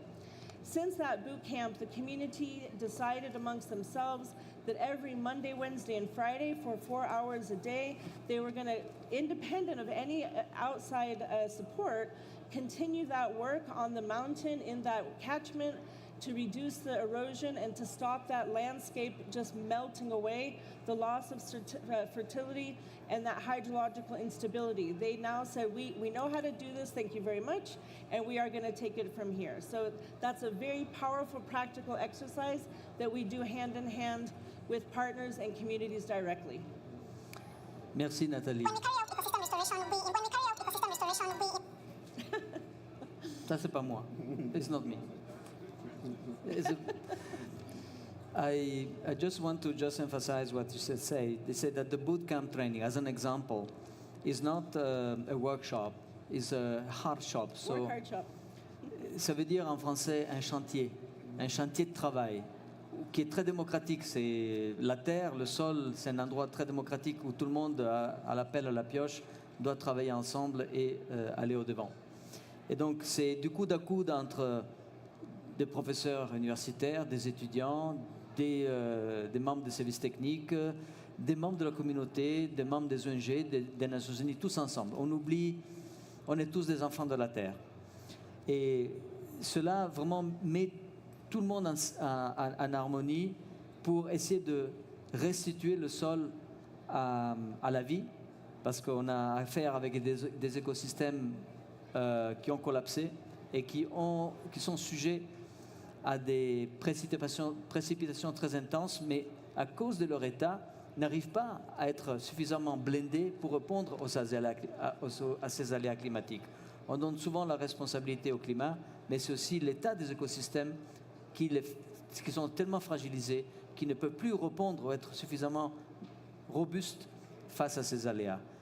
Au Niger, il y a cette expression, nos communautés sont blindées, sont fortes, sont bien structuré, c'est quand tout le terroir est bien conservé. C'est aussi un endroit où on travaille avec les communautés de façon que chaque goutte d'eau compte, est interceptée, l'eau passive, l'eau qui vient des ruelles, l'eau qui vient des bassins versants, pour la capter, la stocker et l'utiliser de la meilleure façon. Et en consommant l'eau, on conserve aussi la terre. Ce qui s'est passé au Kenya, par exemple, est une histoire extraordinaire. C'est que dans cette communauté, dans le Samburu District, extrêmement dégradée, après le bootcamp, sans aucun incitatif, sans aucun appui de qui que ce soit, la communauté a continué en travaillant 3 jours par semaine, 4 heures par jour, sur ces réhabilitations. Et maintenant, il y a des dizaines et des dizaines, voire des centaines d'hectares qui ont été réhabilités. Donc, sorry? Ok, ça c'est un très bon moment parce qu'on a parlé du Kenya, on peut lancer la vidéo. Merci. On interrompt un peu la séquence pour visualiser quelque chose d'important. Oh no, the video's not ready. Ça marche pas? It's not working? OK. On continue. Il n'y a pas de souci. We will continue. Finally, maybe we'll get surprised and the video will come up. Professor Tougayen, Oui. can you give us an example on how students have benefited from the Reunir network? OK, merci Voli. Bien sûr que, comme je l'ai dit, les étudiants qui sont recrutés dans le cadre donc, du réseau réuni pour leur formation, ben, dans le cadre donc, de leur mémoire donc, de fin de cycle, donc ils bénéficient en fait donc, d'un accompagnement, bien sûr, à travers donc, des bourses qui leur sont offertes. Et aujourd'hui, nous avons 251 étudiants quand même qui sont déjà formés, qui ont obtenu bien sûr leur diplôme, soit d'ingénieur, soit de master, ou bien donc des thèses qui sont là. Et ces étudiants-là ont acquis bien sûr des connaissances sur les réalités et les terrains donc, du PAM qui sont là. Et donc par rapport à cela, ça a été un avantage extrêmement important pour ces étudiants qui sont là et qui travaillent sur ces terrains en connaissant de cause, parce que c'est une valeur sûre, parce que c'est de nouveaux talents que nous avons créés qui vont aller bien sûr au combat bien sûr donc, de cette désertification qui est là, de cette dégradation donc, des terres qui est là, et d'accompagner les communautés. Excellent, merci beaucoup. Professor Tougayen mentioned that up to now, in the last 4 years, we had 251 Master 2 degree students, Master 2 level students that graduated being deployed in different integrated resilience sites across the Sahel. Agriculture engineers, but also social scientists. And those talents are now transiting into their job, into new work, NGOs, UN, government, and other partners. This is a pool of talents that are deployed to exercise what I've learned through their research and through the support that the university has provided them, active support in those areas. I would also perhaps ask a question on this specific aspect. Can you recall one or two real striking research theses that you could remember that really were impressive, that you could tell us about? OK. Merci. Je pense que des exemples, bien sûr, donc, de thèses qui ont été faites, qui ont eu donc, des choses, on peut regarder au niveau donc, du Niger, dans la zone donc, de Sokorbe, où effectivement, il y a eu des thèses qui ont été faites, bien sûr, sur la récupération donc, des terres qui ont été réalisées avec les communautés. Et cet étudiant qui a fait sa thèse là-bas aujourd'hui travaille dans une ONG et est reparti sur le terrain, sur le combat, bien sûr, donc de cela. Et bien sûr, il y a quand même eu un retour qui est sur le terrain qui est là. Et ça, c'est vraiment quelque chose de formidable parce qu'on a vu sur le terrain ce qu'il a été capable donc, de faire. Et aujourd'hui, cette ONG, bien sûr, qui l'accompagne, voit bien sûr un ensemble donc, de réalisations qui ont été faites à ce niveau. Et il faut dire qu'également, ces personnes qui sont formées contribuent également à former, bien sûr, le personnel technique qui est là, sur ces nouvelles techniques qui sont là, parce que quand ils sortent, bien sûr, ils sont sur le terrain, il faut bien sûr faire donc du recyclage, en fait, sur les nouvelles techniques, les nouvelles approches qui sont là, et ce sont des éléments extrêmement importants qu'il y a. Et aujourd'hui, on peut bien sûr voir cela aujourd'hui. On a bien sûr donc d'autres exemples d'étudiants qui sont là, qui aujourd'hui accompagnent un ensemble donc d'ONG ou de partenaires techniques bien sûr sur ces questions-là. Et je peux dire également que dans le cadre donc des volontaires des Nations Unies, il y a eu quand même, le doyen Adamou en a parlé, il y a eu quand même plus d'une vingtaine d'étudiants, d'anciens étudiants qui ont rejoint et qui mènent ce combat bien sûr aux côtés du PAM pour la résilience des communautés. Excellent. You mentioned that there are plenty of examples And he mentioned one in Niger, in the Dosso region, in the Dosso area, in Sokorbe site, which a young student completed his research and then joined an NGO and began to transmit and continue the work with the communities, but also through NGO, at the same time training also government institutions at the local level deployed in the commune. So this has really been a game changer in that particular area, and countless examples are available. Je vais passer la parole à mon frère Adam Muntini. As WFP, what have been the benefits of these graduates in the support of the land rehabilitation efforts throughout the resilience program? Can you give a few examples? Merci. Pour répondre à cette préoccupation, je pense que nous avons parlé beaucoup de l'implication des universités du réseau du Sahel dans le cadre justement du renforcement des capacités au niveau terrain, mais aussi au niveau, le niveau opérationnel, mais aussi au niveau stratégique. Nous pensons évidemment que le PAM, en tant que structure d'accompagnement des États, tire beaucoup de bénéfices par rapport aux étudiants qui sortent de ces universités. Et un des aspects que je voudrais souligner par rapport à ces avantages, c'est aujourd'hui les résultats scientifiques que nous avons obtenus à partir des masters de PhD de ces étudiants. Je pense que c'est quelque chose de très important parce que ça va donner une crédibilité aux résultats que le PAM, en tout cas, décline souvent dans ses rapports et au niveau international. Ça, c'est un premier aspect. Donc, la qualité des données issues, en tout cas, des étudiants, donc du travail des étudiants, est très important pour nous. L'autre aspect sur lequel je voudrais insister par rapport toujours aux bénéfices pour le PAM, c'est par exemple l'appui des communautés dans le renforcement des capacités. C'est important parce que les étudiants étant sur le terrain restent avec les communautés, travaillent avec les communautés et leur apprennent des techniques et des technologies en tout cas appropriées, apprises à l'école. Et le troisième aspect sur lequel je voudrais aussi insister, c'est que aujourd'hui, quoi qu'on dise, ces étudiants constituent, ou ces diplômés, en tout cas, constituent un pool de connaissances.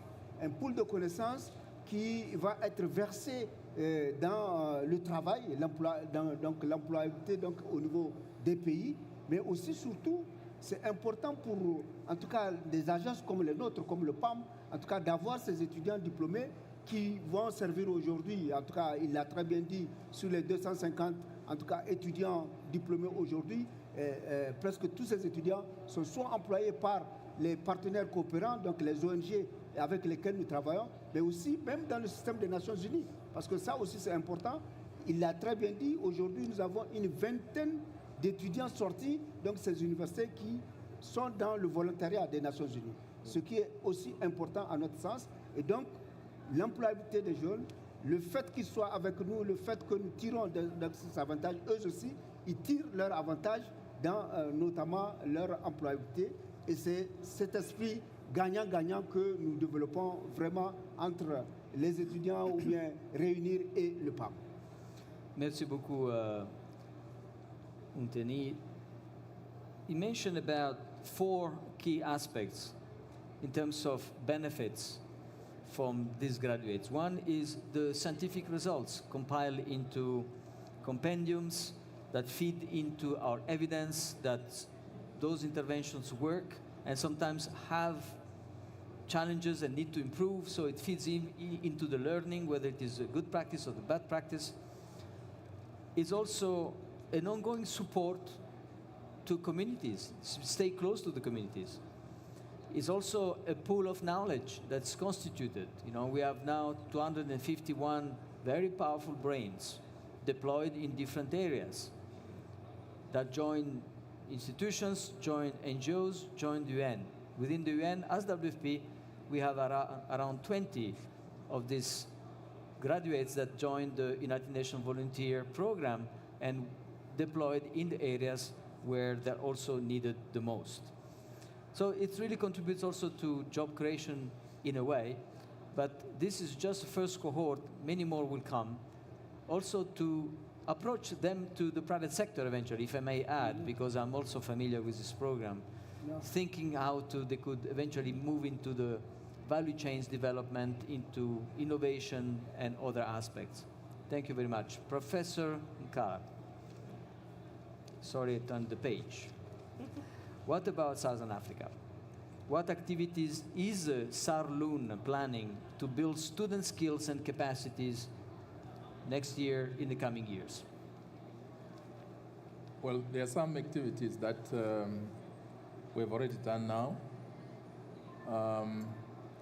like coming up with these programs where students are going to share knowledge across partner universities.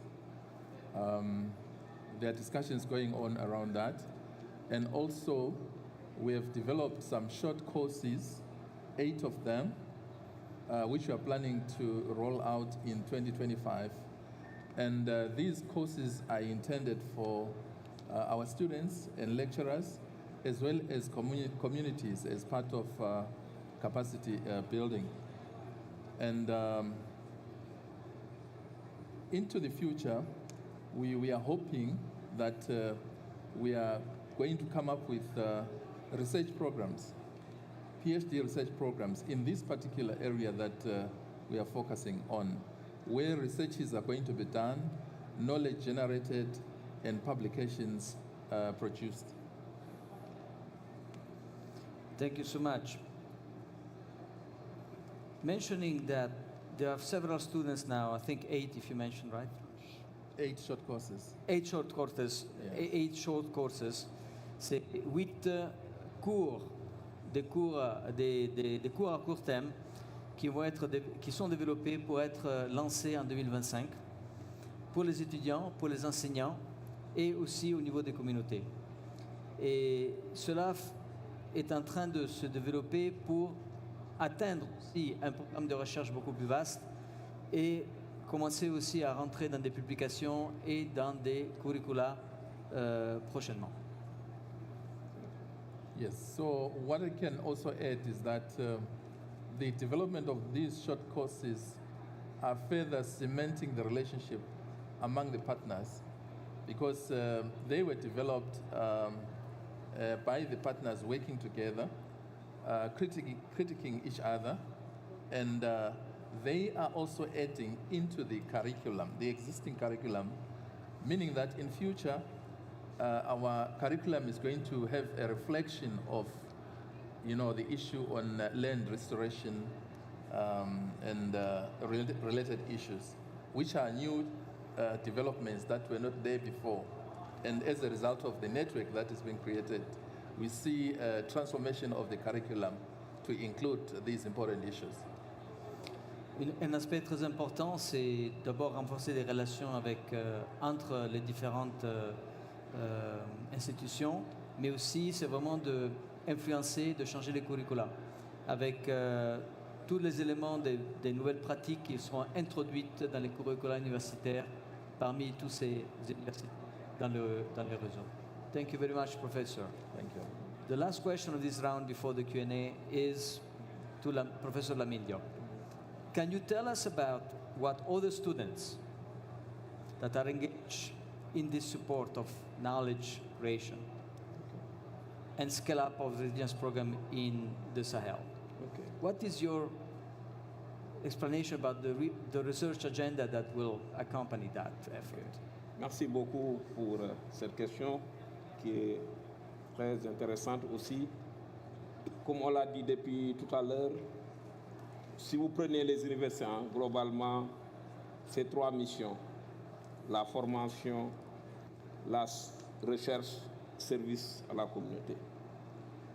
Donc, nous avons parlé tout à l'heure du modèle de système de suivi et évaluation qui peut être versé dans le service à la communauté. Nous avons parlé des curricula, des trainings, des bootcamps. C'est la formation, mais aussi la recherche est un élément fondamental au niveau de nos universités. C'est pourquoi, dans ce contexte quand même de réunir, la recherche occupe une place très importante. Et l'approche qui a été vraiment proposée, c'est d'arrimer un peu ces recherches, sur la base des travaux des étudiants, c'est-à-dire de mémoire, de master ou bien de thèse, en se focalisant sur les thématiques majeures au niveau régional, et ces thématiques-là sont déclinées au niveau national. Et pour le choix de ce sujet, ce qu'on fait d'habitude, c'est de travailler directement avec le PAM pour identifier les thématiques qui sont les thématiques les plus intéressantes, les thématiques qui sont les plus pertinentes. Et les étudiants vont travailler sur ces thématiques pour faire un peu leur mémoire. Donc je peux citer globalement ces thématiques, comme vous le savez, c'est lié au changement climatique, la nutrition, les changements climatiques, etc., etc. Et les étudiants vont collecter ces données, travailler sur le site et seront encadrés par les enseignants-chercheurs qui vont superviser un peu ces travaux-là. Et c'est pourquoi, comme le professeur Togoni l'a dit, actuellement, on a plus de 250 étudiants qui ont soutenu leur thèse sur des problématiques réelles du Sahel. Et suite à ces travaux-là, nous avons publié 2 recueils de livres qui présentent quels sont les résultats saillants de ces recherches-là. Et ces résultats-là peuvent quand même permettre un peu d'avoir de bases solides pour promouvoir ou bien passer à l'échelle. Par exemple, si on identifie les bonnes pratiques au niveau contextuel, au niveau local, si c'est validé par ces recherches-là, on peut vraiment passer à l'échelle à travers un peu ces résultats de recherche. Merci beaucoup. Merci beaucoup, Professor. He underlined the fact that in addition to be responsible for providing service to communities and curricular development and training, research is a fundamental aspect of their work. So based on a number of thematic areas that have been identified with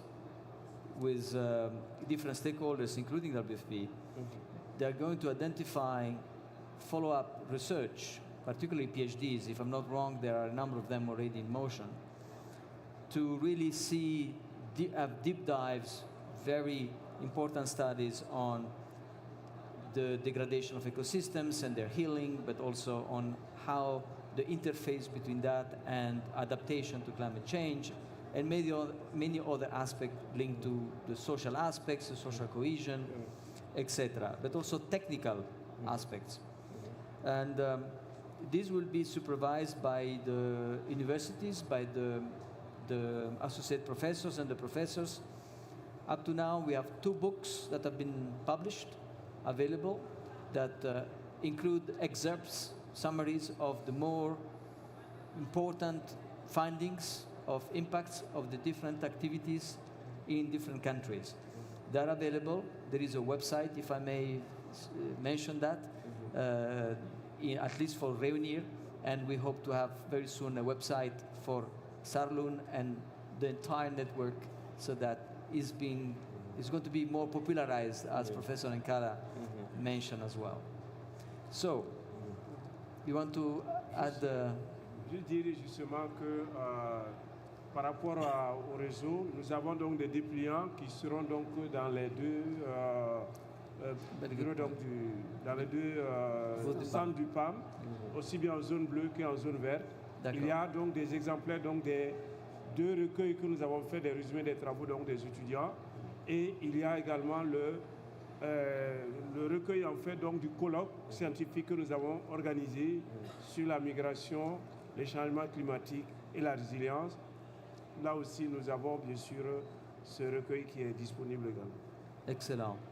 Is reminding everyone that we have in the 2 WFP pavilions, in the green zone and the blue zone, we have pamphlets that explain the network of the Sahel universities, that explain also what they do, and there are also samples of the 2 books and of a publication related to an international colloquium that was undertaken last year, in this year, yeah, you're right. This year in Maradi in Niger. So it's available. Please don't hesitate to approach our pavilion focal points for further consultation, and the professor will stay also quite a few additional days. Having said that, I would like to open the floor if there is questions or comments or anything that you would like clarifications from our great panel here today. C'est ouvert pour les questions. Si vous en avez, s'il vous plaît, allez-y. Introduisez-vous, s'il vous plaît. Oui, bonjour. Moi, c'est Rachel Yaoudam. Je suis fondatrice d'une association qui s'appelle Sahel Solidaire 24, qui est basée au Nord Cameroun, dans le Sahel, la partie sahélienne du Cameroun, parce que je suis originaire de l'extrême nord du Cameroun, le lac Tchad. Donc, je suis arrivée en retard, donc je m'excuse déjà, je ne sais pas. Donc, j'avais quelques observations et surtout une question à poser concernant les travaux de recherche que vous faites dans des universités, dans les différentes universités en Afrique. Ma question est celle de savoir, par exemple, dans mon pays, le Cameroun, après je ne sais pas, est-ce que vous auriez des stratégies, comment en fait vulgariser ce genre de collaboration et surtout travailler aussi avec les universités de mon pays, parce que dans mon organisation, nous sommes des jeunes, donc nous sommes des militants pour le réchauffement climatique, parce que voilà, la zone elle est désertique avec tout ce qui touche à la désertification et le changement climatique. Là, je suis en train de préparer en fait des activités avec des étudiants à l'université de Marois et essayer en fait de planter des arbres un peu partout. Donc ma question est celle de savoir comment fait-on, nous qui commençons dans la société civile, hein, nous n'avons même pas de financement, on est des jeunes, nous sommes des jeunes, donc on essaye de vulgariser tout ce qui touche voilà, au changement climatique, parce que c'est encore un problème aujourd'hui en Afrique quand on parle du changement climatique, parce que déjà, c'est une zone qui est ravagée par les conflits Boko Haram, dont vous êtes au courant, avec les camps de réfugiés du côté du Nigeria, les internal displaced population, je ne sais pas comment dire ça en français, et donc tout ça, ça crée un autre problème qui est une famine, la famine qui se passe là-bas. Malheureusement, nous n'avons pas de financement. Donc, comment est-ce que vous pouvez, ou quels sont les, comment dire, où est-ce qu'on pourra en fait collaborer avec vous qui travaillez déjà ou qui connaissez à peu près les financements. Donc voilà, c'est ma question. Merci beaucoup. Je parle trop. Merci beaucoup. Asking how being from Cameroon in a civil society organization, young students collaborating with the Marawa University in Northern Cameroon, asking how they could just be linked to the networks, to the different network eventually, and having access to information on how to possibly contribute, participate, benefit from such activities. Ok, merci bien sûr pour votre question. Comme on l'a dit, hein, quand vous regardez la réalité du Sahel, ça se retrouve bien sûr dans vos pays.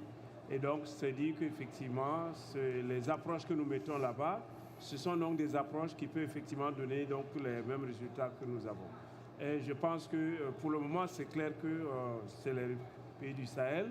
Mais ce qui est possible de faire, c'est qu'il y a une expertise quand même qui a été développée.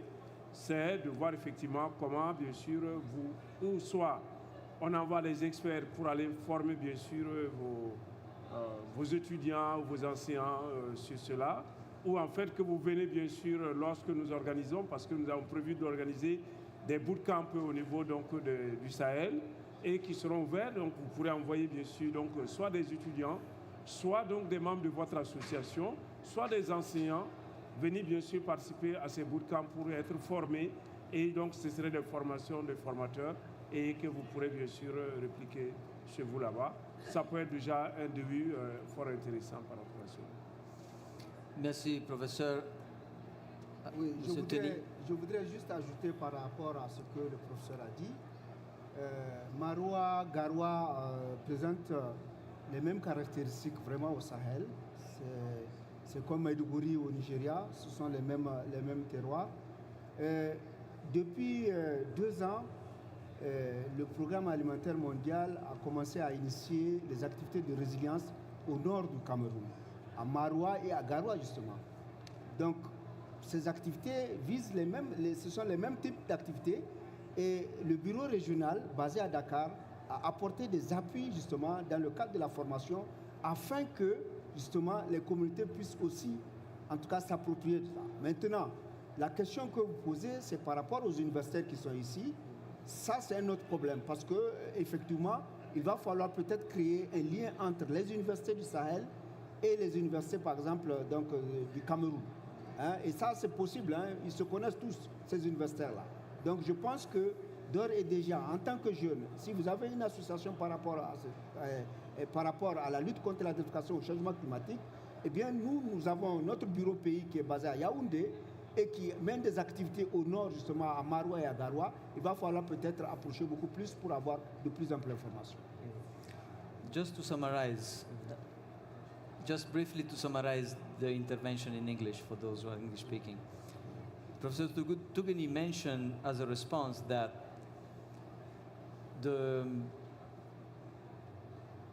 there is a possibility for, first of all, for students to join eventually boot camps or the training by approaching either World Food Program, for example, but also Rainier, because soon they are going to actually provide calendarized courses.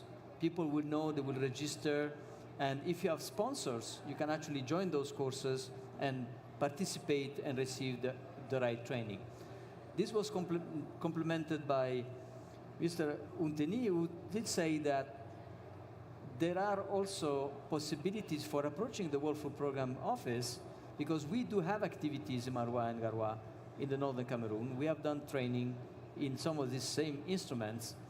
And as an association, you could actually approach and perhaps build your case and say, we want to be part of it and seek support from the country office eventually to participate in some of this training. We do this with quite a number of institutions across. It's not guaranteed, but it's something that I would advise you to do so because you clearly show an enthusiasm that is important.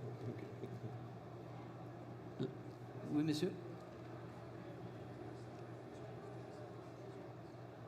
We'll take 2 or 3 questions.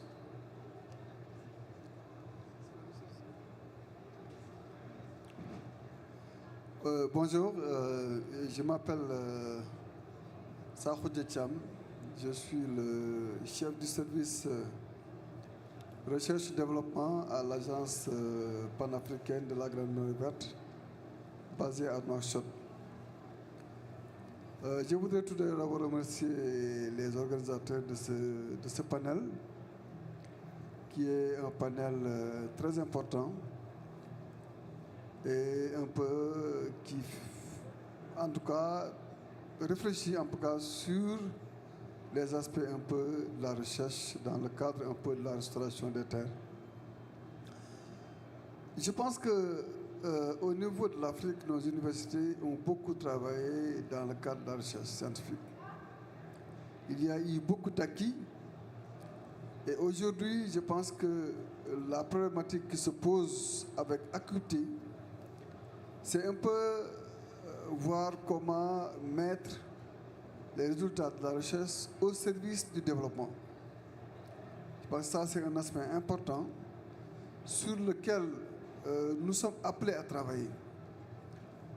Et aujourd'hui, nous devrions orienter nos idées vers des recherches qui proviennent des populations, des problématiques réelles qui sont rencontrées par les populations et qui doivent être relevées à un niveau supérieur, au niveau de la recherche, pour trouver des solutions, mais des solutions applicables. Je pense que ça, c'est un aspect important sur lequel nous devions travailler. Et aujourd'hui, la question que je me pose, qu'est-ce qu'on est en train de faire pour mettre des financements, pour mettre des ressources adéquates au service de la recherche-action, la recherche-développement.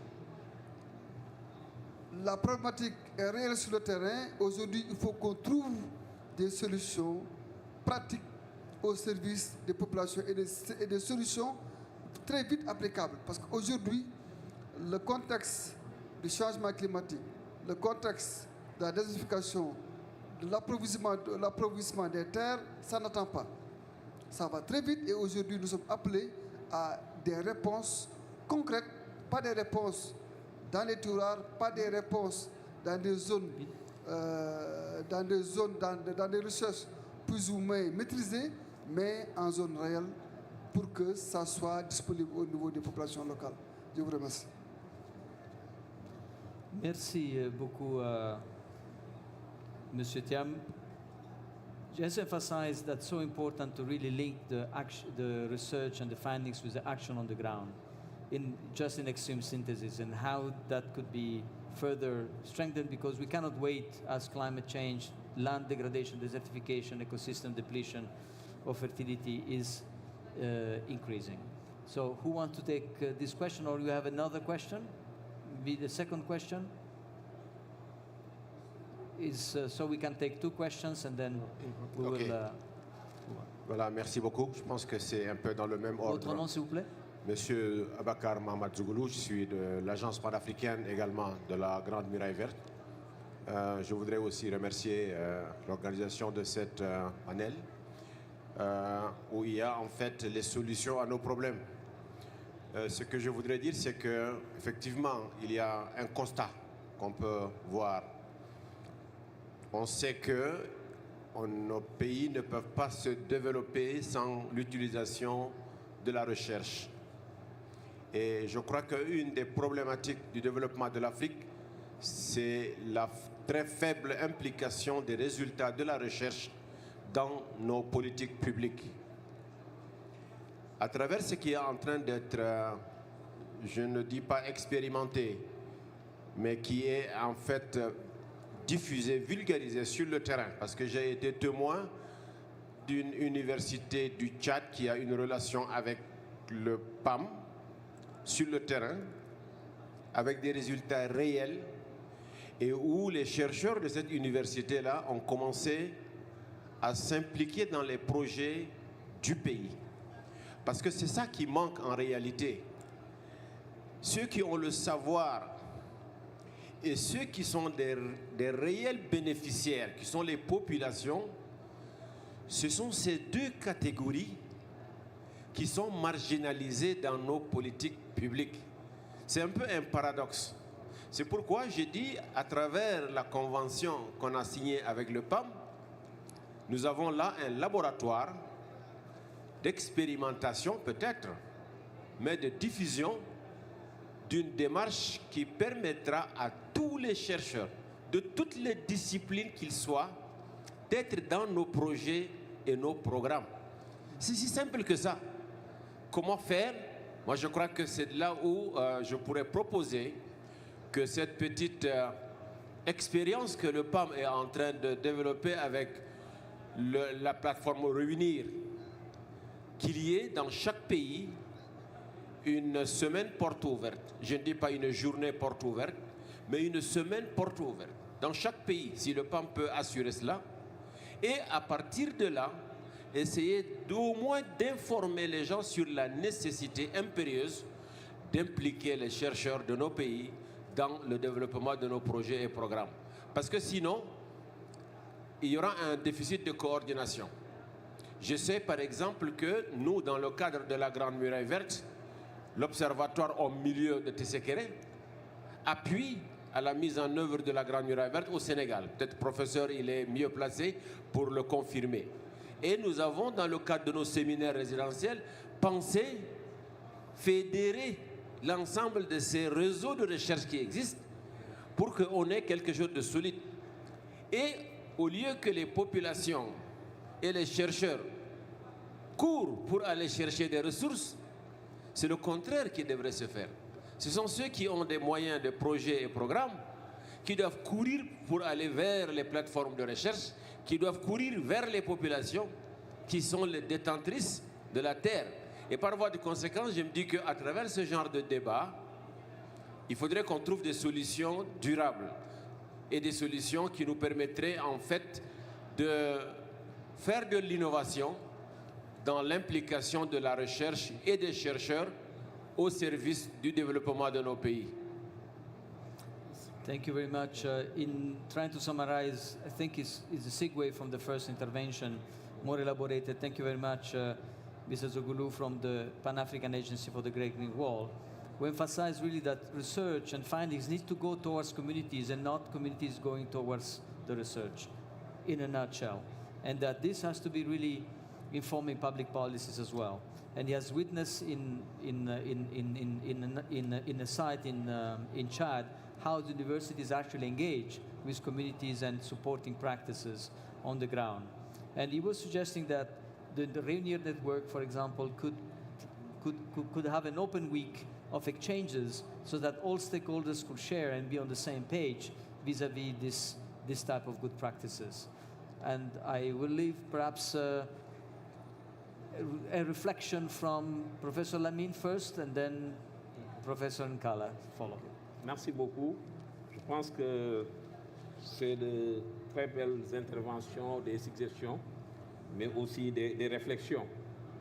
La réflexion majeure, c'est quelle est la place de la recherche. Pourquoi la recherche et la recherche pour faire quoi?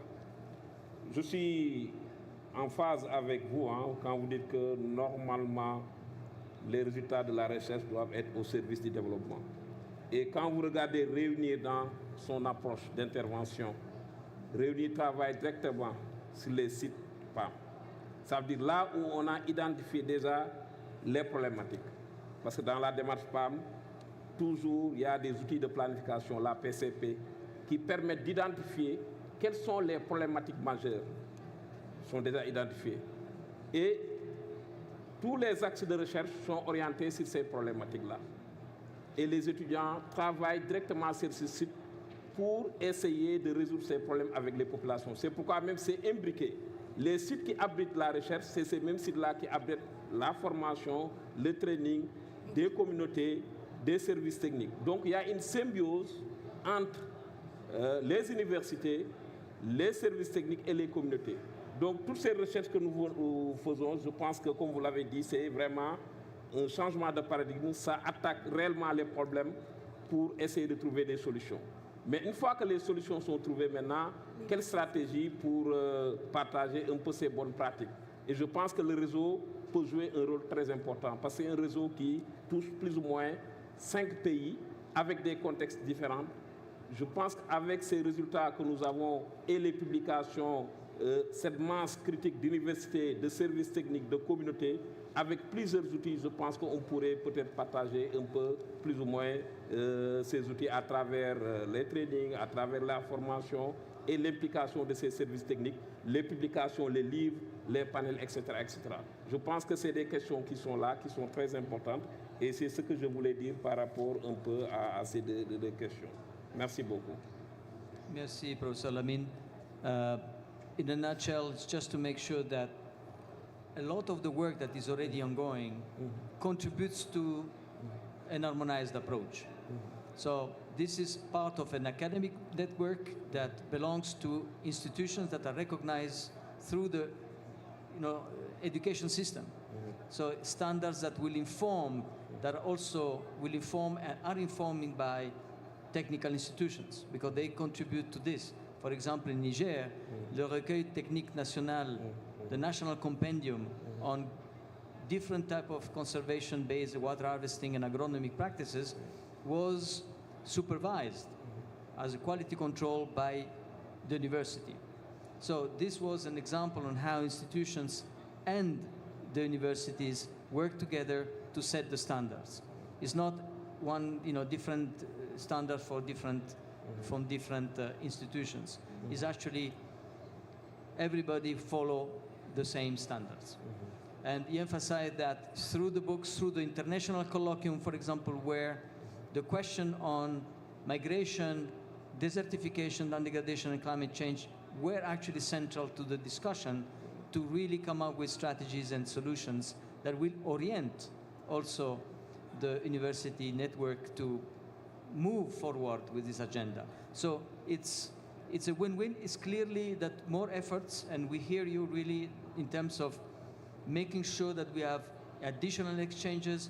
Our current work with the Pan-African Agency of the Great Green Wall is a great example on how these things will be further integrated, further feeding each other, because this we are all working for the same objective. Thank you very much. Professor Nkala. Yes, maybe to add and also to agree to the fact that research has to be meaningful. The research that we do with our students under the network and also under our institutions is informed mostly by the practical problems that are there on the ground.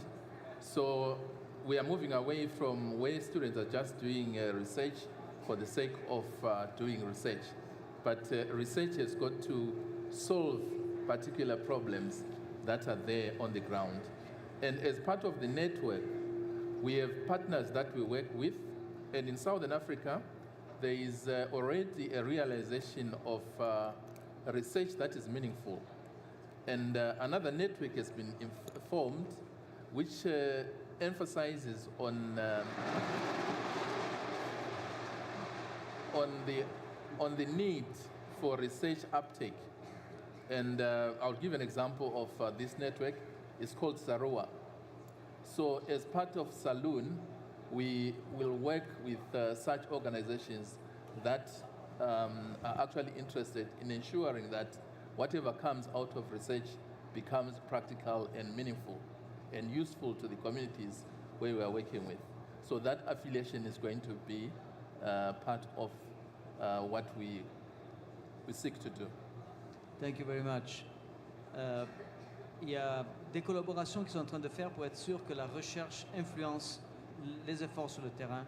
C'est ce qu'ils sont en train de faire avec d'autres institutions au niveau du Zimbabwe et qui pourraient aussi se disséminer dans d'autres contextes. Est-ce qu'on approche les derniers segments de notre session? Je voudrais passer pour 1 minute d'intervention à Nathalie pour une réflexion générale de son côté sur le pourquoi le PAM value this initiative, donne beaucoup d'importance à cette initiative. Thank you, Voli. At WFP, our mandate, our biggest concern is global food security. And with climate change, with the collapse of ecosystems around the world, there is no greater threat to food security because agro-ecosystems cannot support the biological requirements that are required to grow food. So the reason that WFP is involved in these efforts is to ensure long-term global food security through agro-ecosystem health, to protect the productive potential of ecosystems, and to reduce humanitarian needs. So things are heating up around the world: conflict, ecological collapse, climate change, and the good news is that we can repair so much of this on the ground. And by the way, there is no other way to mitigate climate change. We are doing climate change mitigation through adaptation. And there is no other way to do this. There's no gimmick, no gadget, no chat GPT, no other thing other than AI, the ancient innovation, which is humans partnering with nature the way that we've done for thousands of years, and that's the only way that we can really work our way out of this mess. So WFP is involved in this because of the food security and reduction of humanitarian needs. So thank you very much. Thank you very much, Nathalie. Elle a rappelé que vraiment, en tant que PAM, pour nous, l'essentiel, c'est de réduire les besoins humanitaires, de les éliminer éventuellement à travers la restauration de ces systèmes alimentaires qui doivent devenir résilients face au choc climatique, mais aussi restituer à la Terre ce qui est de la Terre. On vient tous de là, tous on y retourne, et donc c'est notre bailleur principal, c'est la Terre. Merci beaucoup de votre attention. Je pense qu'on a un dernier vidéo qui peut partir s'il est disponible. Yes? When we carry out ecosystem restoration, we improve the productivity of the land. We make it possible. We support nature through what we call assisted regeneration.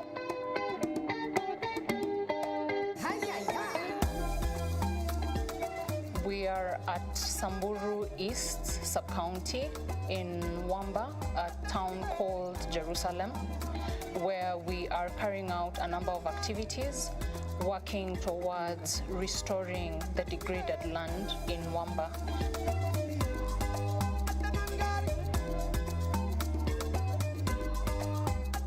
As a result of land degradation, we experience massive challenges. Whenever we have rains around, we have a lot of flash floods, and we have a lot of surface runoff because there is no vegetation cover that will break the speed of the water. When the ecosystem gets degraded, it loses the ecological function, and the community loses then the ecosystem function from the land. And there has been a cry from this community that they are overwhelmed with what can be done with such a place.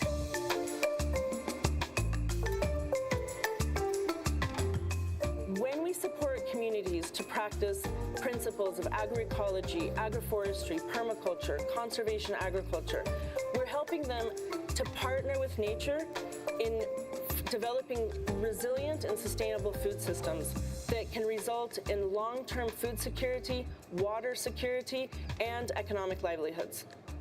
In Wamba, we have quite a number of pastoralists and agro-pastoralists who largely depend on the land in terms of production for their livestock.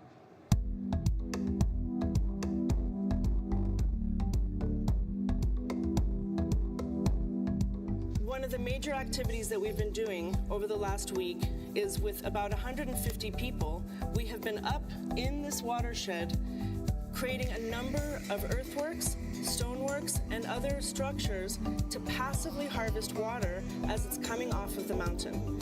This slows, spreads, and sinks water into the soil so that it stops forming massive gullies that are carrying the soil and fertility away from this land.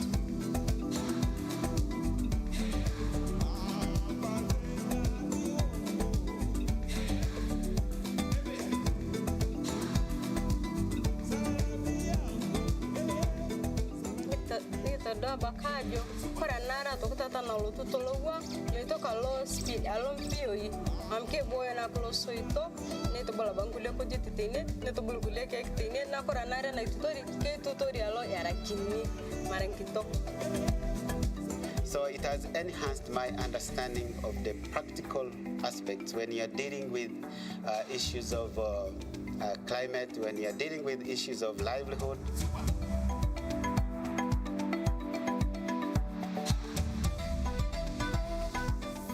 And I've loved the component of livelihood asset because it is what empowers people to deliver food on the table. It is what empowers people to become more resilient in such an ecosystem. So it is a great opportunity to build capacity. It takes time to build capacity, it takes a lot of resources, but this is a starting point.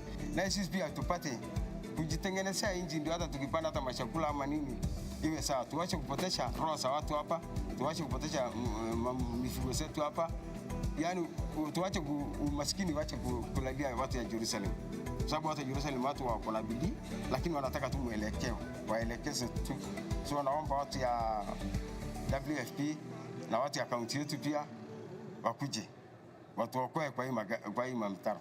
Yeah, so for all our structure, water harvesting structure, we need to make a contour line. So we need this kind of simple equipment.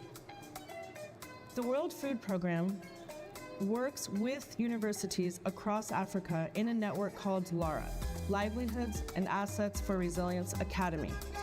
This network brings together universities, local leaders, government officials, technocrats from different countries across the entire continent to work together with communities and to train institutions on how they can be establishing ecosystem restoration boot camps in communities in countries all across the continent.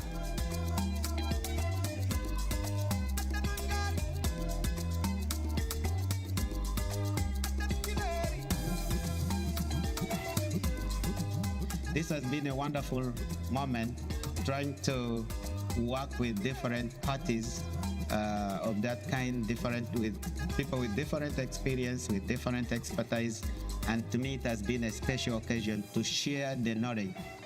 I'm very positive that this training will be taken to Samburu North and people will be happy to seeing their lands regenerate.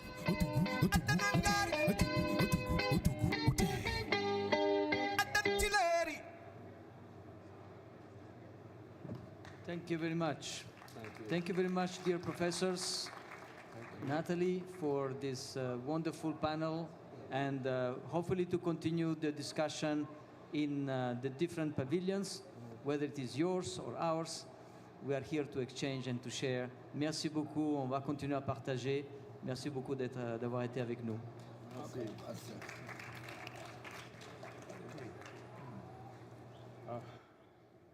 Congratulations. Thank you. Good job. Ladies and gentlemen, the session has now finished. Please vacate the room to allow for preparation for the next session. Ladies and gentlemen, the session has now finished. Please vacate the room to allow for preparation for the next session.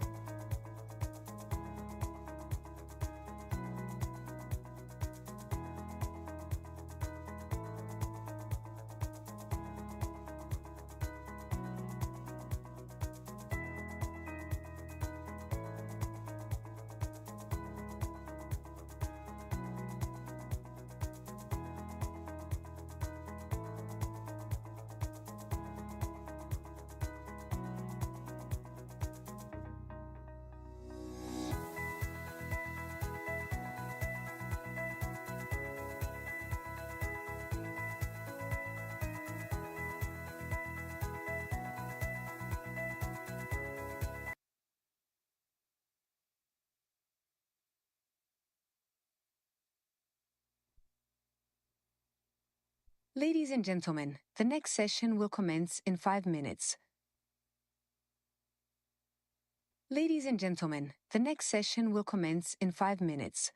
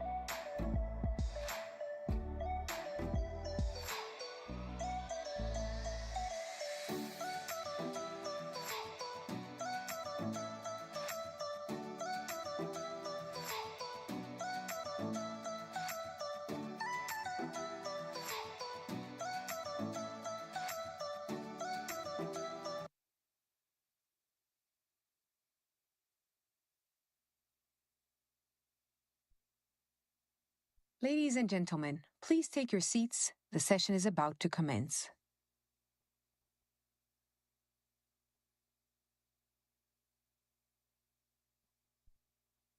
Ladies and gentlemen, please take your seats. The session is about to commence.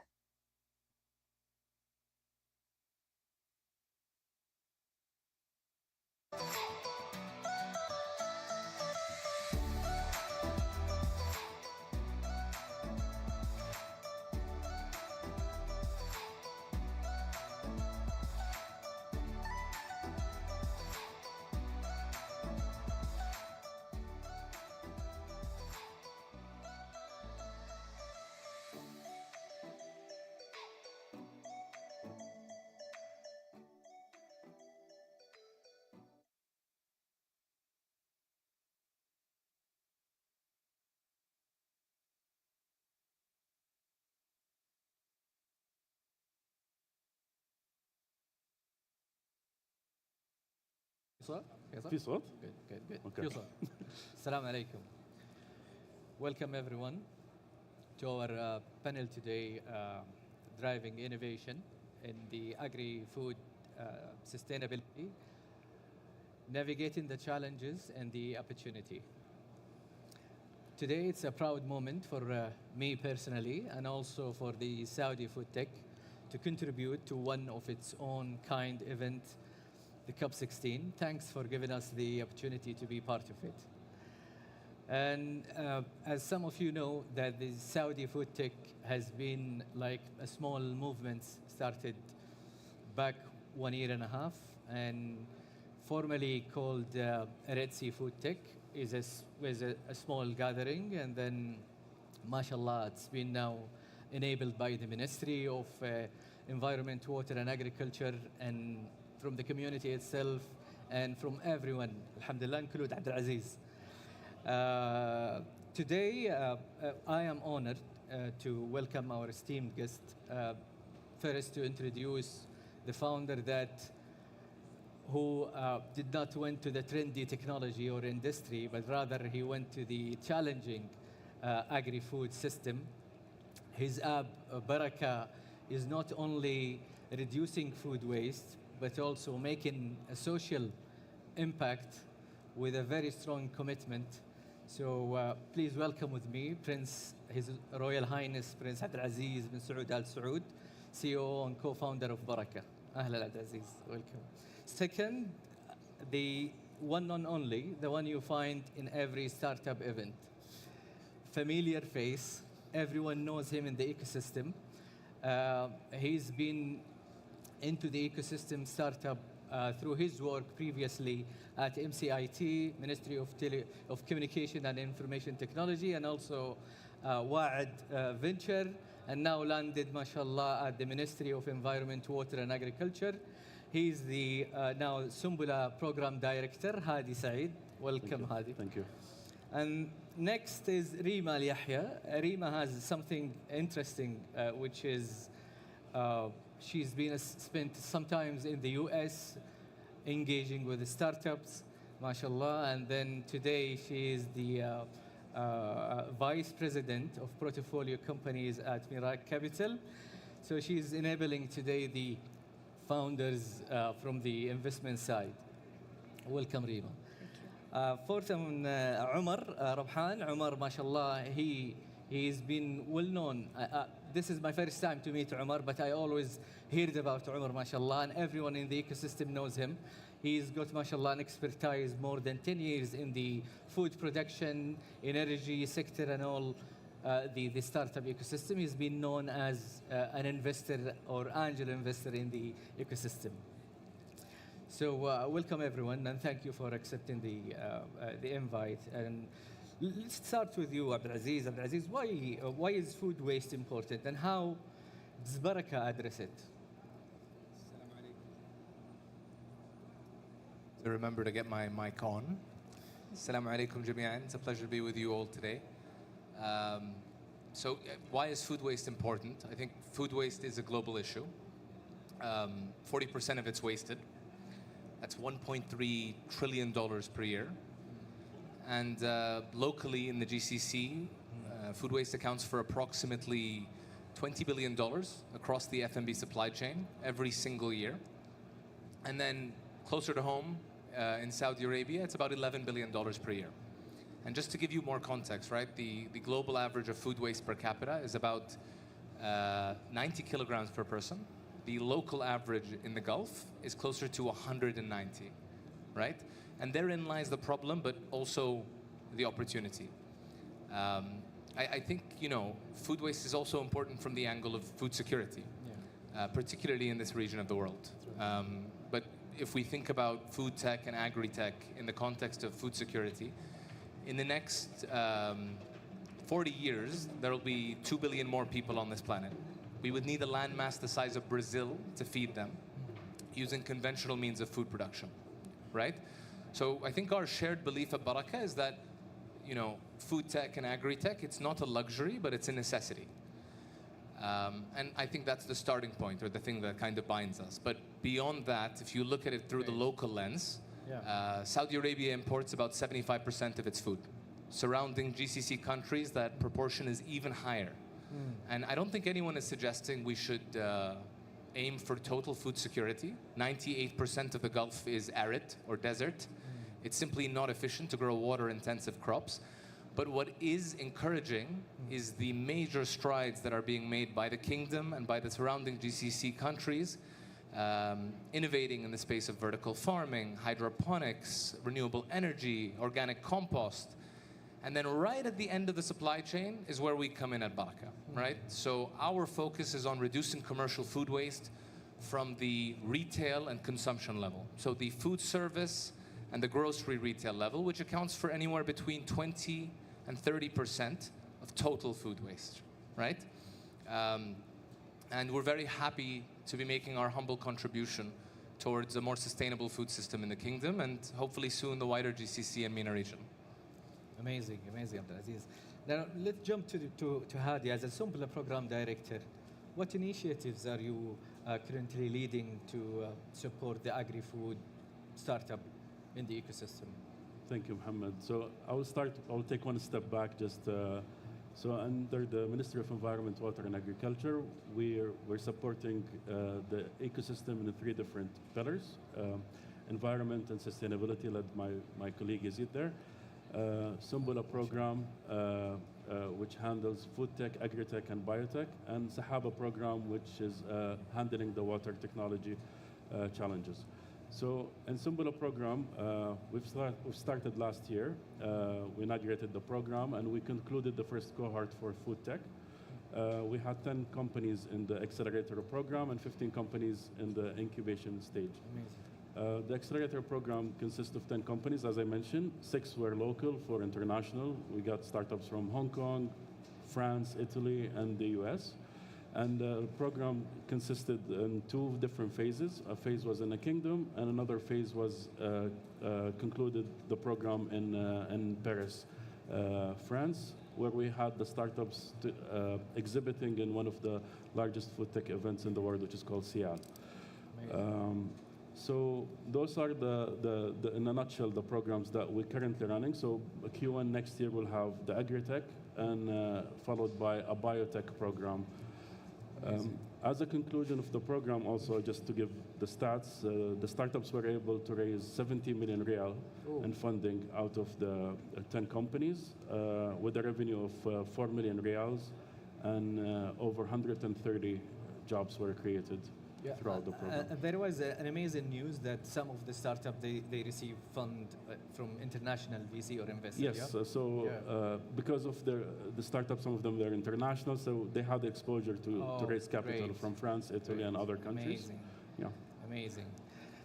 Great. Rima, from a VC perspective, what key factors do you consider when investing in agri-tech startups?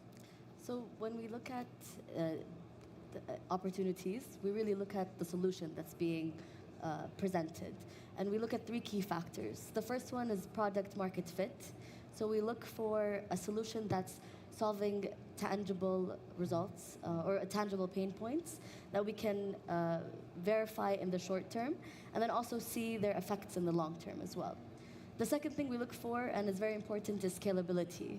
So making sure that the technology can actually expand through different markets and different regions is really critical for us to make sure that the impact can be felt by more and more people.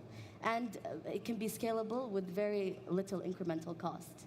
The third thing is alignment with our goals. So being an investor, we really look for returns for our investors, of course.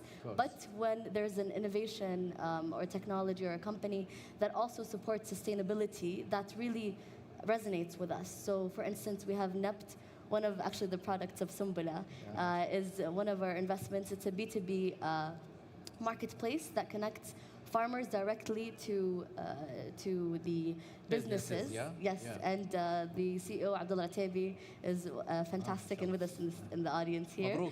And so what they've done is they were able to reduce costs, reduce transaction costs, and get fresher produce to the end user. Another innovation, of course, or another company, Baraka, also does the same thing, using technology to give tangible results right now, but then also set the stage for sustainability in the long run. Amazing, amazing. Umar, can you share your vision for enhancing the startup ecosystem in the agri-food industry? First of all, thanks for having me here, and what a great panel that we have here today. I think I should say it's not about my vision, but I will share my thoughts. It's because this is a country's vision. It's a leadership vision. And it's to simply enable this sector, the agri-food sector and the food tech sector. How do you enable it? You go across the whole, say, key factors that you need to focus on, right? Deregulating anything that is making it hard for startups to grow, right? Another aspect is to enable these startups that want to jump on these opportunities in and the agri-tech sector through programs like Sumbala and other programs. And also by just not shutting down any innovation ideas, right? So the direction is there. It goes from the top all the way down. But I have some thoughts for the new, let's say, and upcoming startups that I believe they should focus on the points that actually link up to the overall vision and the overall strategy of the government, of the country, right? Led by His Royal Highness. And it's anything that deals with efficiency, how to increase efficiency, and which is basically what Baraka, mashallah, is doing. How to increase efficiency by reducing waste, by reducing time, by actually increasing sustainability. That's one, and that goes through technologies. So technologies that touch these factors. Another thing is, how could you actually make an impact that has a sustainable impact at the at the end of the day? And sustainability, is a very broad subject. However, startups actually have been making big strides along those lines, and I believe it's just the time for it, as we've seen from our friends in Miwa, to just open up more opportunities in that space. So it's the short. It's not my vision. It's a country's vision. However, startups could focus on the core messages that are in the strategy, and we need so much more, so much more startups than we have right now. Great, Ahmad. Abdulaziz, you know how I admire the concept behind Baraka, and also the name. It's Baraka. It's something very I feel proud of.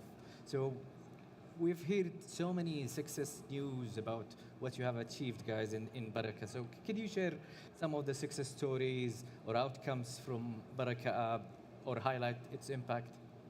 Absolutely. I mean, very high level, and I think this has been posted,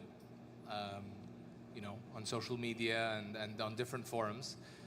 We've sold over 2.5 million meals now. Oh, mashallah. That otherwise would have gone to waste. And, I think these are kind of the headlines that everyone hears about. But what I'd like to maybe talk about is a granular example of what is the value we're creating for a retailer. So we work with over 2,000 retailers today in Saudi, and that includes global brands, Starbucks, Cinnabon, Tim Hortons, Costa Coffee, just to name a few. But I want to talk about Dunkin' Donuts, mainly because they have a massive footprint across the kingdom, 800 branches, and they're all on Baraka. We recently reached full rollout with them. Now, Dunkin' Donuts been operational with us for the past year, but in the past 6 months, they have sold over 400,000 meals that would have otherwise gone to waste. And the key aspect here is that 98% of those orders were pickup orders, which is a major differentiator in the local market, where most food apps are centered around delivery, if they even have a pickup option. If we quantify that customer acquisition value, we're talking about just under 200,000 unique walk-in customers over 6 months. So I think, to your point, Rima, about tangible value and linking that to impact, I think there has to be something more. Retailers, of course, want to reduce their waste. They want to recover sunk costs, but Baraka is not going to be their main revenue driver, right? The customer acquisition angle is something that allows this to be super scalable and extremely attractive to retailers. So I think, that's like a great success story for us, and we expect over the next year for Dunkin' Donuts to save or sell over 1 million meals from going to waste, which would acquire them close to 300 to 400,000 unique walk-in customers. Excellent, Abdulaziz. Hadi, how do you evaluate the potential of startup in the agri-food tech space? Very good question. So the technology evaluation is a technology on its own, so that will go through different due diligence. But usually what we do, So as you see, like we're here in Area 1 where MIWA is here and the sister entities of MIWA. So each one of them, they have a mission. And what we do is we link the ecosystem together to address the gaps in each entity. And basically our vision is to change filling the gap from having consultant to having a product, and the product coming from the startup. So we have a couple of committees and a couple of committees within the ministry that they evaluate the startups and the need based on the plan and the strategy in the kingdom. You talk about desertification, you talk about food security, you talk about multiple things like recycling and others. So those are the committees and the entities, as you see them here, like Mawan, Food Security Authority, and others. They're all involved. We like also, as you remember in the event, Meet the Big, we involve also the private sector from dairy manufacturer and big companies. I don't want to do marketing for the companies here. So so we involve them. We can say them because they are always coming, and supporting the ecosystem. So NADIC, we had NADIC there, and we had SALIC as well, a PIF company. And also, definitely, we look at investors in the sector. They're not that many, but we involve them in the conversation, and also we share the pipeline. We invite them to the events. And also we look at their investment thesis, what they're looking for, and that would help us in the sourcing of the startups and the programs. And we tailor the program to ensure that they will have a great pipeline by the end of the program. Yeah, amazing.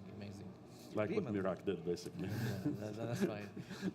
Why did Mirak Capital invested in NABT? What is the reason behind it? And is it aligned with your broader investment philosophy? Definitely. So thank you for that question. Yeah. So at Mirak, we don't focus on a specific sector. So I said this earlier. I'll sound like a broken record, but we really do look at the technology itself and the solution. And what we saw in NABT was really a solution that's, like I said earlier, short-term benefits with long-term value creation. So what NABT was able to do by connecting these farmers directly with the businesses, eliminating the middleman, eliminating extra costs, and creating a more efficient value chain really inspired us, along with a great team, a great platform, and really also the network as well. So we're seeing a lot of action and excitement in this space, in agri-tech in general. And definitely having supportive partners and a network is critical in any startup's journey. And we saw that this space really does have that support and potential. So it's really just matched what we were looking for in terms of the right technology, the right team, and then also the right network. Excellent. But I think for NABT, it's first the right team before the technology. The right team? The right team for the technology. And this is, we had this discussion, me and you, that early stage investing, always they look at the founders more rather than looking at the technology. 100%. Yeah. So amazing. Umar, how can collaboration between the public and private sector drive innovation in this field? I'm going to answer your question with a question first. I think we should think of how opportunities are created. And think of any sector. Starts with global conferences with the leaderships, and then leaderships of countries meeting and agreeing on what the direction is. After that, it goes to the local governments, and initiatives are being set. And that means the budgets are being allocated and money is being spent in those sectors. And then right after, at that level, we have big corporations are the first ones that jump on those opportunities. That was 20 years ago, or maybe 25 years ago, right?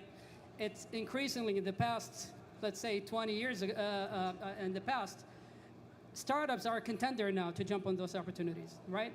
But that only happened because of cooperation between, private and public. And we in Saudi Arabia, as some of us, most of us here know, but to our guests, we have specific centers dedicated for that, right? The private and public participation, center.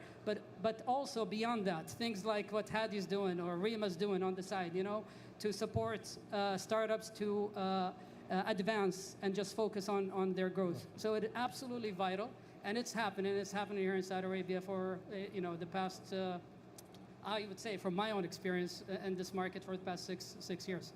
MashaAllah, MashaAllah, amazing.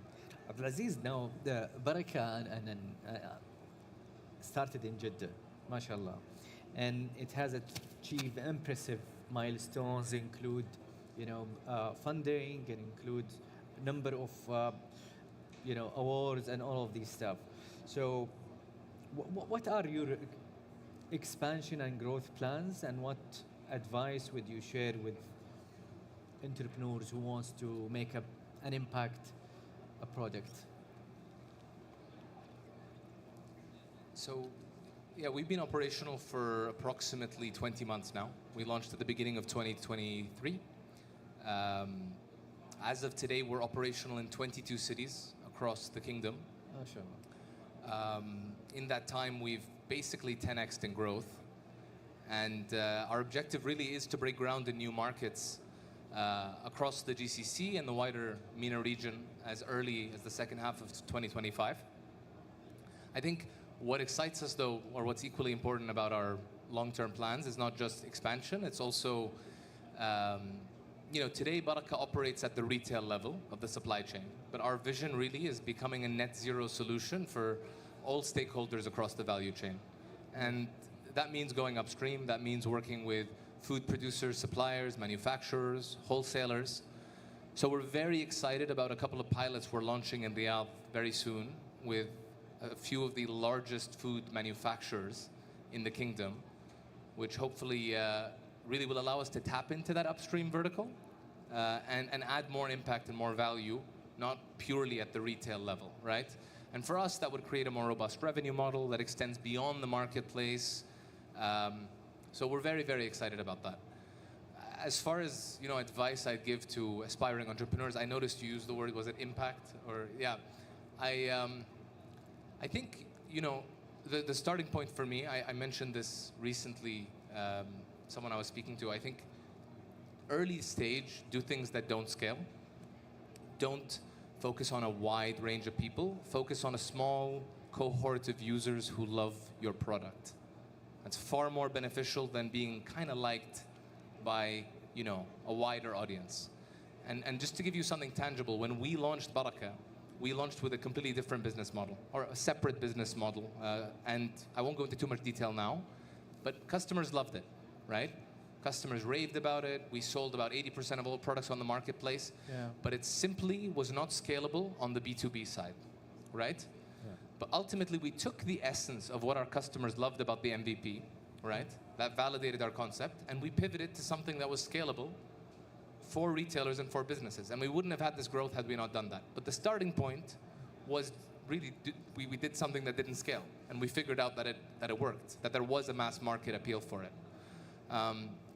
So I think the main takeaway is like no amount of positioning or marketing or, social impact is going to, be the difference maker, right? In scaling a great product, right?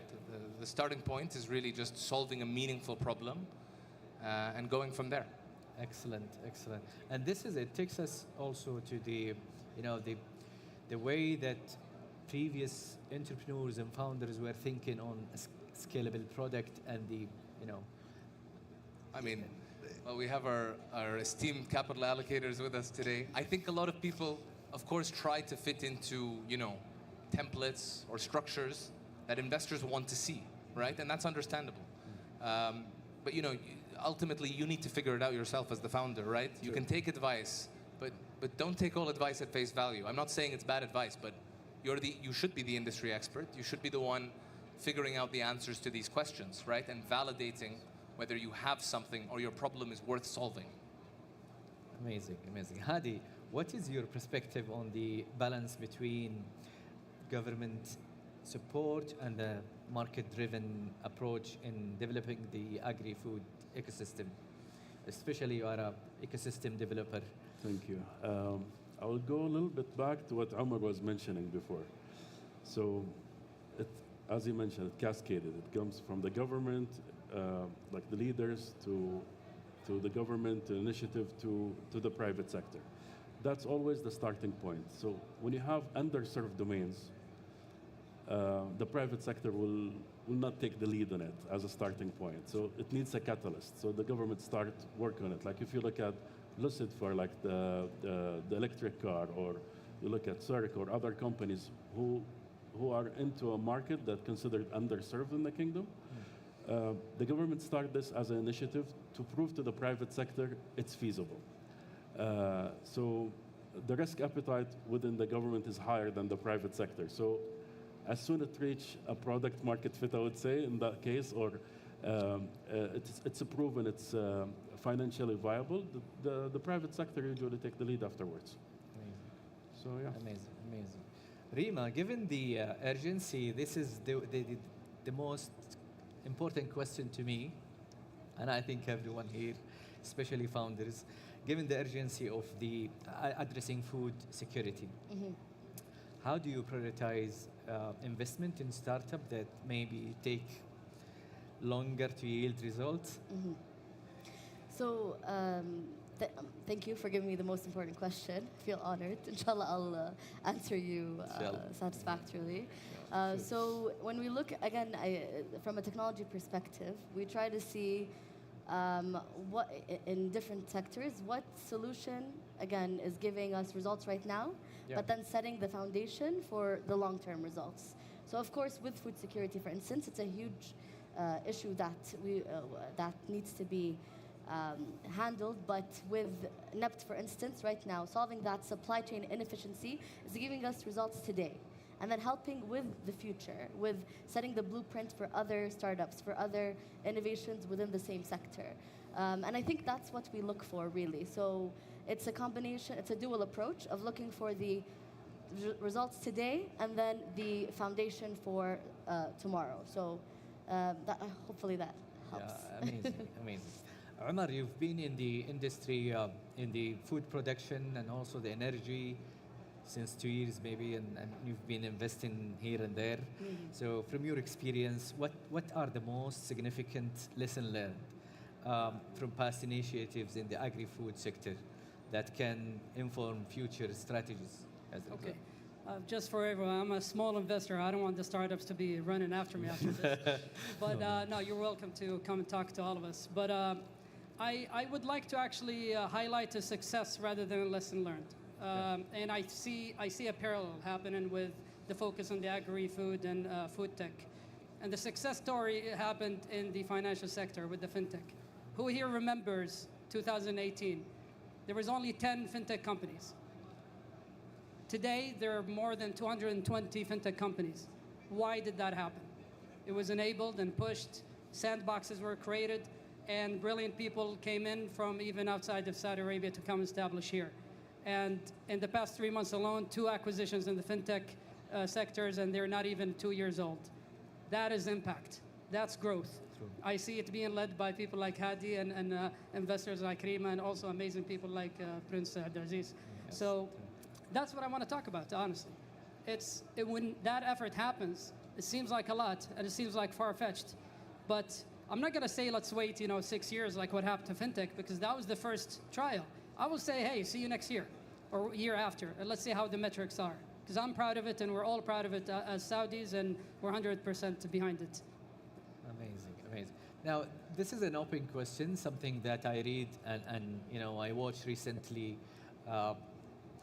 Futurists say that the 22nd century, the food system will be changed. There will be a vertical farming, and there will be, so many things that will be changed. But what I've seen today is there are so many things that is happening before the 22nd century.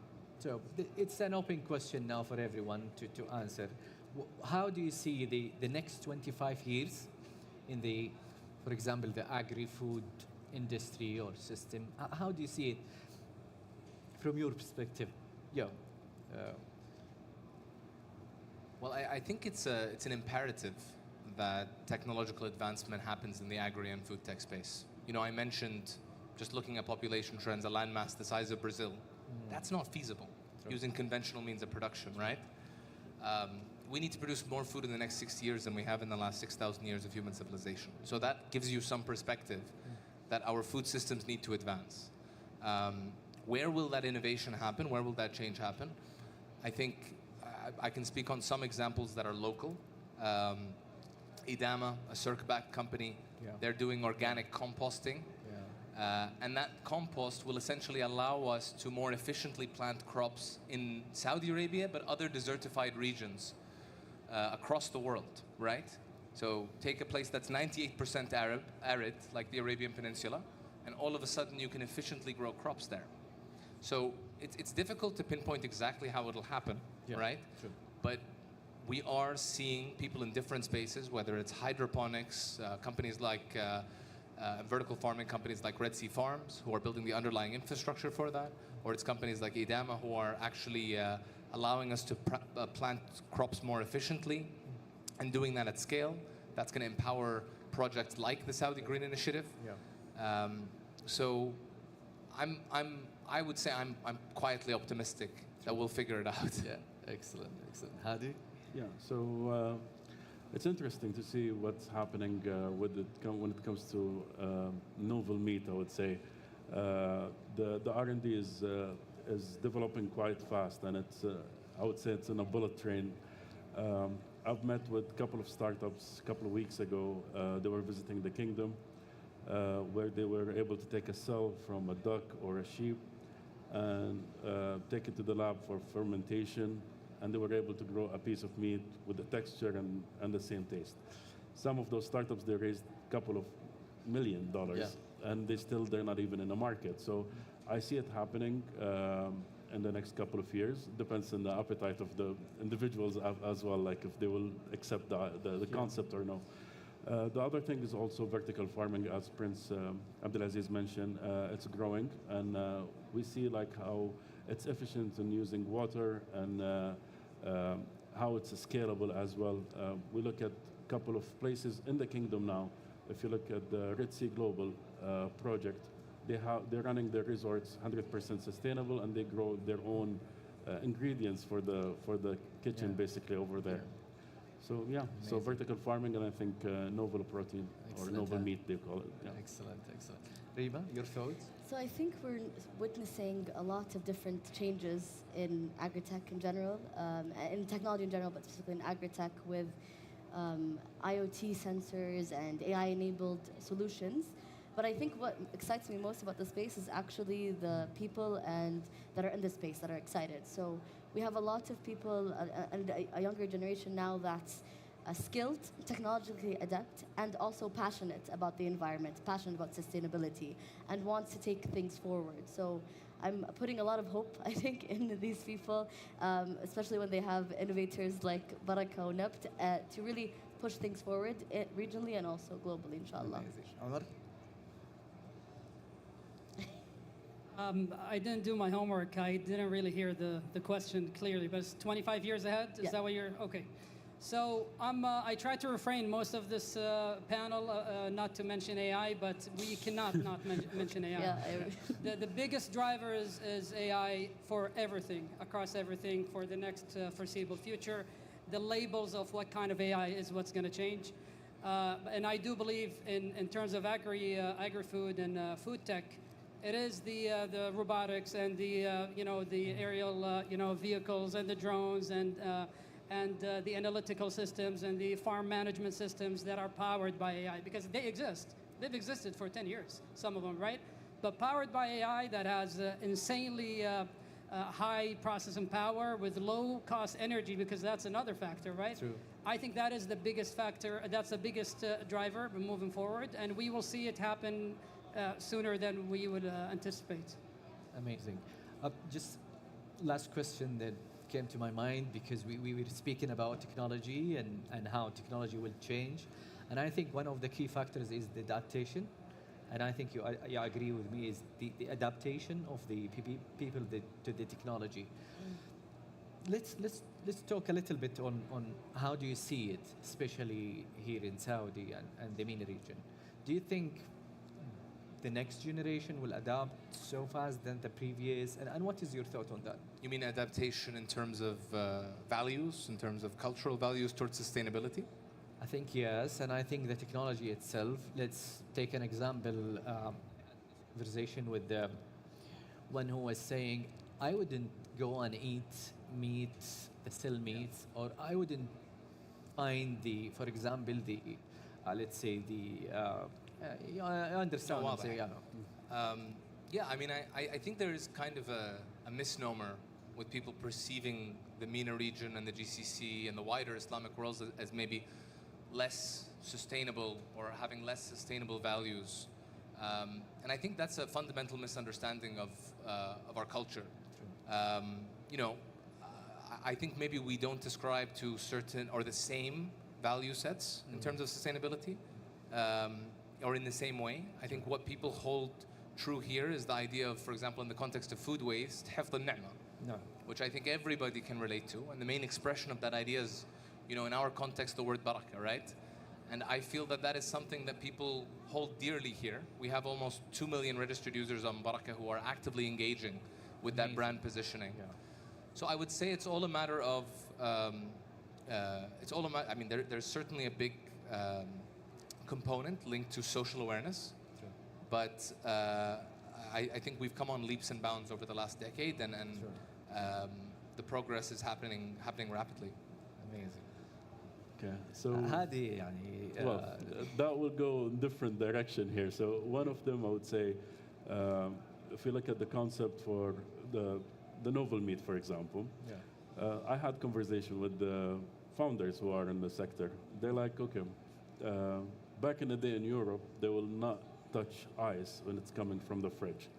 They will actually go to the lake when it's frozen. They will pick up a piece of ice and they will shred it at home and have it in small pieces. So the adoption may not be easy, but like for example, other concepts that had high adoption and it was really quick.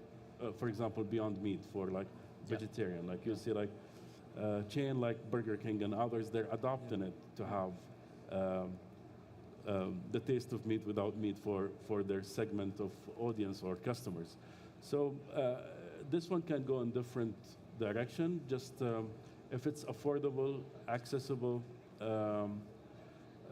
In our case, if it has also like the religious value, like for example, the founder was telling me is like, the sell meat, can I have it halal certified? I'm like, I'm not the person to give you that answer. Yeah, so, yeah, that's a great question. Yeah, important question.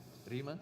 So I think agriculture is a very traditional sector, as we all know, and there's different stakeholders that we need to take into consideration who might not immediately understand the benefit of these new technologies or companies that are coming into the space. So it's really a lot of education and awareness around the results that these can bring, but then also showing them those results right now and showing them how it can really help change their lives really and make sure that it's sustainable and goes on.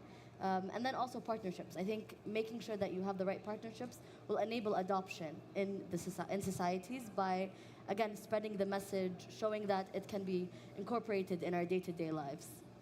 Amazing, amazing. Omar? I have no further addition to my colleagues here, to be honest. But one thing is that tech adoption requires a few key factors. One of them, as Rima mentioned, is incentivization. You got to incentivize people to participate so they try it. But the core one is value. What is the value in it for me as a user, end user, to adopt your technology? So think of a farmer, think of a retailer, think of someone in between the chain. And what is the value for them? Is it money? Is it more, time efficiency, any of that sort? So we got to focus on the value and the incentives that come with it. At the end of the day, the market will tell you maybe the technology is not good. Yeah. So that's what I want to say about this. Amazing, amazing. Thank you, everyone. We'll have a 10 minutes Q&A if anyone would like to ask any of our esteemed guest speakers. I have so many questions to ask, but let's give the chance to Mike there.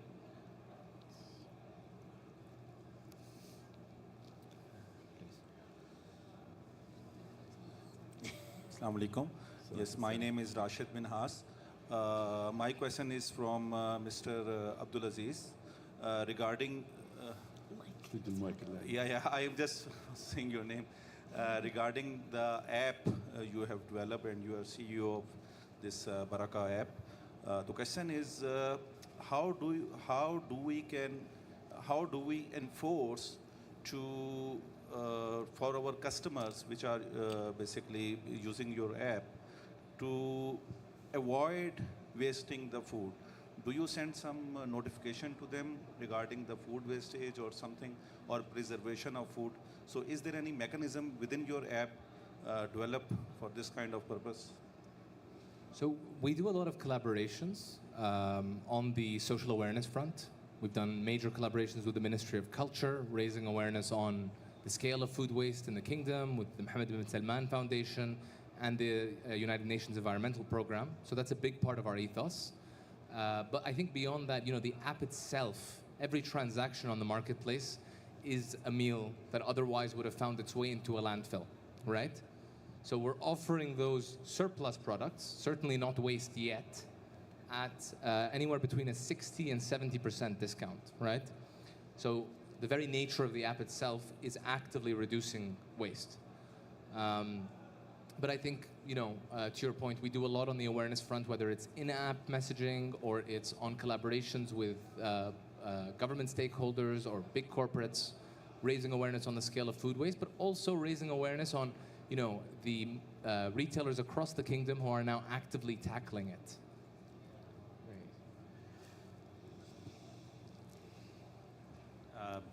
Great talks, and Hadi, my question for you. No, before Hadi, congratulations to securing thank you the very fund much. from.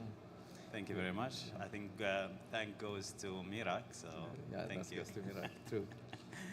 Hopefully, inshallah, we'll make it. You will. Inshallah. So my question to you, Hadi, we wanted to open collection centers across the country. Who do you think we should reach out to? You reach out to us. Okay, so you guys are witness here, right? Yeah, sure. It has its own process, definitely. So I'm happy to have the conversation with you after the session. Nice. We'll see how we can help. Cool. Thank you. You're very welcome. Yeah.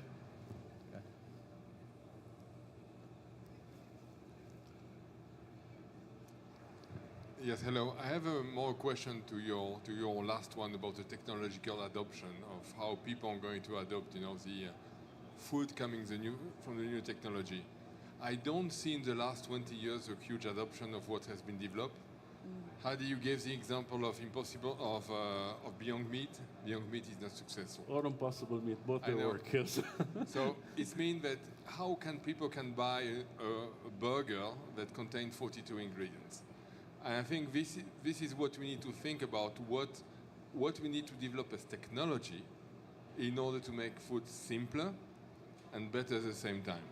And I think this is a much bigger question that we need to answer. Maybe AI is part of it. Yeah, Omar, would you like to? Yeah, because you mentioned AI, so it's in your field. Yeah. I have to preface, I am the least qualified to address a big topic like this, but I agree with you. That's the point. I agree with you 100%.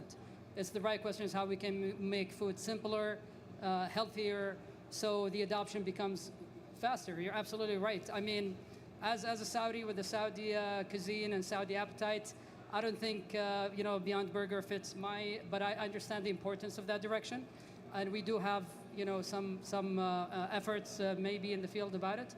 But yeah, you're absolutely right. I think that also goes down to the simplicity of food. If we think about it, it's actually what ancestors ate.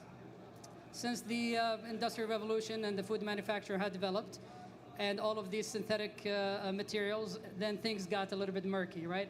And I think part of the question also is like, how can we just go back to what ancestors did in simplicity? Employing AI and such thing, that goes to the biotech kind of industry and research and development. And I do believe there is a lot of work to be done there. Anybody wants to add anything at this point? Yeah, so I'll just say that I think to encourage, definitely I agree with your statements, and To encourage adoption, definitely reiteration is key. So seeing what's working and what's not working, and then finding out, using AI truly to really get to the best solution that fits the marketplace. So, and I think with the right network, so with the right stakeholders, the government support, the entrepreneurs, the investors, everyone, that can really build it. But like you said, coming from making sure the end goal, the audience, is taken into account and encouraging adoption. Anyone else? Great. Anyone else? Yeah. Here. We'll take this question. Thank you for this very enticing solutions. And I'm wondering, like, when these solutions are mentioned, do you think that going to the soil and saying, okay, we get to the end of the cycle, we cut it into the soil, should be systematically integrated into the approach, which gives it from soil to soil you return, and somehow it's like a philosophical concept that actually has a meaning also, and for the cycle it's good. That's for Hadi. Go ahead. No, I didn't understand the question, if you can. So, you speaking about how innovation for agri-food sustainability and how to reuse the end product. Yeah. And once you recycle, you want to put into action, into application, and one of the most interesting applications is to amendment into the soil. Yes. Soil organic carbon increasing. Should the strategy always integrate this component when a agri-food solution is proposed? If I understand your question correctly, so obviously, like, part of recycling the waste into soil is obviously a part of it. Can you do the 100%? Not really. If I understand your question correctly, because still I didn't get your question. So you propose a solution. Imagine it is 20%. You are proposing solution. No. Imagine someone has proposed a solution and 20% of what he's recycling. Okay. Do you think that even if it is 20, 10, 6%, whatever, the strategy going up to the application, to how it is used at the end, should be integrated into his proposal of solution? It's not enough to say, I am recycling, I stop there, and someone will take care of it. Okay, so you're mentioning the strategy from soil to table and from table to soil, basically. Yes. Okay. Yeah. Well, that's whatever the aim for everybody over here. Yeah. Thank you. You're welcome. I think we had enough question. Anything you would like to say, Abdulaziz or Hadi? Would you like to share anything to end the panel now? It's been an absolute pleasure sharing the stage with my incredible counterparts, and we have some brilliant founders in the stage who are also working on incredible startups in the sustainability space, whether that's agri-tech or food tech, and I'm super excited to see where that takes us in the next 5 to 10 years. Thank you, Mohammed, for organizing this. Happy to be with my colleague Abdulaziz, Rima, and Umar. In the program, we're happy to, it's a call to action. If you have a startup in agri-tech, biotech, and food tech, we're happy to take your journey to the next step, hopefully. Thank you. Thank you, Mohammed. Thank you, Rima. Great panel, and thank you to the panelists. Really, just closing statement is focus on the solution. Thank you for having me, and just a call to all of the startups: go and innovate and talk to us. Yeah. Thank you for having me. Thank you very much. Thank you. And there is a chance to meet two of the program director. You have someone from MCIT, GM here, Umar, and also Hadi. Yeah. Thank you for your time, and thank you very much. Thank you.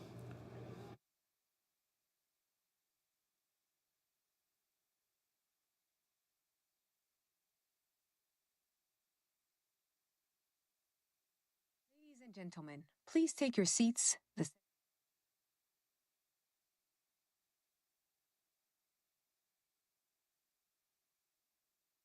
Ladies and gentlemen, the session has now finished. Please vacate the room to allow for preparation for the next session. Ladies and gentlemen, the session has now finished. Please vacate the room to allow for preparation for the next session.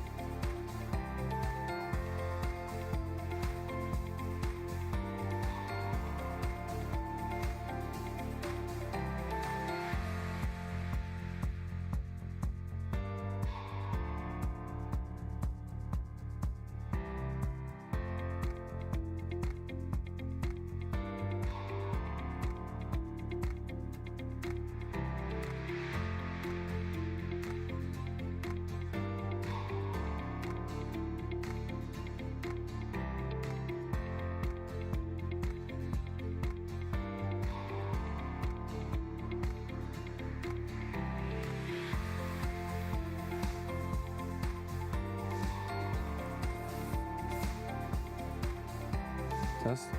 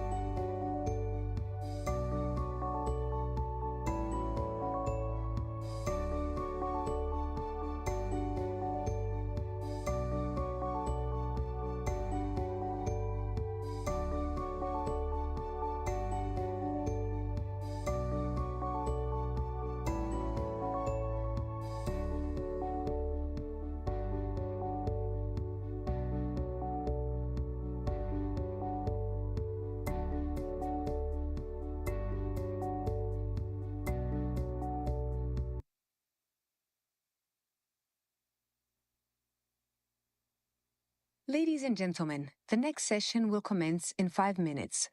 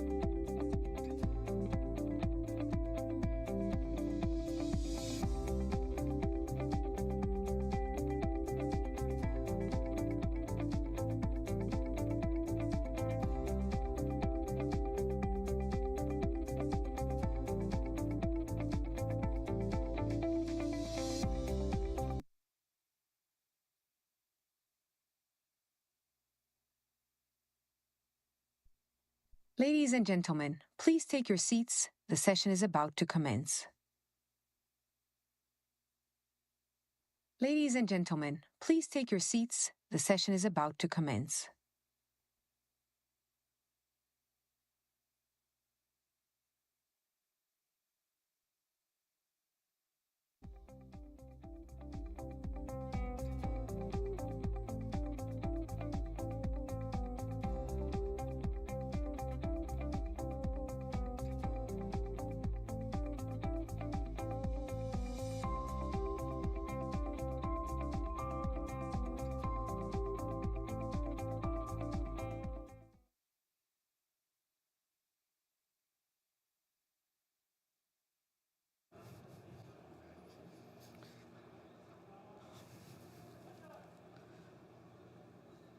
Good evening, everyone.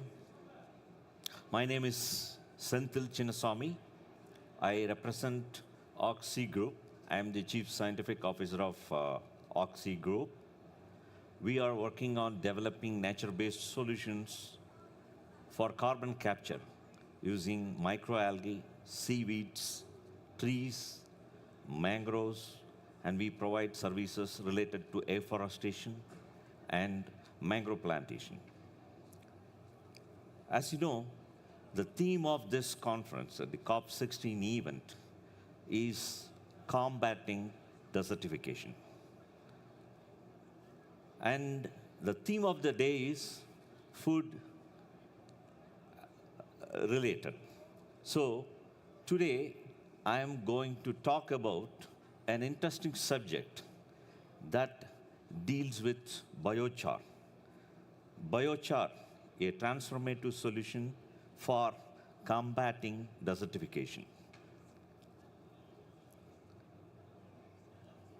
So let me ask you, you may be knowing about charcoal. You know very well about the charcoal is being used for grilling chicken and other stuff. But what is this biochar? How do you differentiate biochar, char, and charcoal? They are all carbonaceous products made out of pyrolysis of biomass, and they are rich in carbon, having nearly about 60 to 70% carbon. And they are very good biogenic resources for fertilizing the soil. And you know, they are considered as a promising negative emission technology for combating CO2 emissions. Then, very, very important thing is it addresses the UN sustainability goals. Number 6, that is related to clean water. Number 7, that is related to clean energy. Number 12, that is related to sustainable production. Number 13, that is related to carbon capture. So let's think about this biochar.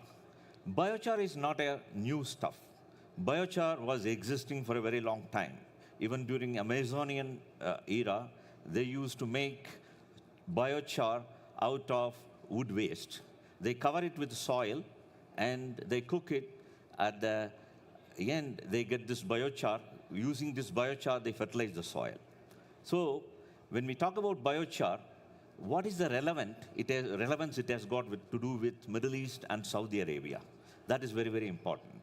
And if we try to produce biochar, do we have enough feedstock? That's the next one. So if you see here in Saudi Arabia, there are quite a lot of biogenic feedstocks available. That starts with forestry waste, and you get quite a lot of agriculture residues, and you can get lots of industrial waste. Industrial wastes are, they are rich in carbon that can be converted into biochar, and you have quite a lot of other resources are also available, and there is plenty of seawater available, and you have got wastewater. Using this wastewater and seawater, you can produce algae. This algal biomass can be converted into biochar. So this biochar can be produced using a process called pyrolysis, and this pyrolysis process is kind of a thermal conversion process that transforms the biomass into kind of a solid product that is called biochar. And you will also get bio-oil, that's a fuel, and you get a gaseous fraction that is made of carbon monoxide and hydrogen.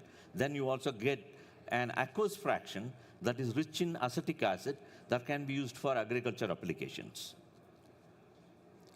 So if you see, what is this biochar and how it can be used for improving the soil productivity and how we can combat desertification, how to fertilize the soil. So if you see, this is an important concept. Biochar can be made from any kind of waste, organic waste, biogenic waste.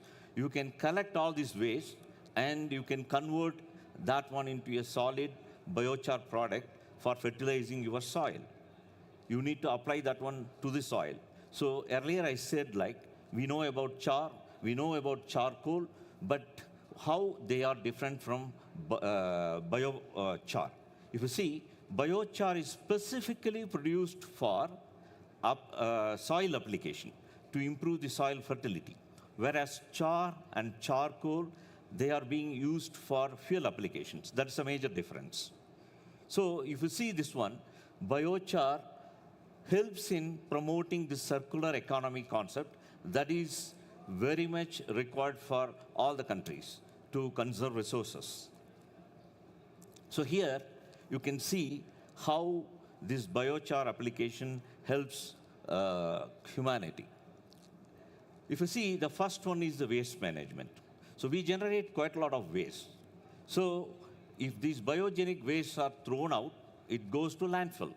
When it goes to landfill, they get decomposed. It will undergo anaerobic decomposition. In that process, it generates methane.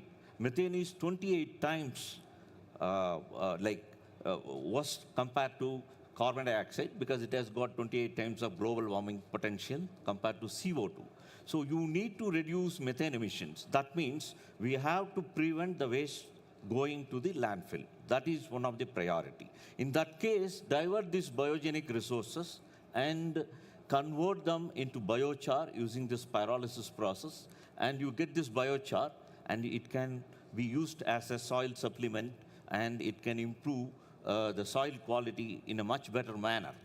So if you see Saudi Arabia, the soils are mostly unproductive.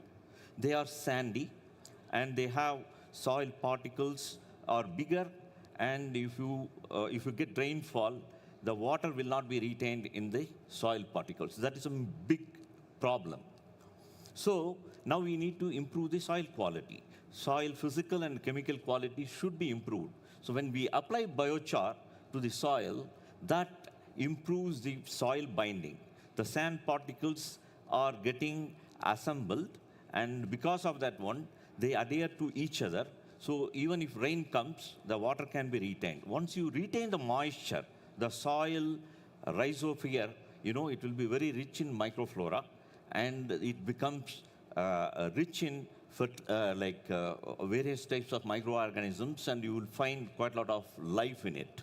Then there is a major problem with desert soils. Since it is not retaining moisture, it cannot retain nutrients also. When you apply nutrients like nitrogen and phosphorus, they get leached out. So that's a big deal.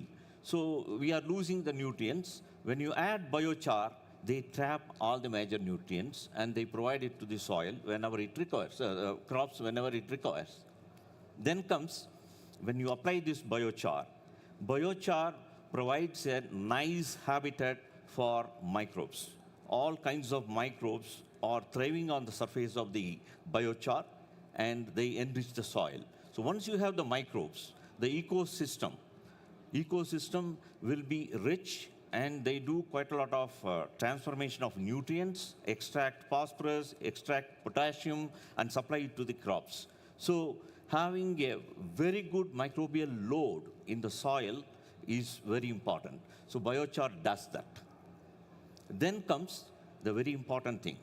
They are very efficient in removing heavy metals and these pharmaceuticals and personal care products, which is considered to be very harmful pollutants in the wastewater.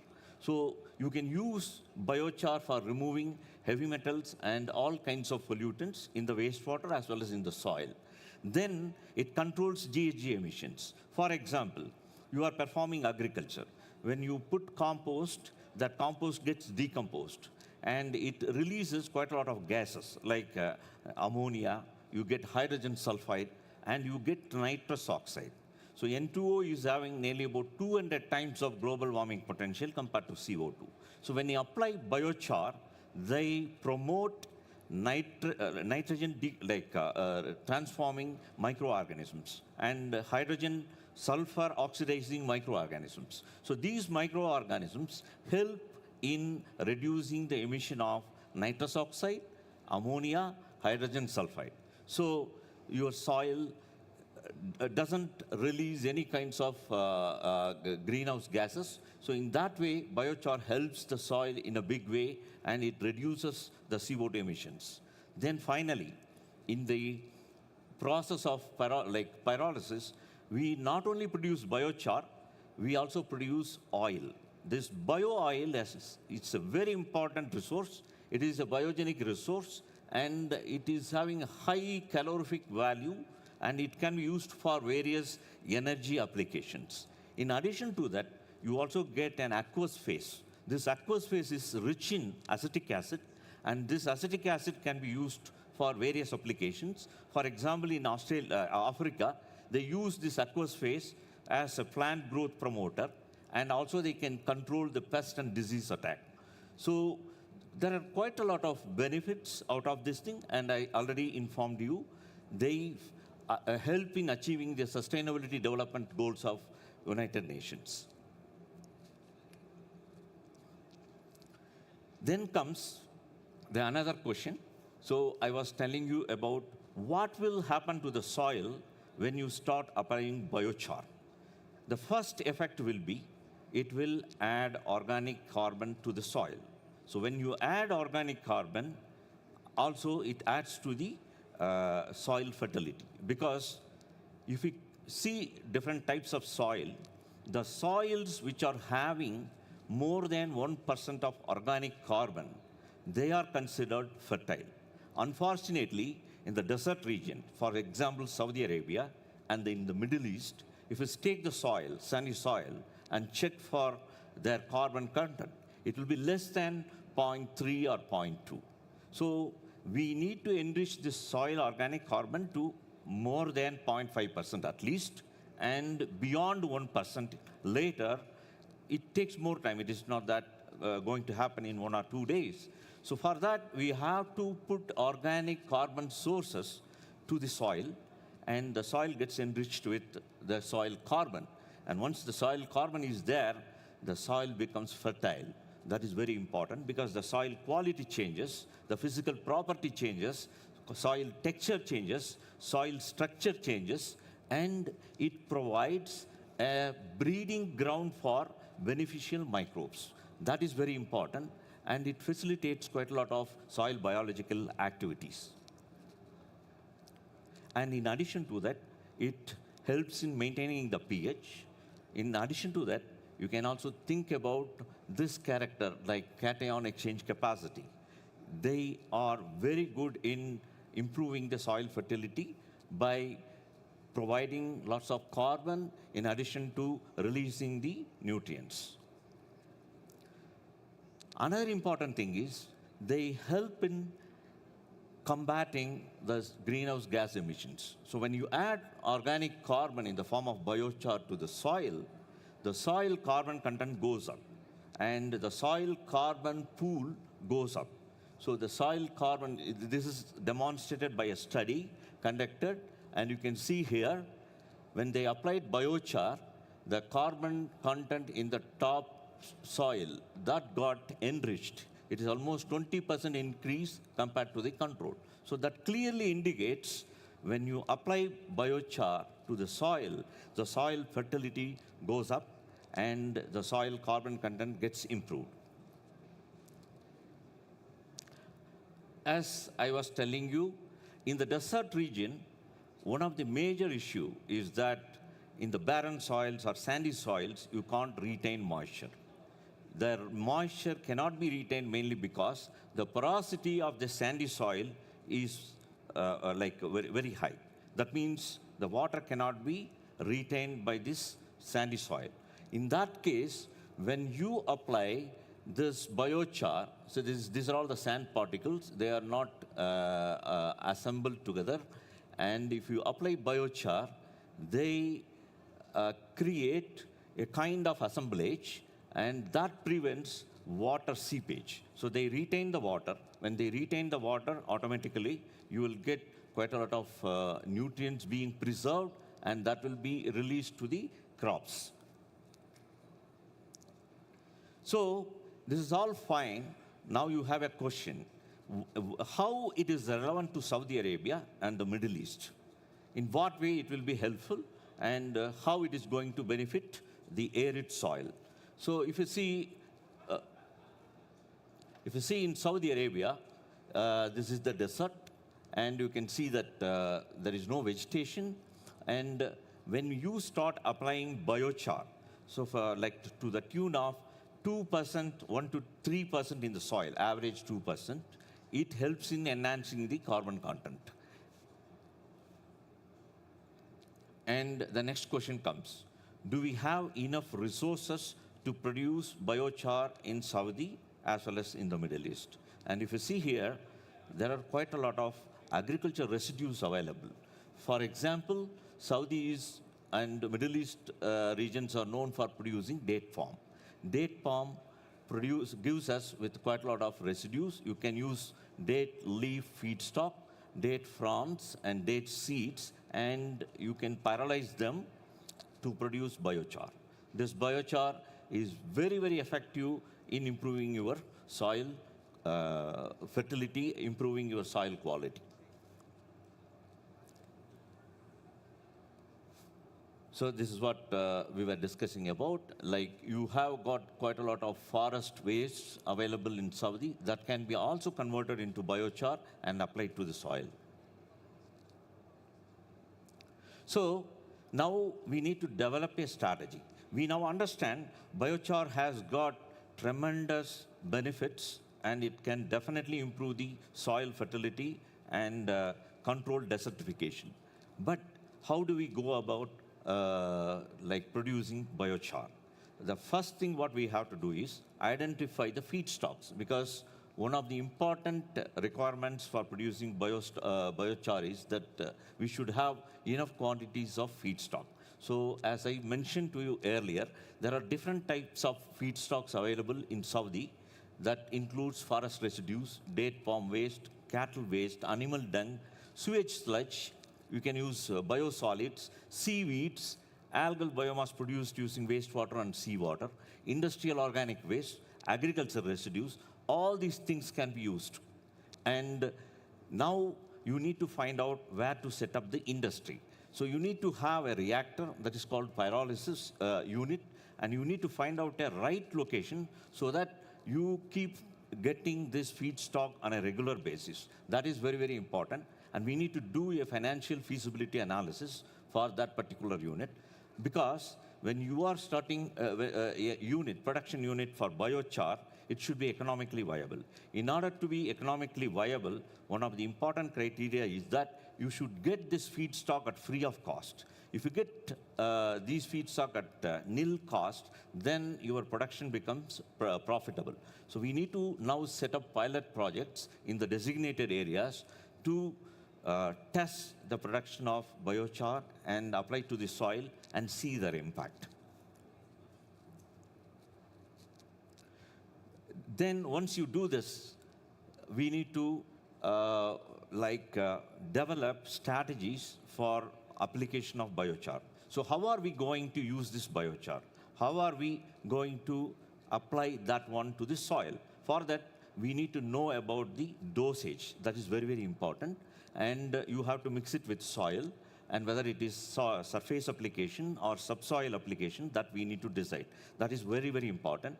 Then we can integrate the biochar application with other practices for sustainable land management. That is very, very important, because we know about, we are having agroforestry development, and you do carbon farming, and we do water management, and you do quite a lot of related activities for capturing carbon or improving the soil fertility. So that aspects can be incorporated with biochar incorporation in soil.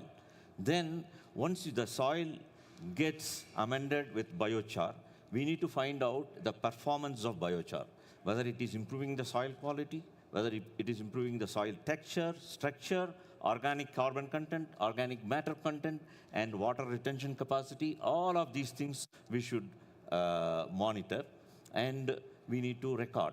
Then once this is done, we can track the progress and identify the application of biochar is beneficial or not. So that can be easily tracked. So in summary, if you see, Biochar has very huge potential for the Middle East in combating desertification because this is a wonderful source for improving your soil organic carbon. Because without soil organic carbon, your soil cannot be termed as fertile. So in order to improve the soil organic carbon content, definitely biochar application is recommended. Then it supports climate resilience by restoring degraded lands. As you know, Saudi green initiatives, they aim at like restoring at least 8 million hectares of degraded lands by 2030. In that case, you need to develop a roadmap. How are we going to restore these degraded lands? The only option available here with available resources would be producing biochar and applying this biochar to the soil. That helps in improving soil fertility. Apart from soil fertility, you can enrich the soil organic carbon content, biodiversity. Once the biodiversity goes up, your carbon capture potential of that soil will be very, very high. Then your soil carbon pool enhances. So that is very, very important. And it is a very key tool for afforestation and desertification control initiatives. Then, as I said earlier, it improves soil quality, fertility, microbial activity. That is very, very important. Without microbes, your soil is not considered fertile. So our main objective of adding this biochar is improving microbial activity so that all kinds of microbial transformation process can happen there. Then comes, there is a huge opportunity, business opportunity also for the Middle East countries to produce biochar using forestry waste, agriculture residues, industrial waste. So this is what we want to highlight. Particularly, our company Oxy is focusing more on converting industrial waste like sludges and carbonaceous waste into biochar, and even animal waste for that matter can be converted into biochar and applied to the soil. So that helps in reducing the GHG emissions. Otherwise, it will go to the landfill and produce methane that really pollutes the ambient air. So that can be definitely prevented by converting all these wastes into biochar. Then biochar can offset emissions of major GHG, including CO2, methane, and nitrous oxide. This is very, very important. If you start adding biochar into the soil, that promotes the beneficial microflora, which can transform this nitrous oxide to nitrogen. And as well as it can also promote sulfur oxidizing bacteria in the soil. So there won't be any hydrogen sulfide production. Then ammonia oxidizing bacteria. So ammonia gets converted to nitrate. So these are all the benefits of applying biochar because it has got quite a lot of porosity. Then in addition to that one, finally, I would like to highlight, in order to make this technology economically viable and beneficial for Saudi Arabia as well as the Middle East countries, we need favorable policy support. That is very, very important because this industry has not been established already. It is very popular in Europe. This concept is now fetching up. Definitely, there is a huge opportunity for Saudi to make this industry viable because there is an obvious need for improving the soil fertility. As you know, in Saudi Arabia, nearly about 210 million hectares of land area is available. Out of this 210 million hectare land area, only 1.8%, between 1.5 to 2% are arable. That is only 3 to 3.5 million hectares are arable. Nearly about 60 to 70% of the lands are degraded. So we now need to restore these lands and make them fertile so that we can grow crops and meet our food requirements, and we can plant trees and make them into green forests. So these things can be done if we could focus more on producing biochar from agriculture residues and the waste materials. Thank you. If you have any questions, I'm ready to answer. Thank you.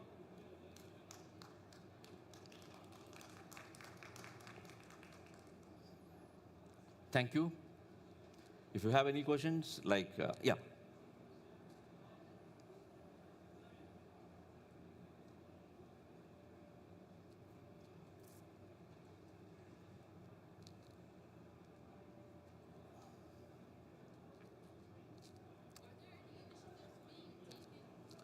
Excuse me?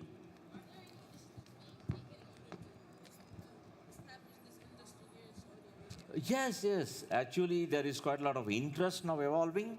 There are a few companies working with that companies producing pyrolysis reactors. They are trying to install it, but the question is the availability of feedstock. So we need to first find out how much feedstock is available in a particular location, because you have to also see the carbon footprint.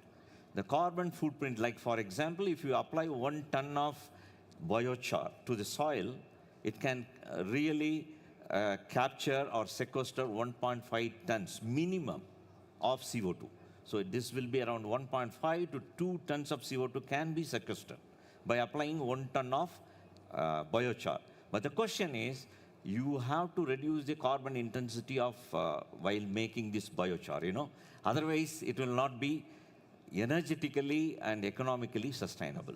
So, so in that case, if you want to find out the various feedstocks availability in a particular location, we have to reduce the transportation cost, because otherwise we have to spend quite a lot of fossil fuels for transporting this feedstock. So we have to identify the right kind of location where you get continuous availability of feedstock and install your unit. That is one prime criteria.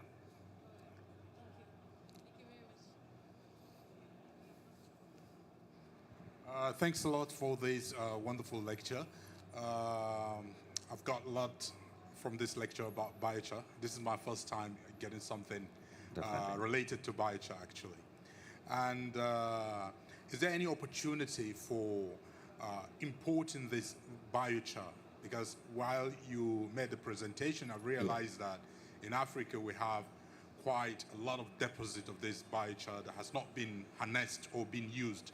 Is there any opportunity for importing this biochar from any of the African continents and help in the green Saudi Arabia that you talked about? Yeah, it's a good idea to import if you just focus only on improving the soil fertility. But the problem is the transport. So here, we are using this one for carbon sequestration also. In that case, transportation adds up to your carbon footprint. So that will prevent the countries which are they have already the targets of reducing their carbon emissions. For example, Saudi has got a target of reducing 278 million tons of CO2 by 2030. So they are looking at each and everything. So yes, the huge quantities of biochar from Africa can be imported into Saudi Arabia and make the soils fertile. That's a good concept. But question is, we have to compromise, like whether we have to go for carbon sequestration or enriching the soil fertility. So it has to be a policy decision. But it's a good choice, because for improving desert soil fertility, this is the best way. And the cost will be also another one, very important, like the cost has to be affordable for any technology to be viable. And so that we have to consider.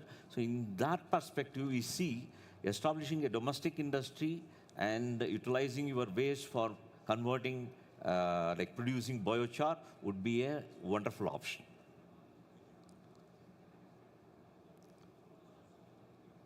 Any questions? If not, thank you very much. And I thank the organizers of COP16 for this great opportunity. Thank you.